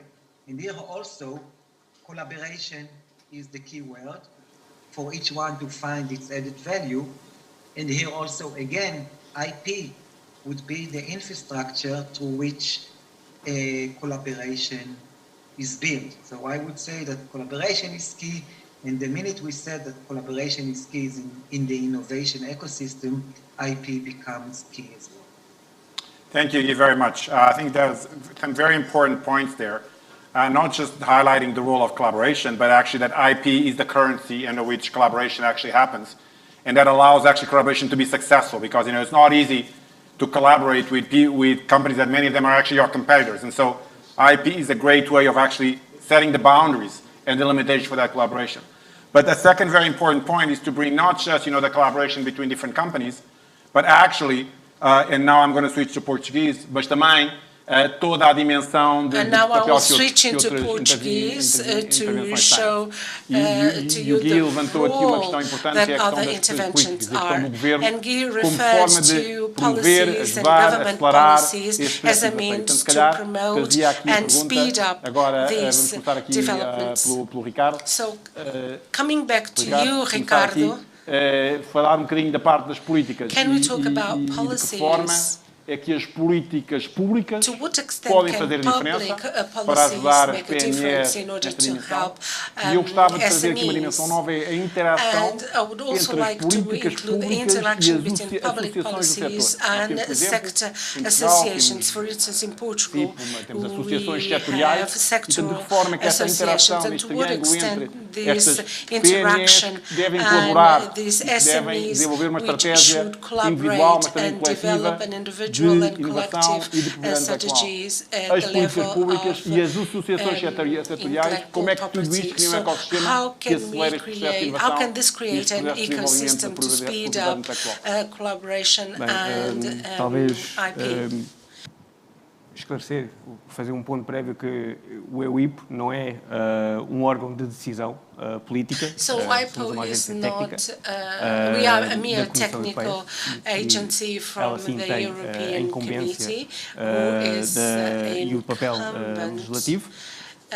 Obviamente participamos da nossa capacidade de especialistas e auxiliamos com avaliações e contribuições técnicas, mas não participamos nos processos de formulação de políticas. Eu acho que devemos dizer para quem nos está a ver que tudo aquilo que estamos a dizer, quer eu, quer cada um dos intervenientes, só nos compromete a nós próprios. Portanto, não nos sentamos de alguma forma comprometidos com a forma como ter as nossas gestões, para falar livremente, que eu acho que é a forma mais interessante. Mas posso lhe dizer, do ponto de vista holístico, talvez, a vossa experiência, aquilo que é viver todos os dias. Acho que a política deveria, ou seria importante, criar ou estabelecer as condições de enquadramento adequadas para ajudar as PMEs em todas as aspirações a crescer, seja aliviando os encargos regulamentares,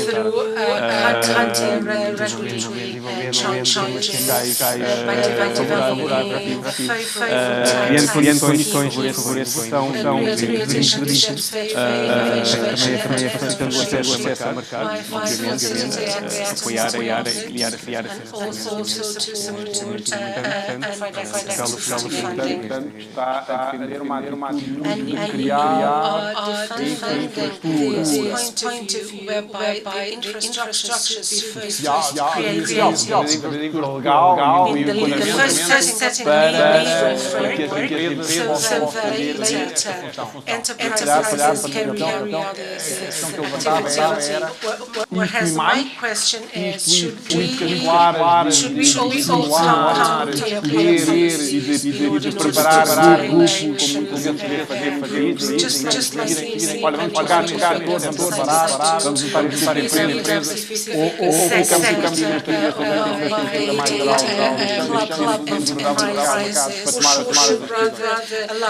eu acho que boas políticas públicas são a base de tudo. Temos que ter em conta que estamos a tratar de uma área muito sensível. É uma área por natureza, impõe limites, ainda que sejam legais, à concorrência. Portanto, é um regime excepcional, estamos a atribuir direitos exclusivos e, portanto, que são atribuídos na base do facto de um benefício também social, que é o facto de divulgarmos as inovações, de as publicarmos, fazemos todo este conhecimento depois disponível para que outros possam, nos nossos domos, continuarem no ar. E, portanto, estamos investidos numa responsabilidade pública muito grande. A aquisição de direitos exclusivos. No nosso caso, nós temos uma patente que é válida em 38 Estados-membros, pode ser ou não, dependendo da vontade do titular. Portanto, estamos a falar aqui de um mercado e de uma responsabilidade enorme. E, portanto, as políticas são, de facto, a base de tudo. E voltando um bocadinho também ao tema da cooperação igualmente importante, o Instituto Europeu de Patentes é um dos melhores exemplos de cooperação e integração europeia. Celebramos 50 anos no próximo ano. São hoje 38 Estados-membros, com mais 2 Estados-membros de extensão, que serão futuros Estados-membros, e, portanto, a cooperação está no nosso DNA. É a base daquilo tudo que fazemos, e sem essa cooperação, de facto, não era possível estarmos onde estamos hoje. Temos um sistema de patentes na Europa muito, muito forte, mas é um sistema que ainda é fragmentado. É um sistema que ainda é considerado caro e com demasiadas formalidades, sobretudo para as PMEs. E é através de um esquema que se chama cooperação reforçada, os Estados-membros da União Europeia desenvolveram um sistema de uma patente agora unitária, que é um projeto que tem 40 anos e que finalmente, esperamos todos nós, está prestes a entrar em vigor até ao final deste ano, depois de muitos avanços, retrocessos, finalmente parece que estamos no bom caminho. Portugal foi, felizmente, e digo, e reforço aqui o felizmente, porque me causa alguma angústia de vez em quando ver algumas vozes que ainda colocam em causa se Portugal estar na patente unitária é vantajoso ou não. É claro que é vantajoso. É claro que é vantajoso. Vamos ter um direito unitário. As empresas, as PMEs vão fazer um único pedido de registro, uma única tramitação. Não vão ter que andar a fazer traduções, a pagar traduções dos pedidos de patente para as línguas de todos os países que fazem parte da patente europeia. Portanto, vai ser mais barato, vai ser mais simples, e isto é através da cooperação. E, portanto, eu espero também que isto tenha um efeito muito positivo nas nossas SMEs. Porque as nossas SMEs, há aqui um ponto que a mim me causa ainda mais angústia, que é quando ouço dizer que que este sistema é desvantajoso para as nossas PMEs, porque vamos ser inundados de patentes de efeito unitário e coitadinhas das nossas PMEs não vão poder copiar.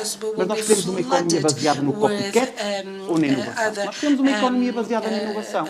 As nossas PMEs têm que investir em inovação. São PMEs que vão exportar. Se ficassem só cá no mundo, então até se calhar, coitadas, não podem fazer uso de outras patentes que não são produzidas lá, mas têm que ter a ambição de exportar. E para isso tem que ter um sistema que seja fácil, acessível e mais barato. E esse projeto é um projeto que vai entrar em vigor no final do ano, e lá está, é a cooperação, políticas, com prós e contras, com críticas. Infelizmente não estão todos os Estados-membros ainda da União Europeia convencidos dos benefícios, por isso é que é este mecanismo da cooperação reforçada, em que entra quem quer, quem não quer fica de fora. Mas eu estou certo que Portugal tem muitas vantagens, convencido que Portugal tem muitas vantagens em estar neste grupo dos países da frente, porque, e termino com esta mensagem, não há economia nenhuma no mundo desenvolvida que não tenha um sistema de propriedade industrial forte. Tornamos a discutir o sistema de patentes, sobretudo o sistema de patentes que é mais polémico, se continua a ser útil, se continua a fazer sentido. Tivemos uma discussão agora enorme sobre a questão do waiver das patentes farmacêuticas, das patentes de produtos relacionados com o combate à Covid. Na Organização Mundial do Comércio, somos desafiados a tornar a refletir, a tornar a verificar se ainda faz sentido o sistema de mas a verdade é que o sistema está aí e sem este sistema, hoje não teríamos o desenvolvimento científico e tecnológico que temos, porque de facto, sem esta contrapartida, provavelmente as empresas não iriam investir tanto em inovação e desenvolvimento. Só uma última palavra, porque tocou num ponto muito importante. Eu fui um bocadinho, exagerei um bocadinho na perspectiva das empresas de base tecnológica, mas é importante também desmistificar e dizer que o sistema de patentes em particular existe para a proteção de todo tipo de inovações. Ainda hoje de manhã, um dos colegas aqui falava de um conjunto de inovações que foram desenvolvidas no país, foram protegidas por modalidade, que é outro mecanismo de proteção de invenções, mas há imensos exemplos de pequenas invenções incrementais.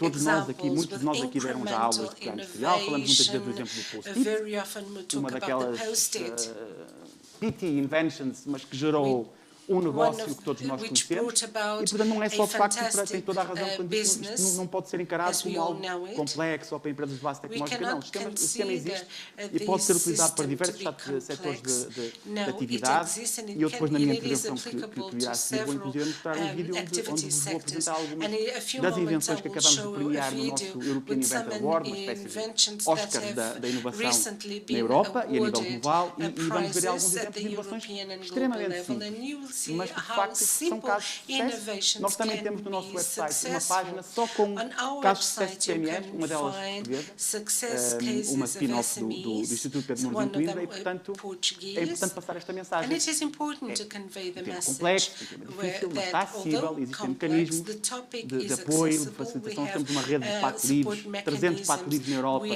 onde os investidores podem ir fazer pesquisas, ser acompanhados, procurar investidores no processo de licenciamento, e portanto essas políticas como são fundamentais. Sem essas políticas, de facto, o sistema não tem margem de avançar e de continuar a responder às necessidades que nós temos. I'm going to come back to you. And I want to follow up on, so we've been talking about, you brought in the issue of policy and the role of government and collaboration with government.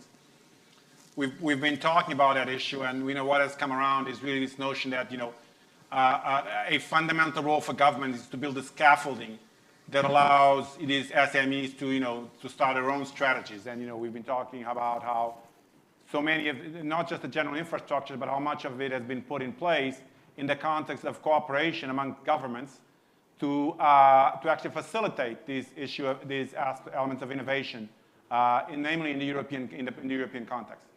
I would like to come back to you with just a follow-up question on the issue of policy. Do you believe that is the beginning and the end of the role of policy, setting up the scaffolding? Or do you believe that there should be concrete policies, very active policies of picking consortia of SMEs, accelerating SMEs, and doing special treatment and special resources and special programs to accelerate innovation by specific groups of SMEs? Does that work, or is it better just build the scaffolding and let them fight it on and set up their own strategies? Okay, so this is, I would say, an excellent and also a key question. And I can also share my own personal views, and there is no WIPO opinion in this context, but my own personal views, also based on my experience, is that policy is essential. And at the end of the day, governmental and state agencies are a fundamental and the key player in the context of mobilizing and further promoting not just innovation policy, but the flourishment of an innovative ecosystems. And I would just like to make one general point and then maybe also give an example of an area that we are currently focusing on. And the general point is that we need to understand that in this context, as well as in many other economic-oriented contexts, there are market failures. There are certain elements that free markets cannot fully fulfill. And policy and governmental agencies are here to fill in these gaps and support markets where needed. And, you know, just to give you a very basic example, the main challenge in coming up with a cost-effective utilization of the IP system by SMEs is issues related to lack of awareness, lack of skills, and to some degree also issues related to costs. Now, these issues will not be fully solved by absence of governmental intervention because SMEs do not fully internalize, speaking economically, do not fully take into account the potential value of IP for the economic growth, even if this is the situation. So state agencies need to be there. I think that the EU and the work that the EU IPO is doing is, how would I say, an excellent example of understanding these challenges and coming up not just with policies, but also with concrete action plans to overcome these challenges. And to give you just another example is everything related to access to finance, the financial gap that many SMEs have, and also here the potential role that policymakers have in identifying this gap and coming up with solutions to overcome it. So as part of WIPO's medium-term strategic plan and also general commitment, the organization is put as a target to further promote the use of intangible assets as a source of financing for SMEs in a variety of forms via debt financing, IP securitization, venture capital, and other formats of modalities. And in this context, again, the policymakers begin their journey by identifying the gap that currently exists. And then they come up with solutions, regulatory interventions that are aimed to enable in the long term to markets to stand on their own. But this is a journey that usually begins with policy and state involvement.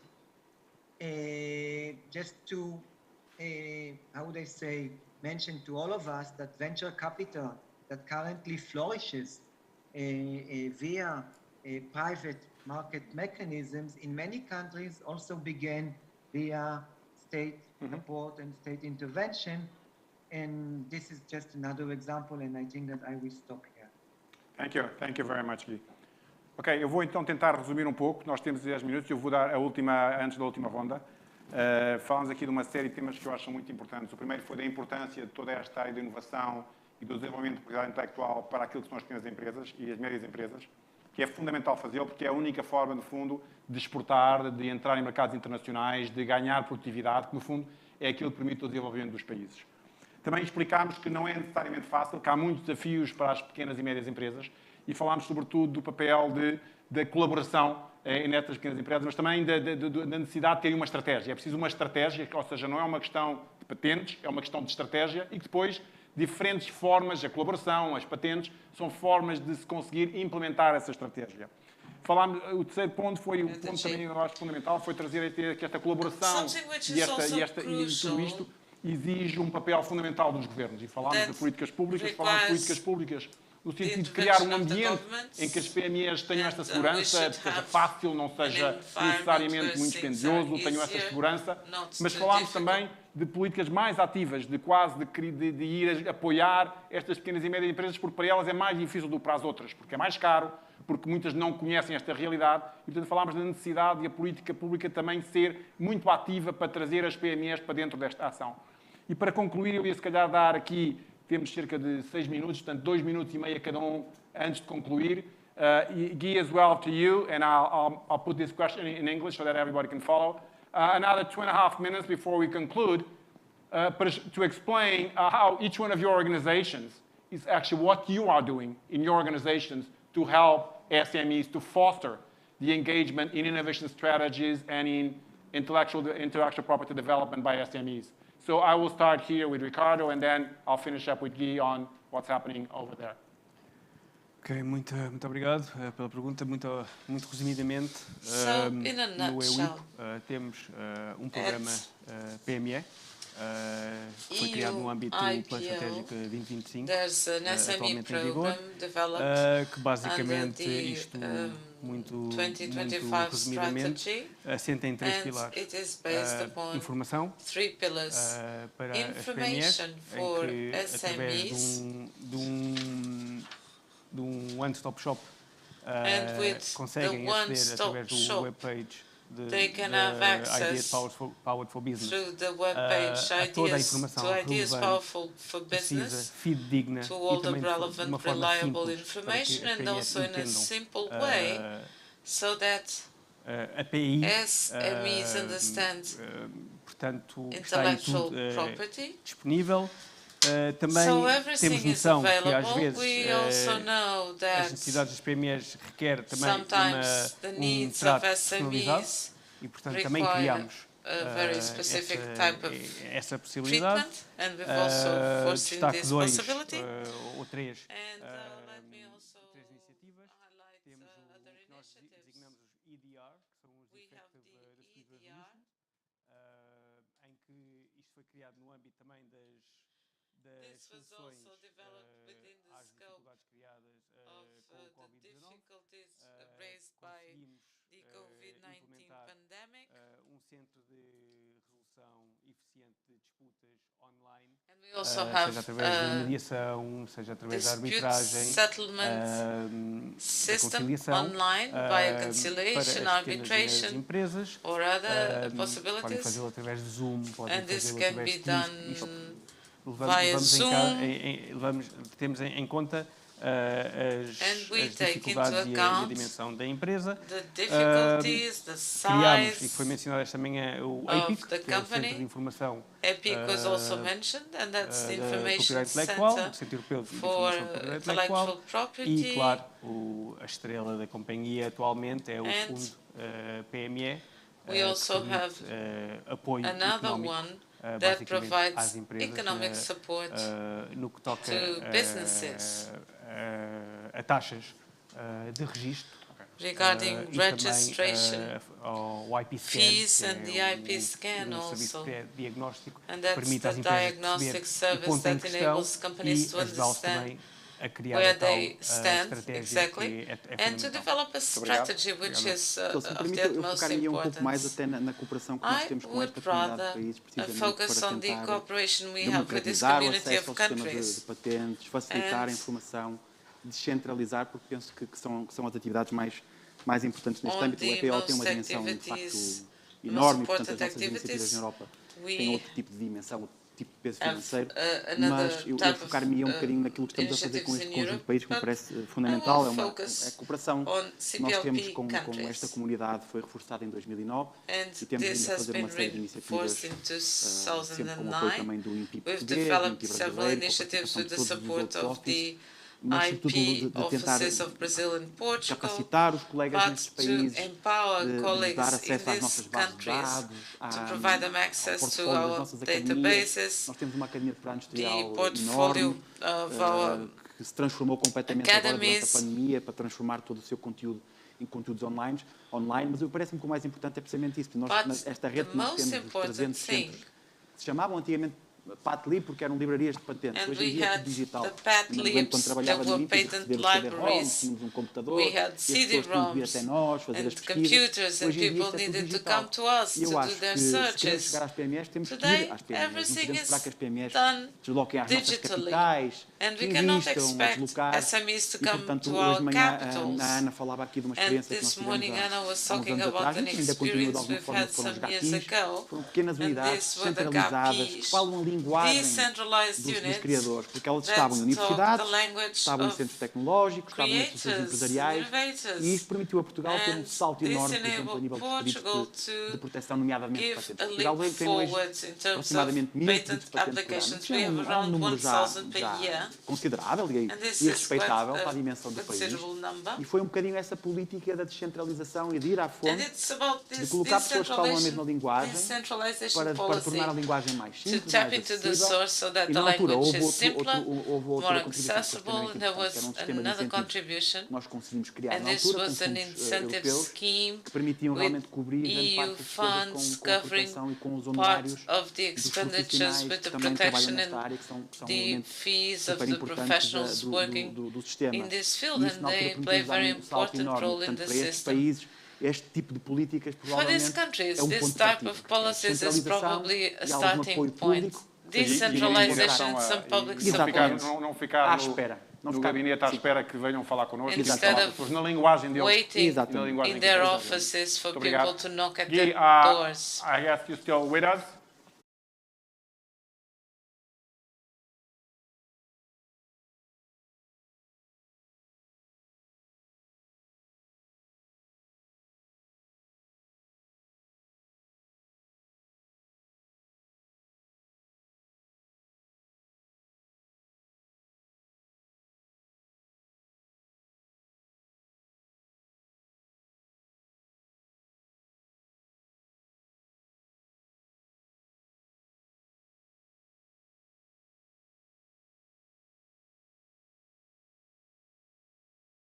What we call speak the language of business. In other words, all the work with SMEs needs to be in a non-legal language in a way that resonates to the business strategy and the way they manage the ongoing economic activity. The second key strategy is that we put a lot of emphasis on partnerships with local partners and local networks. We understand that we cannot work directly with SMEs all across the world. So the only way to multiple our impact is by finding the right partners on a country-based level. The third key strategy is that we constantly try to establish our tools, materials, and also our ongoing activity on the ground based on fact-finding processes that enable us to understand the gaps and the challenges that SMEs face. So these are three key strategies.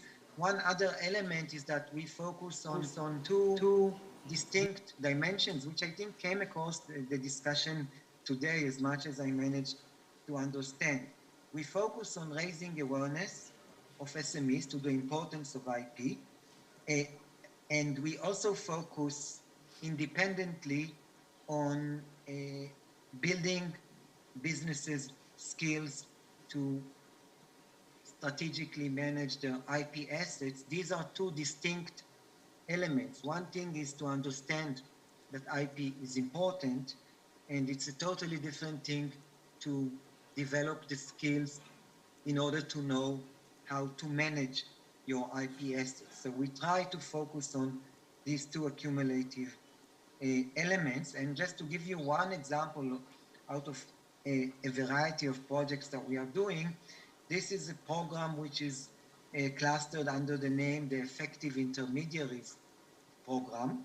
And within this program, we identify together with the national IP offices a partner within a member state, which is a support institution and intermediary that SMEs engage with on an ongoing basis, not necessarily the traditional support institutions such as Chamber of Commerce, but also accelerators, incubators, innovation agencies, any type of entity that SMEs reach out to. And then what we do is we work with this intermediary in order to develop a unique, customized, tailor-made package, which is based on the state and conditions, localities of this specific country, that introduces to the SME everything that it needs to know in the context of IP. This package can be industry or sector oriented, and then we train the intermediary to further work locally with the SMEs in this regard. It's a project which is already in motion in approximately 10 intermediaries all across various regions. Thank you very much, Keith. Thank you for your patience staying there and following this up on this bilingual mode. I hope that you're able to follow some of what was happening here. Thank you very much. Obrigado também aos outros membros do painel. A todos os que estiveram a ver de casa e aqui, Thank you to all the members of the panel, to all those who were following us from home. É fundamental que cada SME desenvolva a sua estratégia. É fundamental que os outros atores do ecossistema, as políticas públicas, as associações industriais desenvolvam as suas estratégias e façam os seus papéis. E há atualmente 3 organizações com imensos recursos para ajudar governos, associações industriais e empresas a levar a cabo esta estratégia. Develop this process, and I'll go back to what I've said in the beginning. Without knowledge and innovation, there's no development, so this is the starting point. Thank you. Maria João, go ahead. Daniel. Thank you, Daniel. Muito obrigada, Daniel, pela cativante moderação Thank you. que já nos vens habituando. Your E chairing também of uma this session obrigada was muito indeed especial ao very Ricardo appealing. e I would ao like Telmo, also to thank que Ricardo contribuíram and para um Telmo, debate who verdadeiramente gave their input for esclarecedor, a truly motivador clarifying sobre a importância debate da on the relação das importance PME of e the da propriedade relationship industrial. between Obrigada. SMEs and IP. Thank you so much to you all. Antes de passarmos ao painel dedicado aos jovens empreendedores, Before going into the next panel, café, let's have a coffee break. A 15 minutos. Muito We'll be obrigada. back in 15 minutes. Thank you.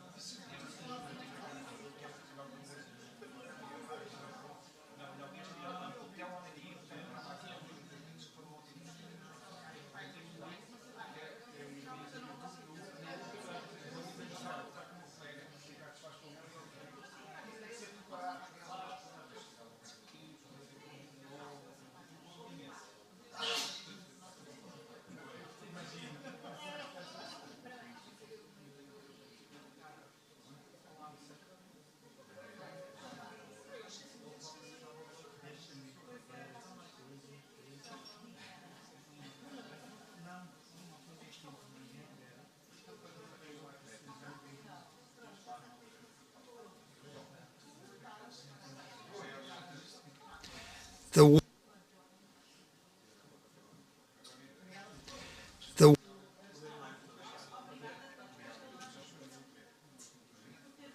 world is in chaos. We absolutely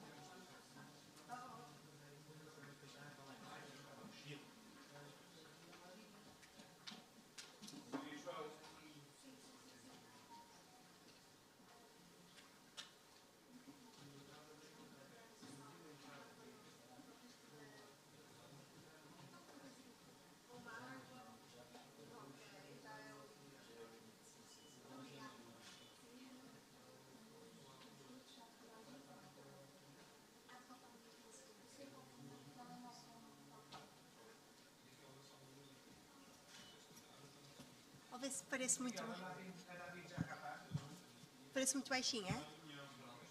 Assim? Ok.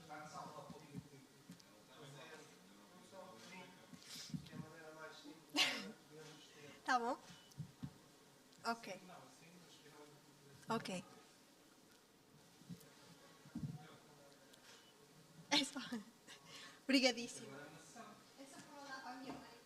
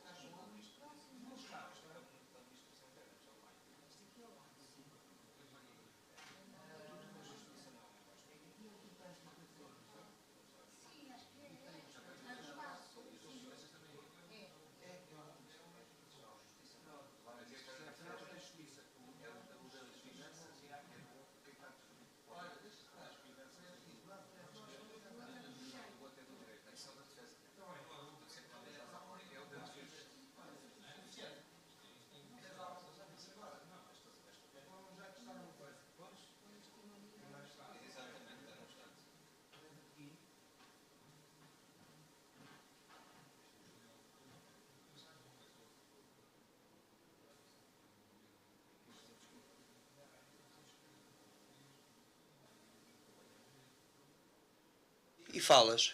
Tá. Certo? Depois se eu disser, muda para o 1. Tá. Então já. E falares. Você vai falar no fone aqui, né? Sim, basta falar, vai contando uma história.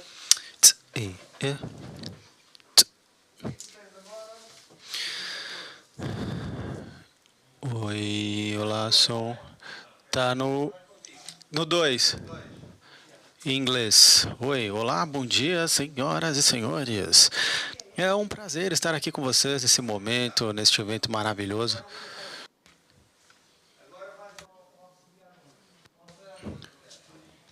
Peraí. Peraí.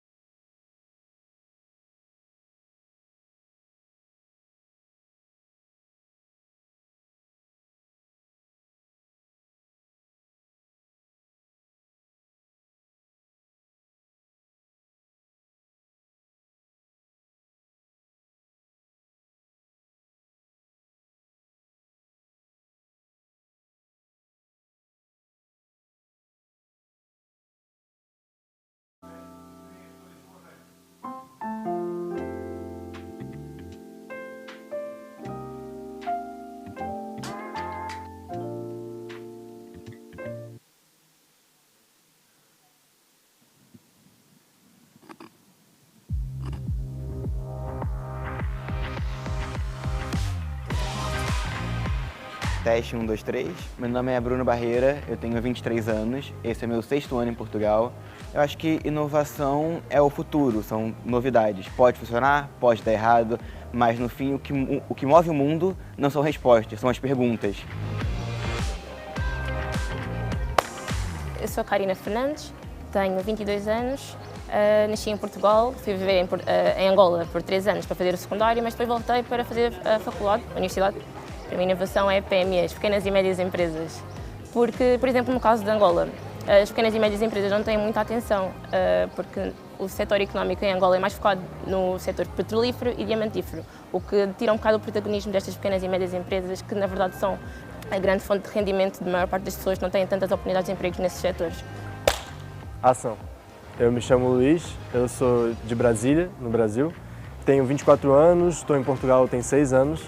Inovação é você trazer soluções novas a problemas já existentes. Na ciência política, a inovação e a criatividade são muito importantes para você achar soluções e inventar, ou seja, softwares e mecanismos para deixar o seu trabalho mais transparente, mais específico.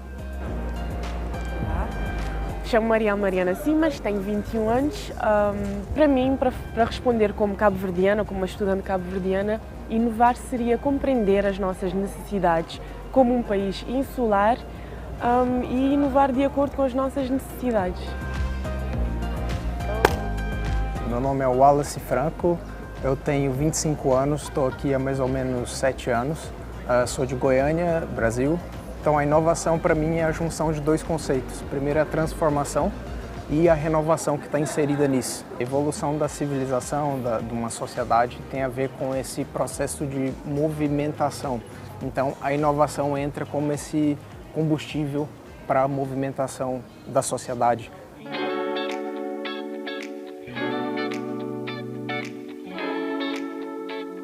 Para mim, a importância da propriedade industrial, acho que além de diversificar a economia, porque fomenta a criatividade, acho que faz os criadores, os artistas, sentirem-se mais valorizados e mais protegidos, o que é super importante. Na teoria é algo muito fácil. Os códigos de programação já são protegidos por lei, propriedade intelectual. Agora, na prática, torna-se um pouco mais difícil. Pega o seu telemóvel, tem o mundo inteiro na palma da tua mão. Então, na teoria é algo muito fácil, na prática há muitos desafios pela frente. Por exemplo, na questão das patentes. Para a gente seria interessante patente no momento que a gente cria algum mecanismo que possa ser utilizado por outras pessoas, ou também na questão das marcas, se a gente for registrar uma marca, né? Esse direito meio que nos dá uma salvaguarda, né, de que a nossa produção vai render para nós e não para terceiros. Esses setores deviam ser mais protegidos, deviam ser atribuídos mais legislação em torno desses tipos de propriedades industriais, que na verdade são o sustento de muitas pessoas. No que toca ao registro dessas criações, dessas inovações, a dificuldade entra num processo muito burocrático, ou seja, as pessoas, para registrarem isso, passam por várias camadas e processos legais e isso desencoraja as pessoas a fazerem isso. Ou seja, facilitar, deixar menos burocrático ou dar mais instrumentos para que as pessoas consigam fazer esse processo de assegurarem as suas obras. Eu quero acreditar que a minha geração tem uma preocupação, tem uma honestidade e vai conseguir resolver. Agora, há a diferença entre o sonho e a resposta. E como eu falei logo no início, o que move o mundo não são respostas, são as perguntas. E estamos aí na próxima pergunta.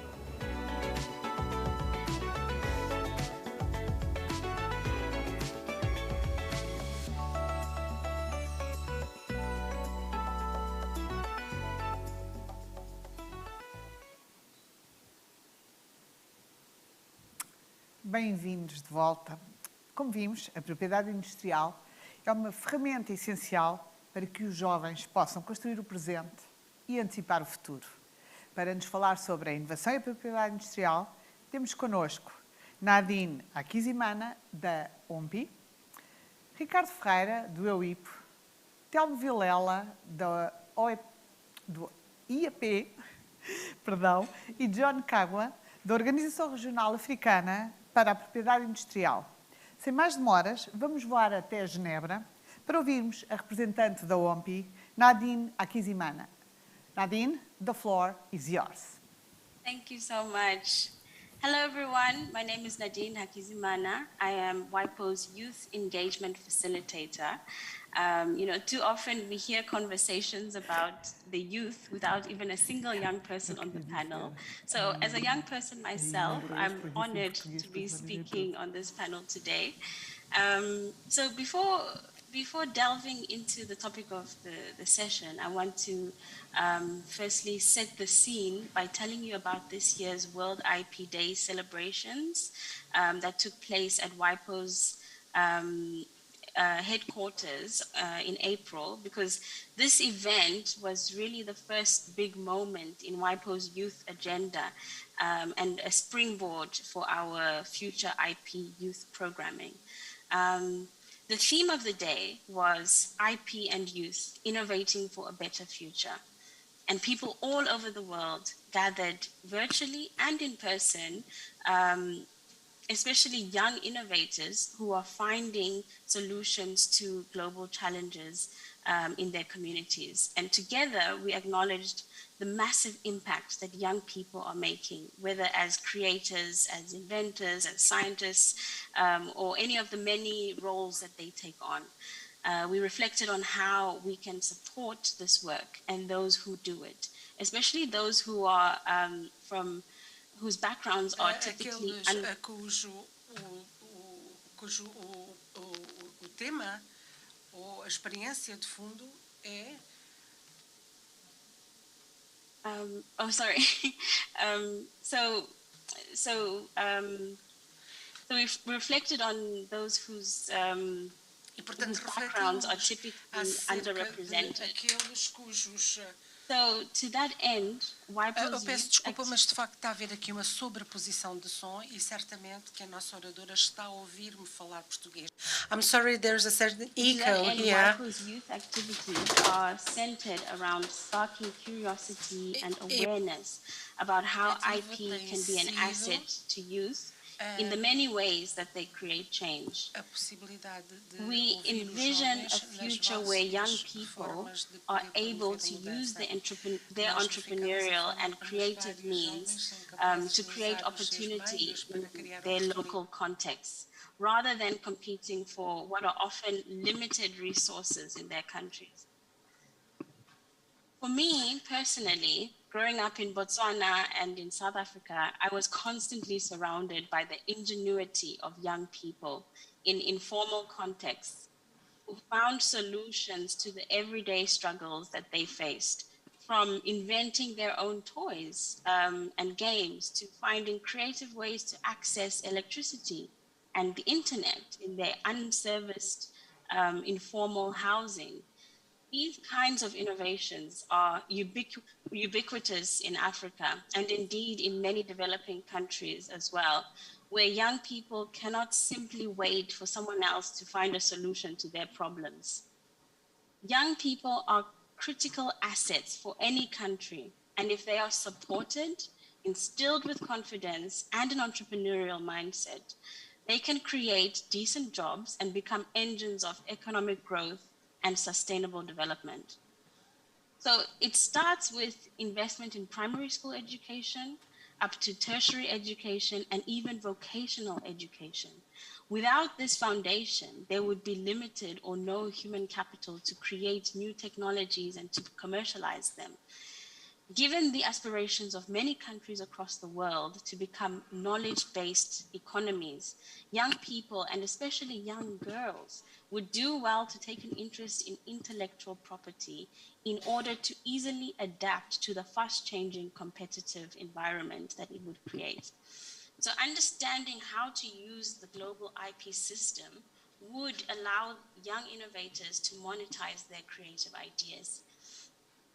Of course, pursuing a business can be challenging, but we will absolutely need young, aspiring entrepreneurs to take an interest in IP in order to create a world we'd all like to live in.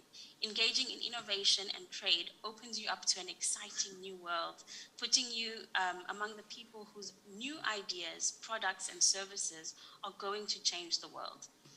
However, I've heard from many that it can seem daunting to enter the field, and even more so to use the IP system, particularly as a young person without experience or expertise. So today I want to tell you that the intellectual property system is not nearly as daunting as you may assume. In fact, IP is everywhere. It's ever present in our daily lives. It's in memes, it's in social media, it's in books, it's in music, and many other things that we can relate to. Having a basic understanding of IP and a respect for the IP of others are important aspects of life that are unfortunately very often left out of education curricula. So in my line of work, I've had the opportunity to get in touch with young innovators and entrepreneurs to better understand the challenges that they are facing and their IP needs. So first, they largely expressed the need for better access to information and knowledge materials. Often young innovators and entrepreneurs will lack relevant skills and access to relatable knowledge material, limiting their ability to participate significantly in the economy. Introducing intellectual property education at a young age would allow them to integrate IP protection early on in their entrepreneurship journeys and to unleash their full potential of their ideas. So WIPO has begun to roll out programming designed to empower youth through IP, including the Young Experts Program, the Asia Pacific Entrepreneurs Online Network, the WIPO Young and Green Series, the WIPO Academy's Youth Ambassador Program. This is just to name a few, but indeed there are many other youth initiatives that WIPO currently runs, and many more that are on the horizon and will soon come. So I encourage you to keep an eye on the official WIPO website to find out more about them.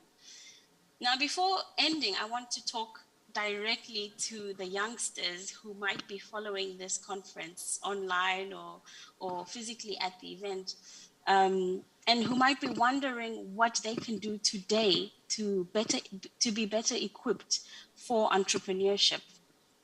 Yes, you are young, but you are incredibly mighty. As young people, you have the finger on the pulse of what is next. Throughout history, young people have turned small ideas and actions into tangible impact with global ripple effects.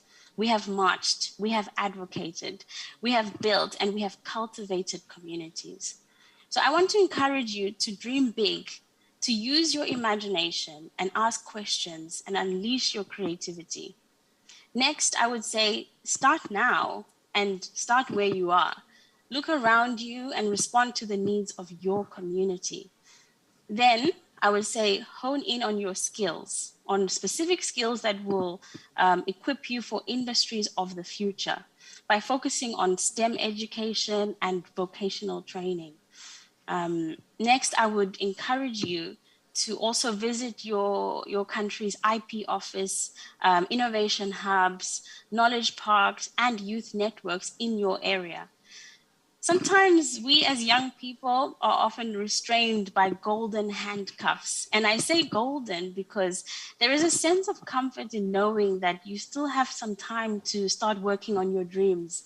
And some of you still have the support from your parents as a security blanket. So it really takes a great deal of courage to free yourself from them and to start making major moves in your youth. And really, I'm confident and optimistic that we have the ability to completely change the world. However, leveraging this ability, it starts with you, it starts with me, and with all young people across the world, having the courage to see value in your ideas. So my wish is that you may have the courage to break free from your golden youth handcuffs. So in closing, I want to say it is really incumbent on the international community to work together to empower young people everywhere to take full advantage of their creativity, their resourcefulness, and ambition in service of creating an innovation ecosystem that contributes to a healthier, sustainable, and more equitable world. I believe that the global intellectual property system can and will serve as means to support future industries that many of us will be a part of. So at WIPO, we look forward to working with the various stakeholders present at this conference today and to ignite the imaginations of our youth and to help them harness their potential for creativity and ingenuity in service of improving the quality of our common life. So with that, I'll say thank you all so much for your time and attention.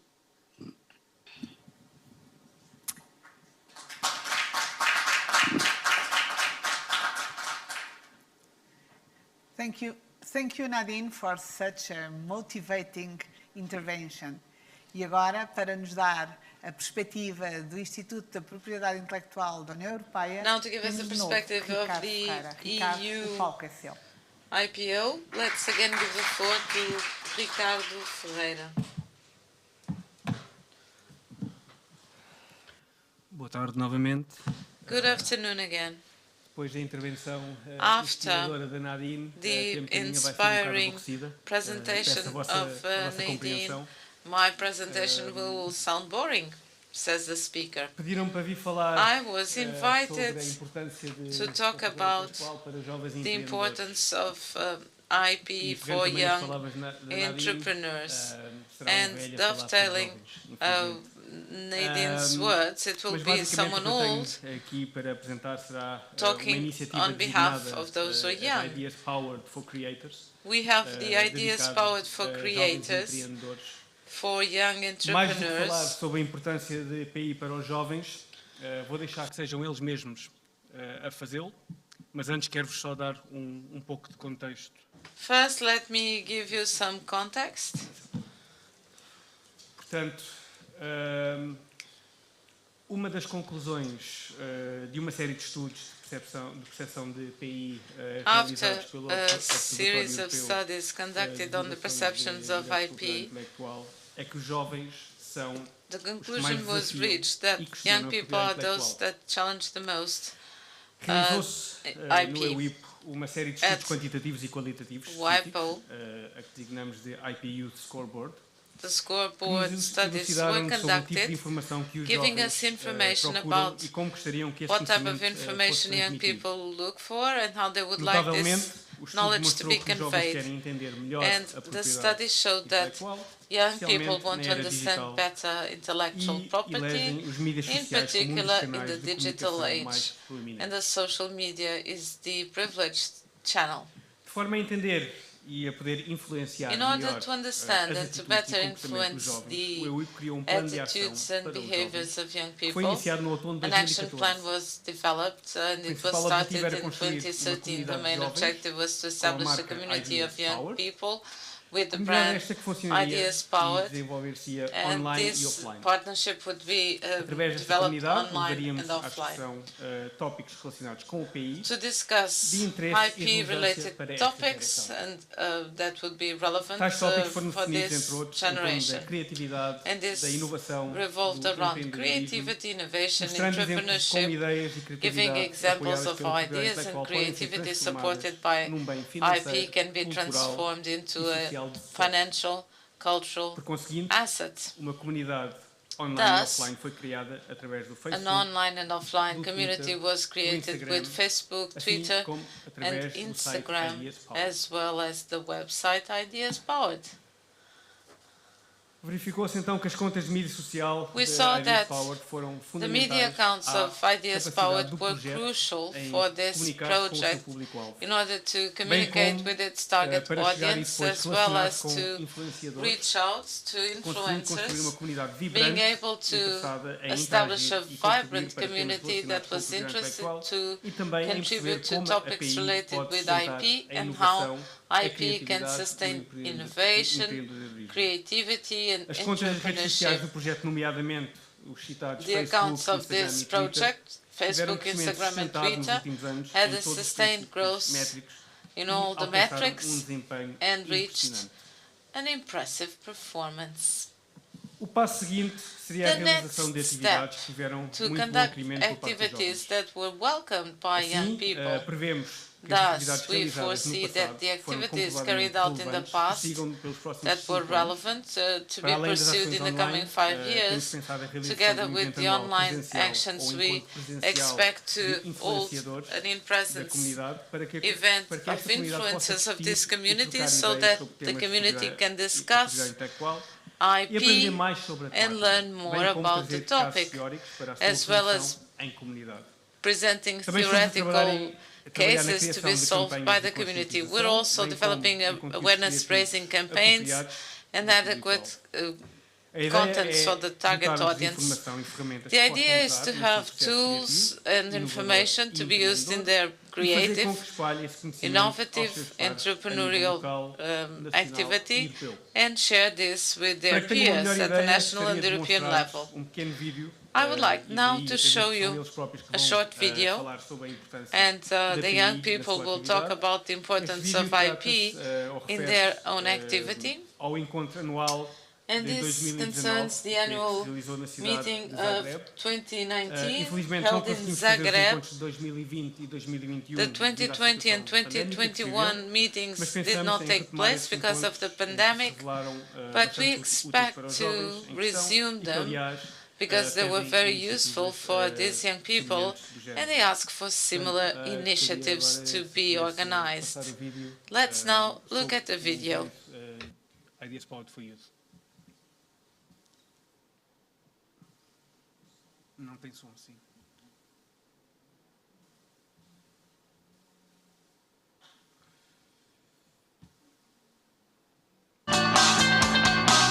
The big difference between this edition of Ideas Powered compared with last.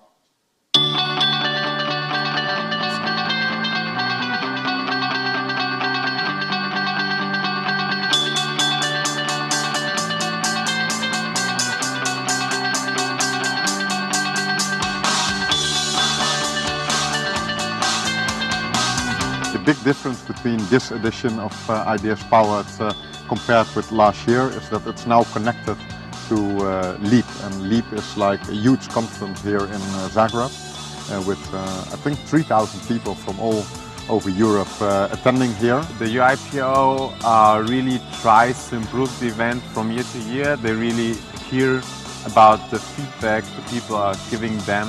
There are always new ideas, so it's always inspiring to come here. I found the Ideas Powered workshop really useful, especially I'm an entrepreneur, and it's useful to gain knowledge about the IP and how to protect my rights. What I've learned will definitely help me in my professional life, but I've had to deal with the topic of intellectual property already quite a bit in my job. So as a product and graphic designer, it's something I have to deal with every day with clients. The thing that was important here is to meet all these other young creatives in the field and also hear their point of view. The exchange was really good. I'll take a lot of what I learned back to Scotland and the people I work with. And it's so nice to see how people do things in different countries too. I really liked this experience because I understood so many things that I feel now I didn't heard about them. When you hear it from someone that's in the same position as you, you're more likely to take that knowledge on, and they're more likely to share that information in a way that's accessible to you as well. Special was, we were giving the real case studies, so to solve the problems. I think it's very, very helpful. Seeing young people engaged in these important discussions, it's a very uplifting experience for me. And it's hugely important for them because topics like IP and copyright in particular, they impact their daily lives. Intellectual property is not only there to protect your creativity and your brands, it's also really the ingredient to let your business grow.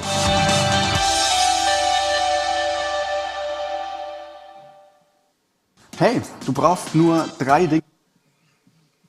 E, portanto, era basicamente isto que eu tinha para vos apresentar. This is basically what I wanted to share with you.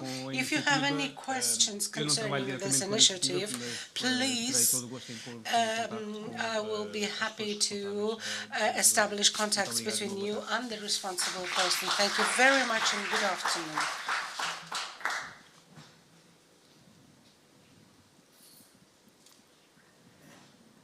Muito obrigada, Ricardo. Thank you, Ricardo. Menos uma intervenção de velho para novos foi muito interessante. Your presentation was very interesting. And now I'll give the floor to Cabo Vilela, the main director for cooperation and for the Patent Academy of the European Institute of Patents.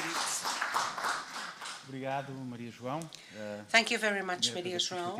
The first thing I did was to take off my tie, because talking about industrial property for youngsters with a tie, well, this is something that was not appealing for me.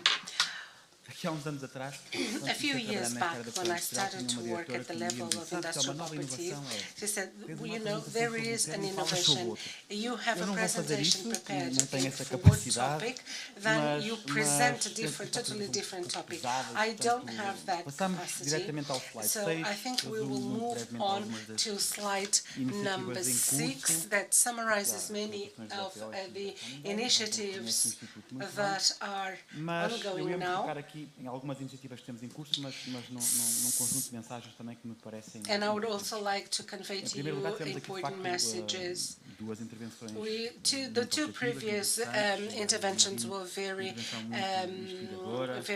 interesting. Nadine's was very inspiring, and it is extraordinary to see the youngsters talking about industrial property the way she did, because what we now have is a generation that is highly active, highly concerned with the environment, the impact new technologies have in terms of sustainability. Os jovens normalmente já são curiosos por natureza, mas esta geração, as we know, youngsters tend to be curious by nature, but when it comes to this particular generation, I see that they are specifically worried and concerned about their future. So this generation brings about very important and this is why that at the European Patent Office we are trying to establish a relationship between industrial property and the rights and sustainability. And what we do is look at the 17 goals, the Sustainable Development Goals of the UN, and we try to organize our work around these sustainability goals. One of the decisions we have therefore adopted through a meeting of the IP5, which gathers the 5 biggest world patent offices, UK, Southern Korea, China, Europe. We have decided, together with these leaders of these organizations, to develop a strategy pointing out how industrial development and sustainability goals relate to one another. And as I said previously, psychically, the patents tend to be questioned, and according to the times we have lived, the pandemic and the critical situation in which Europe is plunged, and this military intervention that caught us all by surprise, it is important to adapt our message to the surroundings and to adapt it to such a way that we can also use a language which is accessible to young inventors. The Patent Institute Office did not have initiatives focused on this, on the youth, and we started in 2018 by developing a strategic plan, and then we decided to develop content which will better aim at the younger age groups. We decided to produce content also with the EU IPO, and we have a very interesting project which is still being designed, and therefore I can't talk to you about it, but it includes innovation and intellectual property issues to be included in the syllables of the universities. So we now have a reality of industrial property rights at the level of the multiverse. So how to protect trademarks? If we consider all of this virtual reality area, and we should try and find solutions allowing these new generations to understand why is it that IP is relevant, and also why initiatives like this are important.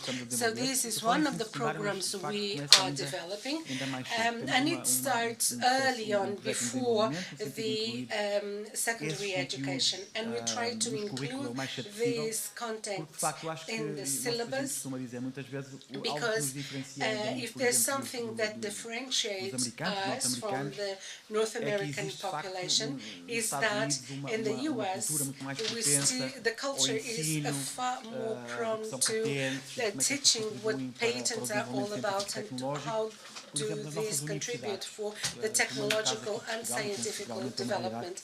But if we consider the case of Portugal, whose reality may be similar to those of the CPLP countries, industrial property is taught at the university level, and it is very far from students of engineering, sciences or applied sciences. And we must make sure that these matters are being taught at an earlier stage. Therefore, 8 to 9 years ago, this has led us to create the Pan-European Seal, and whereby we carry out protocols with universities in Europe, and one of the obligations thereof is to include industrial property contents in their syllabus, and they will shortlist their candidates to participate in traineeship programs for courses we have in our office, and before they come to be for our traineeships, they will have the opportunity of getting acquainted with a number of programs we have in the academy. So in one way, we will be paving the way for a new profession for this new generations, as being an experience with international organization, and also to make sure universities will commit themselves to teach more about industrial property rights and including them in their syllabus. This is a very important project. We have hosted something like more than 100 trainees, and this program will evolve from a traineeship program to a first professional experience. We will widen the time frame for 3 years, thus offering them the possibilities of living 6 months in one office.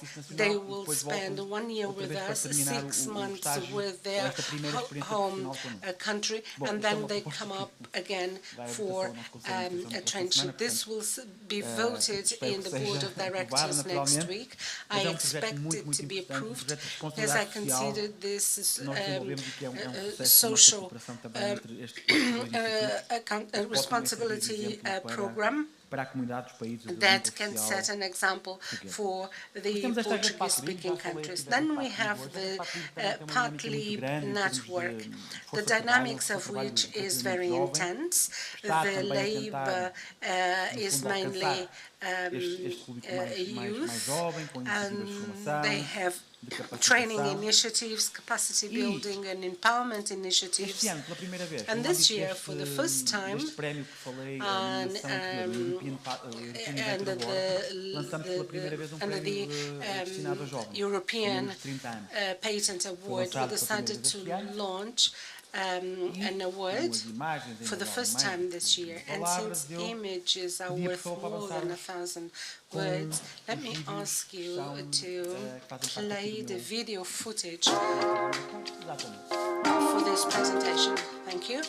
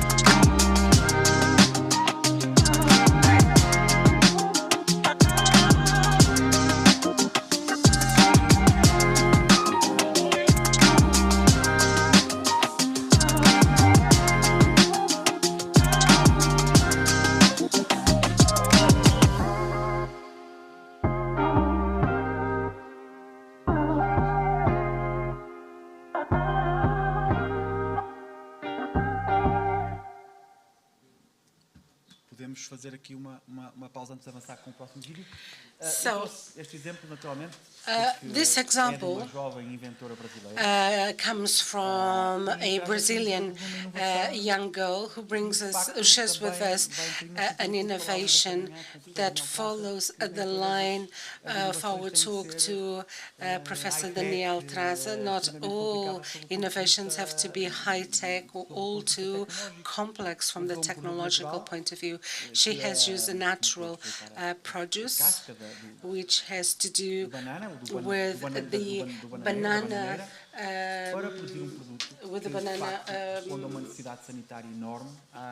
in order to produce an article which is very important. This is a fantastic example, just as we have talked this morning, because we refer to the products you have in your countries. I believe you have referred to cashew. And notice that this young inventor was faced with a problem. She came across a solution, and this is now a success. And it is for us a pleasure to include us in one of our award list. The other two examples I have are also very interesting. One has to do with the face recognition technology through artificial intelligence that is able to detect face signs which detect the inception stage of Parkinson. This was invented by an American student, and this is but a small example of the potential of our youngsters. The other video is somewhat different, has not to do with the youngster, but it is still an invention that comes from a Portuguese team. And notice that it is not easy to reach this stage of the award. They were not awarded the final prize, but Professor Elvira Fortunato, who is now a minister. So if we could go back to the second video, please.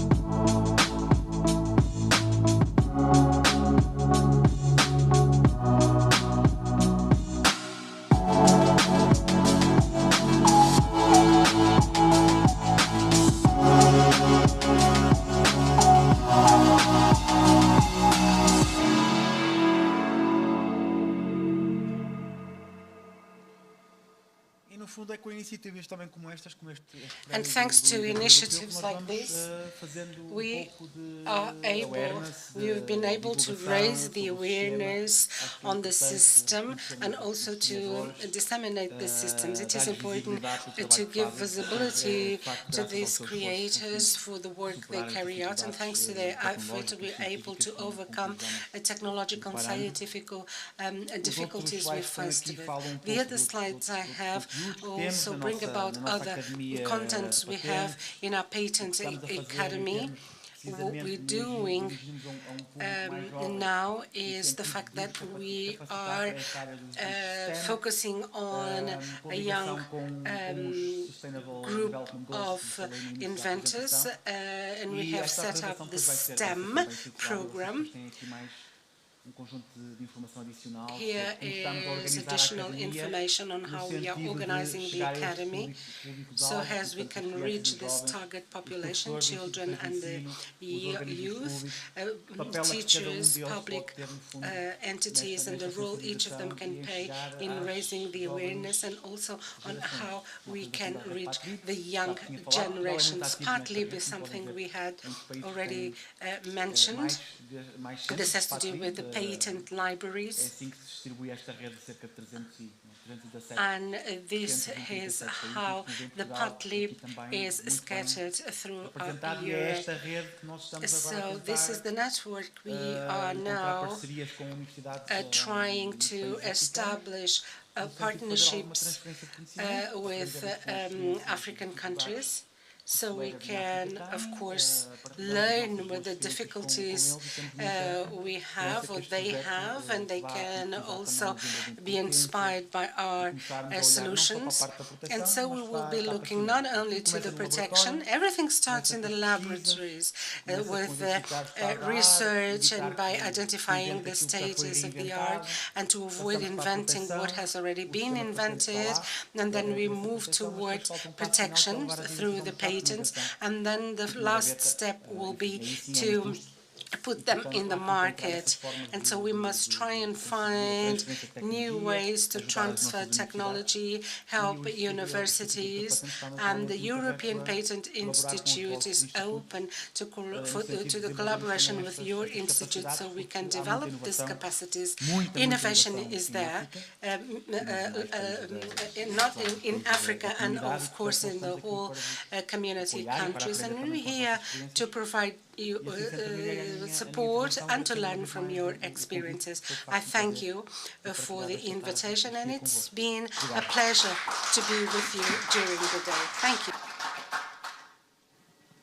Muito obrigada, Cartel, por mais uma inspiradora e motivadora intervenção. For an inspiring, motivating presentation. To close this panel, we have remotely from Zimbabwe, John Kagwa. The floor is yours. Thank you very much. Greetings from Harare, Zimbabwe. It's a good evening from here. I know I'm one of the, I'm the last presenter, so I'll try to keep my presentation short. Let's have the slides. I'll move straight to the slides. So I work with the African Regional Intellectual Property Organization. It's a regional intellectual property organization composed of 21 member states. If you could move on to the next slide, in the interest of time. Next slide. Next slide. So I felt that it is very important to talk about our organization before I could move in and share with you our experience when it comes to IP and the youngsters. So ARIPO is an intergovernmental organization that has 21 member states. And our job is to grant and administer intellectual property rights on behalf of our member states. The reason why I brought this up, this slide up, is to show you that at the moment we have 2 Portuguese-speaking countries, that is Mozambique and Sao Tome and Principe. And we hope that we can have more Portuguese-speaking countries in the following years. So our mandate deals with both copyright and industrial property. And our headquarters are in Harare, Zimbabwe. So if you could move on to the next slide. So a lot has been talked about when it comes to the relevance of industrial property to young entrepreneurs. IP is very important to young entrepreneurs because one of the biggest challenges when it comes to young entrepreneurs setting up businesses or trying to find their way in the marketplace, it's the issue is always capital. But when you have IP, and when these youngsters have IP, when they develop ideas and these ideas are turned into products and they protect their IP, then they can use their IP to have leverage in the marketplace. This has been talked about by the previous speakers, so I will not go through that. One thing I want to point out is the use of patent information. When it comes to Africa, a lot has been done in the developed countries and so many technologies are out there. So we always emphasize that we don't have to reinvent the wheel. We can use what is already existing elsewhere and try to adapt it or try to exploit it to address our needs here. So we always advise our youngsters that when they are looking for solutions, they can always look for solutions in the patent databases, see what has already been developed and try to exploit it so that they can address our society needs. Then also, capital is always a big challenge when it comes to young entrepreneurs. But in the case where they have IP, when they register their ideas, let's say if it's a technology that have received a patent right, if it's a business dealing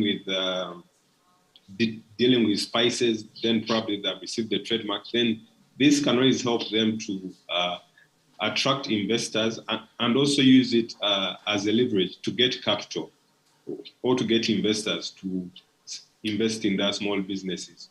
So IP rights is something that is very useful to the young entrepreneurs because it helps them to get starting capital. When you look at the startups, most startups, their challenge is always capital. And now we have so many innovation hubs in Africa, and we are always pushing that they can always look for venture capital or look for funding, and they can only do this if they have actually protected their intellectual property. So it's very important for young entrepreneurs to be aware of IP and also to protect their IP. IP also helps to facilitate licensing. This helps to create additional revenue streams. As I said, most times the issue is always capital.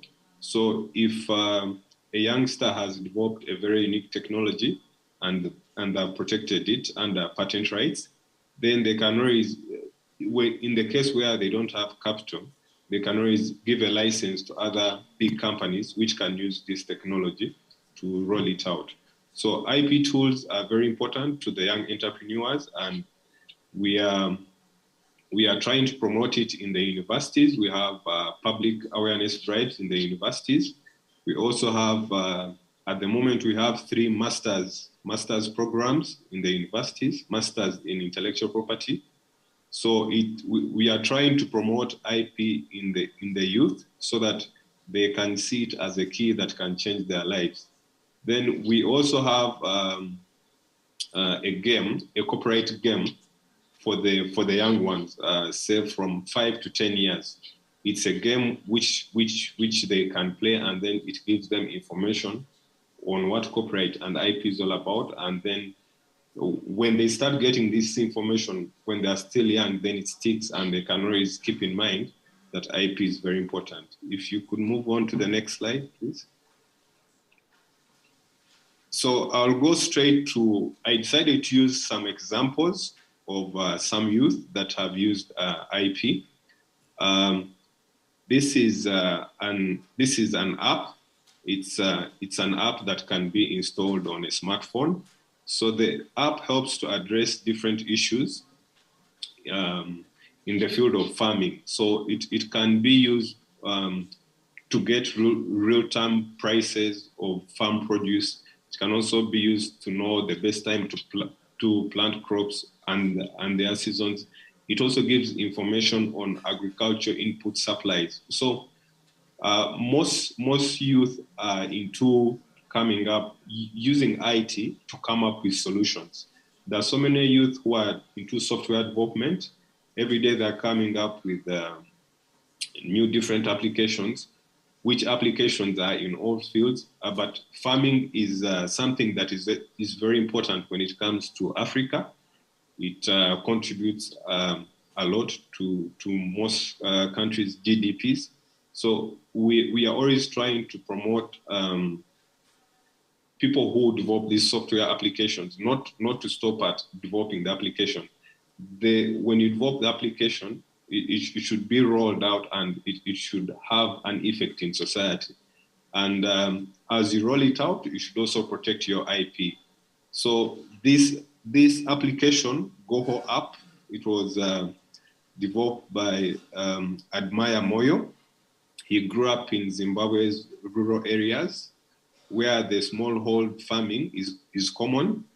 Admire witnessed several challenges being faced by the farmers and decided to come up with this solution. So it's a solution which is being used by some farmers here in Zimbabwe, but there are also other similar applications elsewhere in Africa. There are very many similar farming applications that are being developed by the youth in Africa.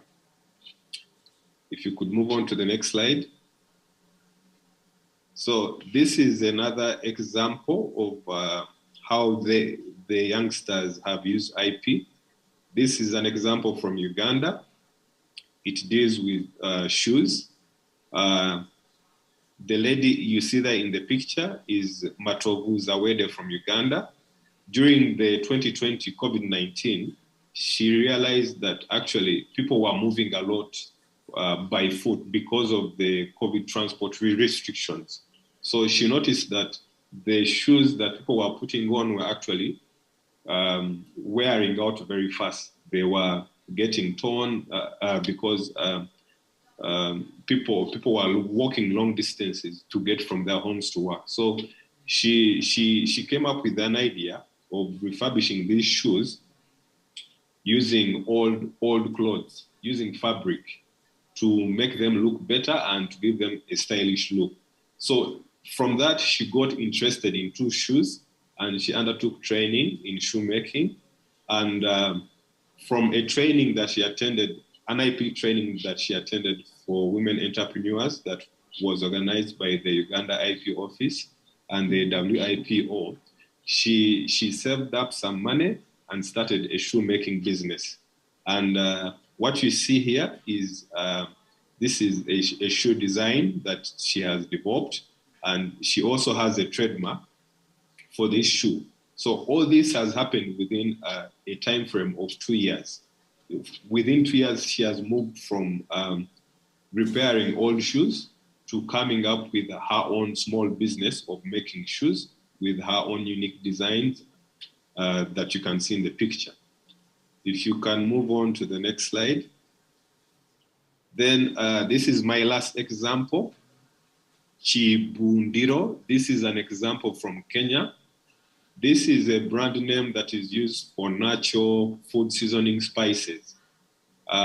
This idea was developed by the lady you see, the young lady. She's called Ann Zanzi. She's from Kenya. So when she went to the university, she always missed her food that she used to have at home, her tasty food. So she came up with an idea of coming up with spices that can give her the taste of the food that she used to have at home. So from that, she started a small business in the university, coming up with food spices. And one of the challenges that she was trying to address was that most spices which were being sold on the market had a very short shelf life. So she made her research and came up with spices which could last longer. So her spices could last 3 years. And she built up her idea, and from a startup competition, she was able to win some money, which helped her to start a company. And now the company is making spices for food with the trademark Chi Bundiro. And she's well established in Kenya and in East Africa with this trademark. But now she's also using the same trademark for a different product line, which is this is for tea spices. So before, she used to have the trademark was mostly for the food, but now she has moved on to tea spices. So because she had a trademark which was already established, now it would be very easy for her for these other product lines to also be easily marketed under her trademark. So having a trademark is very important for the young entrepreneurs. She also uses her trademark to market her products online. So 20% of her sales are from online through Amazon and the social media sites. So the social media sites like Facebook and TikTok are being used a lot by the young entrepreneurs here in Africa to market their products. It's a free platform that they can easily use and reach so many people. So with that, that marks the end of my presentation. Thank you very much for your attention. Thank you, John. Muito obrigada a todos os oradores deste painel dedicados aos jovens e que nos ajudam a identificar as vantagens e o papel da propriedade industrial no processo inventivo e criativo das camadas mais jovens. Estamos a aproximar do final deste dia tão rico em conhecimento e nada melhor do que ouvirmos Margarida Matias, vogal do Conselho Diretivo do INPI, que irá partilhar connosco algumas conclusões desta jornada e os próximos passos desta cooperação que se vizinha cada vez mais estreita entre todos os países da CPLP. Tens a palavra, Margarida. Obrigada, João. Excelentíssimo Sr. Secretário Executivo da CPLP, Excelentíssima Sra. Ministra da Justiça, Excelentíssimo Sr. Presidente dos Institutos de Propriedade Industrial da CPLP, minhas senhoras e meus senhores, chegados quase ao fim do primeiro dia destas jornadas lusófonas, é com especial gosto que venho falar das principais conclusões a que chegámos hoje. Neste foi um momento especial de partilha, de reflexão sobre os importantes temas muito atuais da propriedade industrial que resumo hoje aqui, além da nossa língua. On industrial property, and especially in our Portuguese language. I would like to be very, very brief. However, let me greet, and I look at you, the Executive Secretary, to whom I would like to address special acknowledgement for the way you have received us in this magnificent palace and the way in which your team was available to host us. Another recognition that I would like to make aims at the international organizations who have supported this event, especially with the European Patent Office and also the European Union IPO. And also allow me to greet especially the World Organization on do Diretor-Geral da ANPI, que nem de propósito chegou agora dos seus compromissos. Obrigada por aqui estar.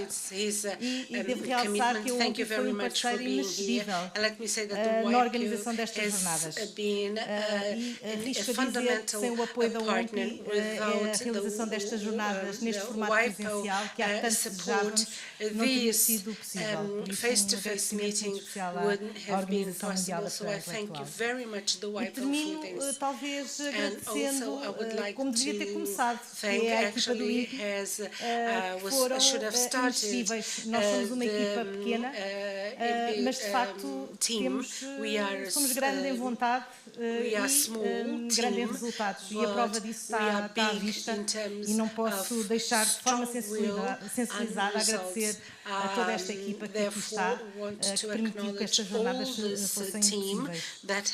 Vou passar muito rapidamente para as conclusões. So moving on to the conclusions sobre a importância da concerning cooperação the entre os nossos importance of países. cooperation between our Importa countries or refletir among como our é que eventos countries, como it is este, important to reflect que on assistimos how hoje, events verdadeiro such as palco the one de we troca de have today, experiências, which has been pode full criar of exchange of sinergias, experience, and pode how it desenvolver can bring about parcerias, synergies, it can pode develop fomentar partnerships laços de cooperação and entre nós. foster É esse o nosso cooperation objetivo aqui hoje. ties Ao longo with do all dia, of us. pudemos So ouvir throughout the day, we were ilustres able oradores, to ilustres listen to moderadores, distinguished uma ilustre host, obrigada João, speakers. E podemos concluir que a propriedade industrial é um dos fatores-chave para o desenvolvimento e para o crescimento económico nesta era pós-pandémica. No panorama atual, assume um papel impulsionador na concepção de novas formas de servir as exigências do cotidiano e no aperfeiçoamento de criações e também das invenções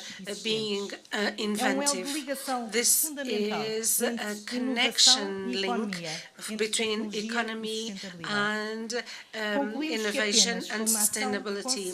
And we believe that through this concerted actions, very strict synergies between the scientific knowledge captured at the university level and the knowledge captured in the industry, we can build a future that will have a very positive impact, especially due to the importance that industrial property impact may have in our lives. So the MOU we have signed today is the first step of our long journey. We have the National Institute of Industrial Property in the Lusophone countries. We have acknowledged the importance of creating one single platform where we can discuss annually and exchange experiences, and we can also disseminate good practices. And this is how we move towards converging practices among different offices, and also to come across common initiatives to provide answers to public systems, especially to face the challenges of these IP systems. It was an honor to listen to all the presidents talking about the status of play of industrial property in their countries and the efforts they are developing there. It is vibrant to witness the way in which the effort we are putting around industrial property. And also we have listened to the president of the AECEP, and I was very touched and moved when I heard this offer by AECEP to exchange and to cooperate with us. So this intervention was indeed very, very important. Também com especial apreço que fala do lançamento do novo portal da lusofonia, que tivemos hoje o gosto de visualizar aqui, pelas palavras da nossa Maria do Carmo, que teve the website a força through our Maria do Carmo, de uma jovem para apresentar este portal, to present this website, and this was its traineeship project. E outro tema que também nos which é is in muito line querido with e a todos this nós, youth é a program. importância das And on the other denominações de origem hand, e das the indicações importance on geográficas. the Sobretudo para um país como appellations of Portugal, origins, cujo tecido económico assenta fortemente na also tradição. for a country like Ficou Portugal, claramente based demonstrada na in apresentação do tradition, Sr. it is Presidente do clearly Instituto da Vinha e do evident Vinho, from the presentation of the no caso da economia President of the portuguesa, Institute for Wine composta and maioritariamente por Winery, pequenas e médias the empresas, Portuguese muitas delas fabric ligadas which a is produtos made up of tradicionais, SMEs connected to traditional products and that are protected by IP rights. And these are not only important for the Portuguese economy as well as for the economy of our countries, whose tradition is very well rooted in their societies, cultures and economies. These rights should be protected and considered as the wealth of a population. And according to Maria João, there is in each country there is a product which translates their material asset. And this cultural heritage is the most valuable of all. And we also were glad to celebrate it. The topic of the geographic indications is also a cornerstone, so much so that the second day of these journeys will be totally devoted to geographical indication and also to the appellation d'origine. And this was very refreshing to see how the president of the Institute of the Wines and Winery of Porto, to whom we acknowledge the organization of the second day of this conference, totally devoted to geographic indications, even though, and despite the fact that it is a holiday in Porto, and still he was open to offer the organization for this day. Now, as for the SMEs panel, it was very important to see how the moderator, Professor Daniel Traça, has introduced this topic about the importance of public policies connected to boosting the registration of industrial property and also the empowerment of companies that will be able to have the means available in order to have a whole array of industrial services in the market, or by the mere registrations of a design or a model, by protecting its reference and its aesthetical characteristics, by resorting to patents, and to guarantee the protection of the technology which was developed. And on the other hand, by choosing for business secrecy, which is important to guarantee the confidentiality of some information, such as know-how, and by protecting it from competition in the market. Another special note to the effort of raising the awareness of young entrepreneurs in the importance of intellectual property for the development of their business, and also the setting up of a new website for the Lusophone should also promote and incentivize the use of intellectual property, of industrial property within the CPLP in view of a growing access and having this access facilitated in all countries of the CPLP, making all the information made available in Portuguese. We expect that the youngsters in these communities may use, reinforce and widen their most precious resources, which is creativity, innovation and their originality. I will bring my presentation to a close, but first I would like to thank the IP office together with CPLP made possible this first conference, so this means that it is to be continued, and these are, I have no doubt, a landmark in the history of this community, and it is very promising. Thank you so much.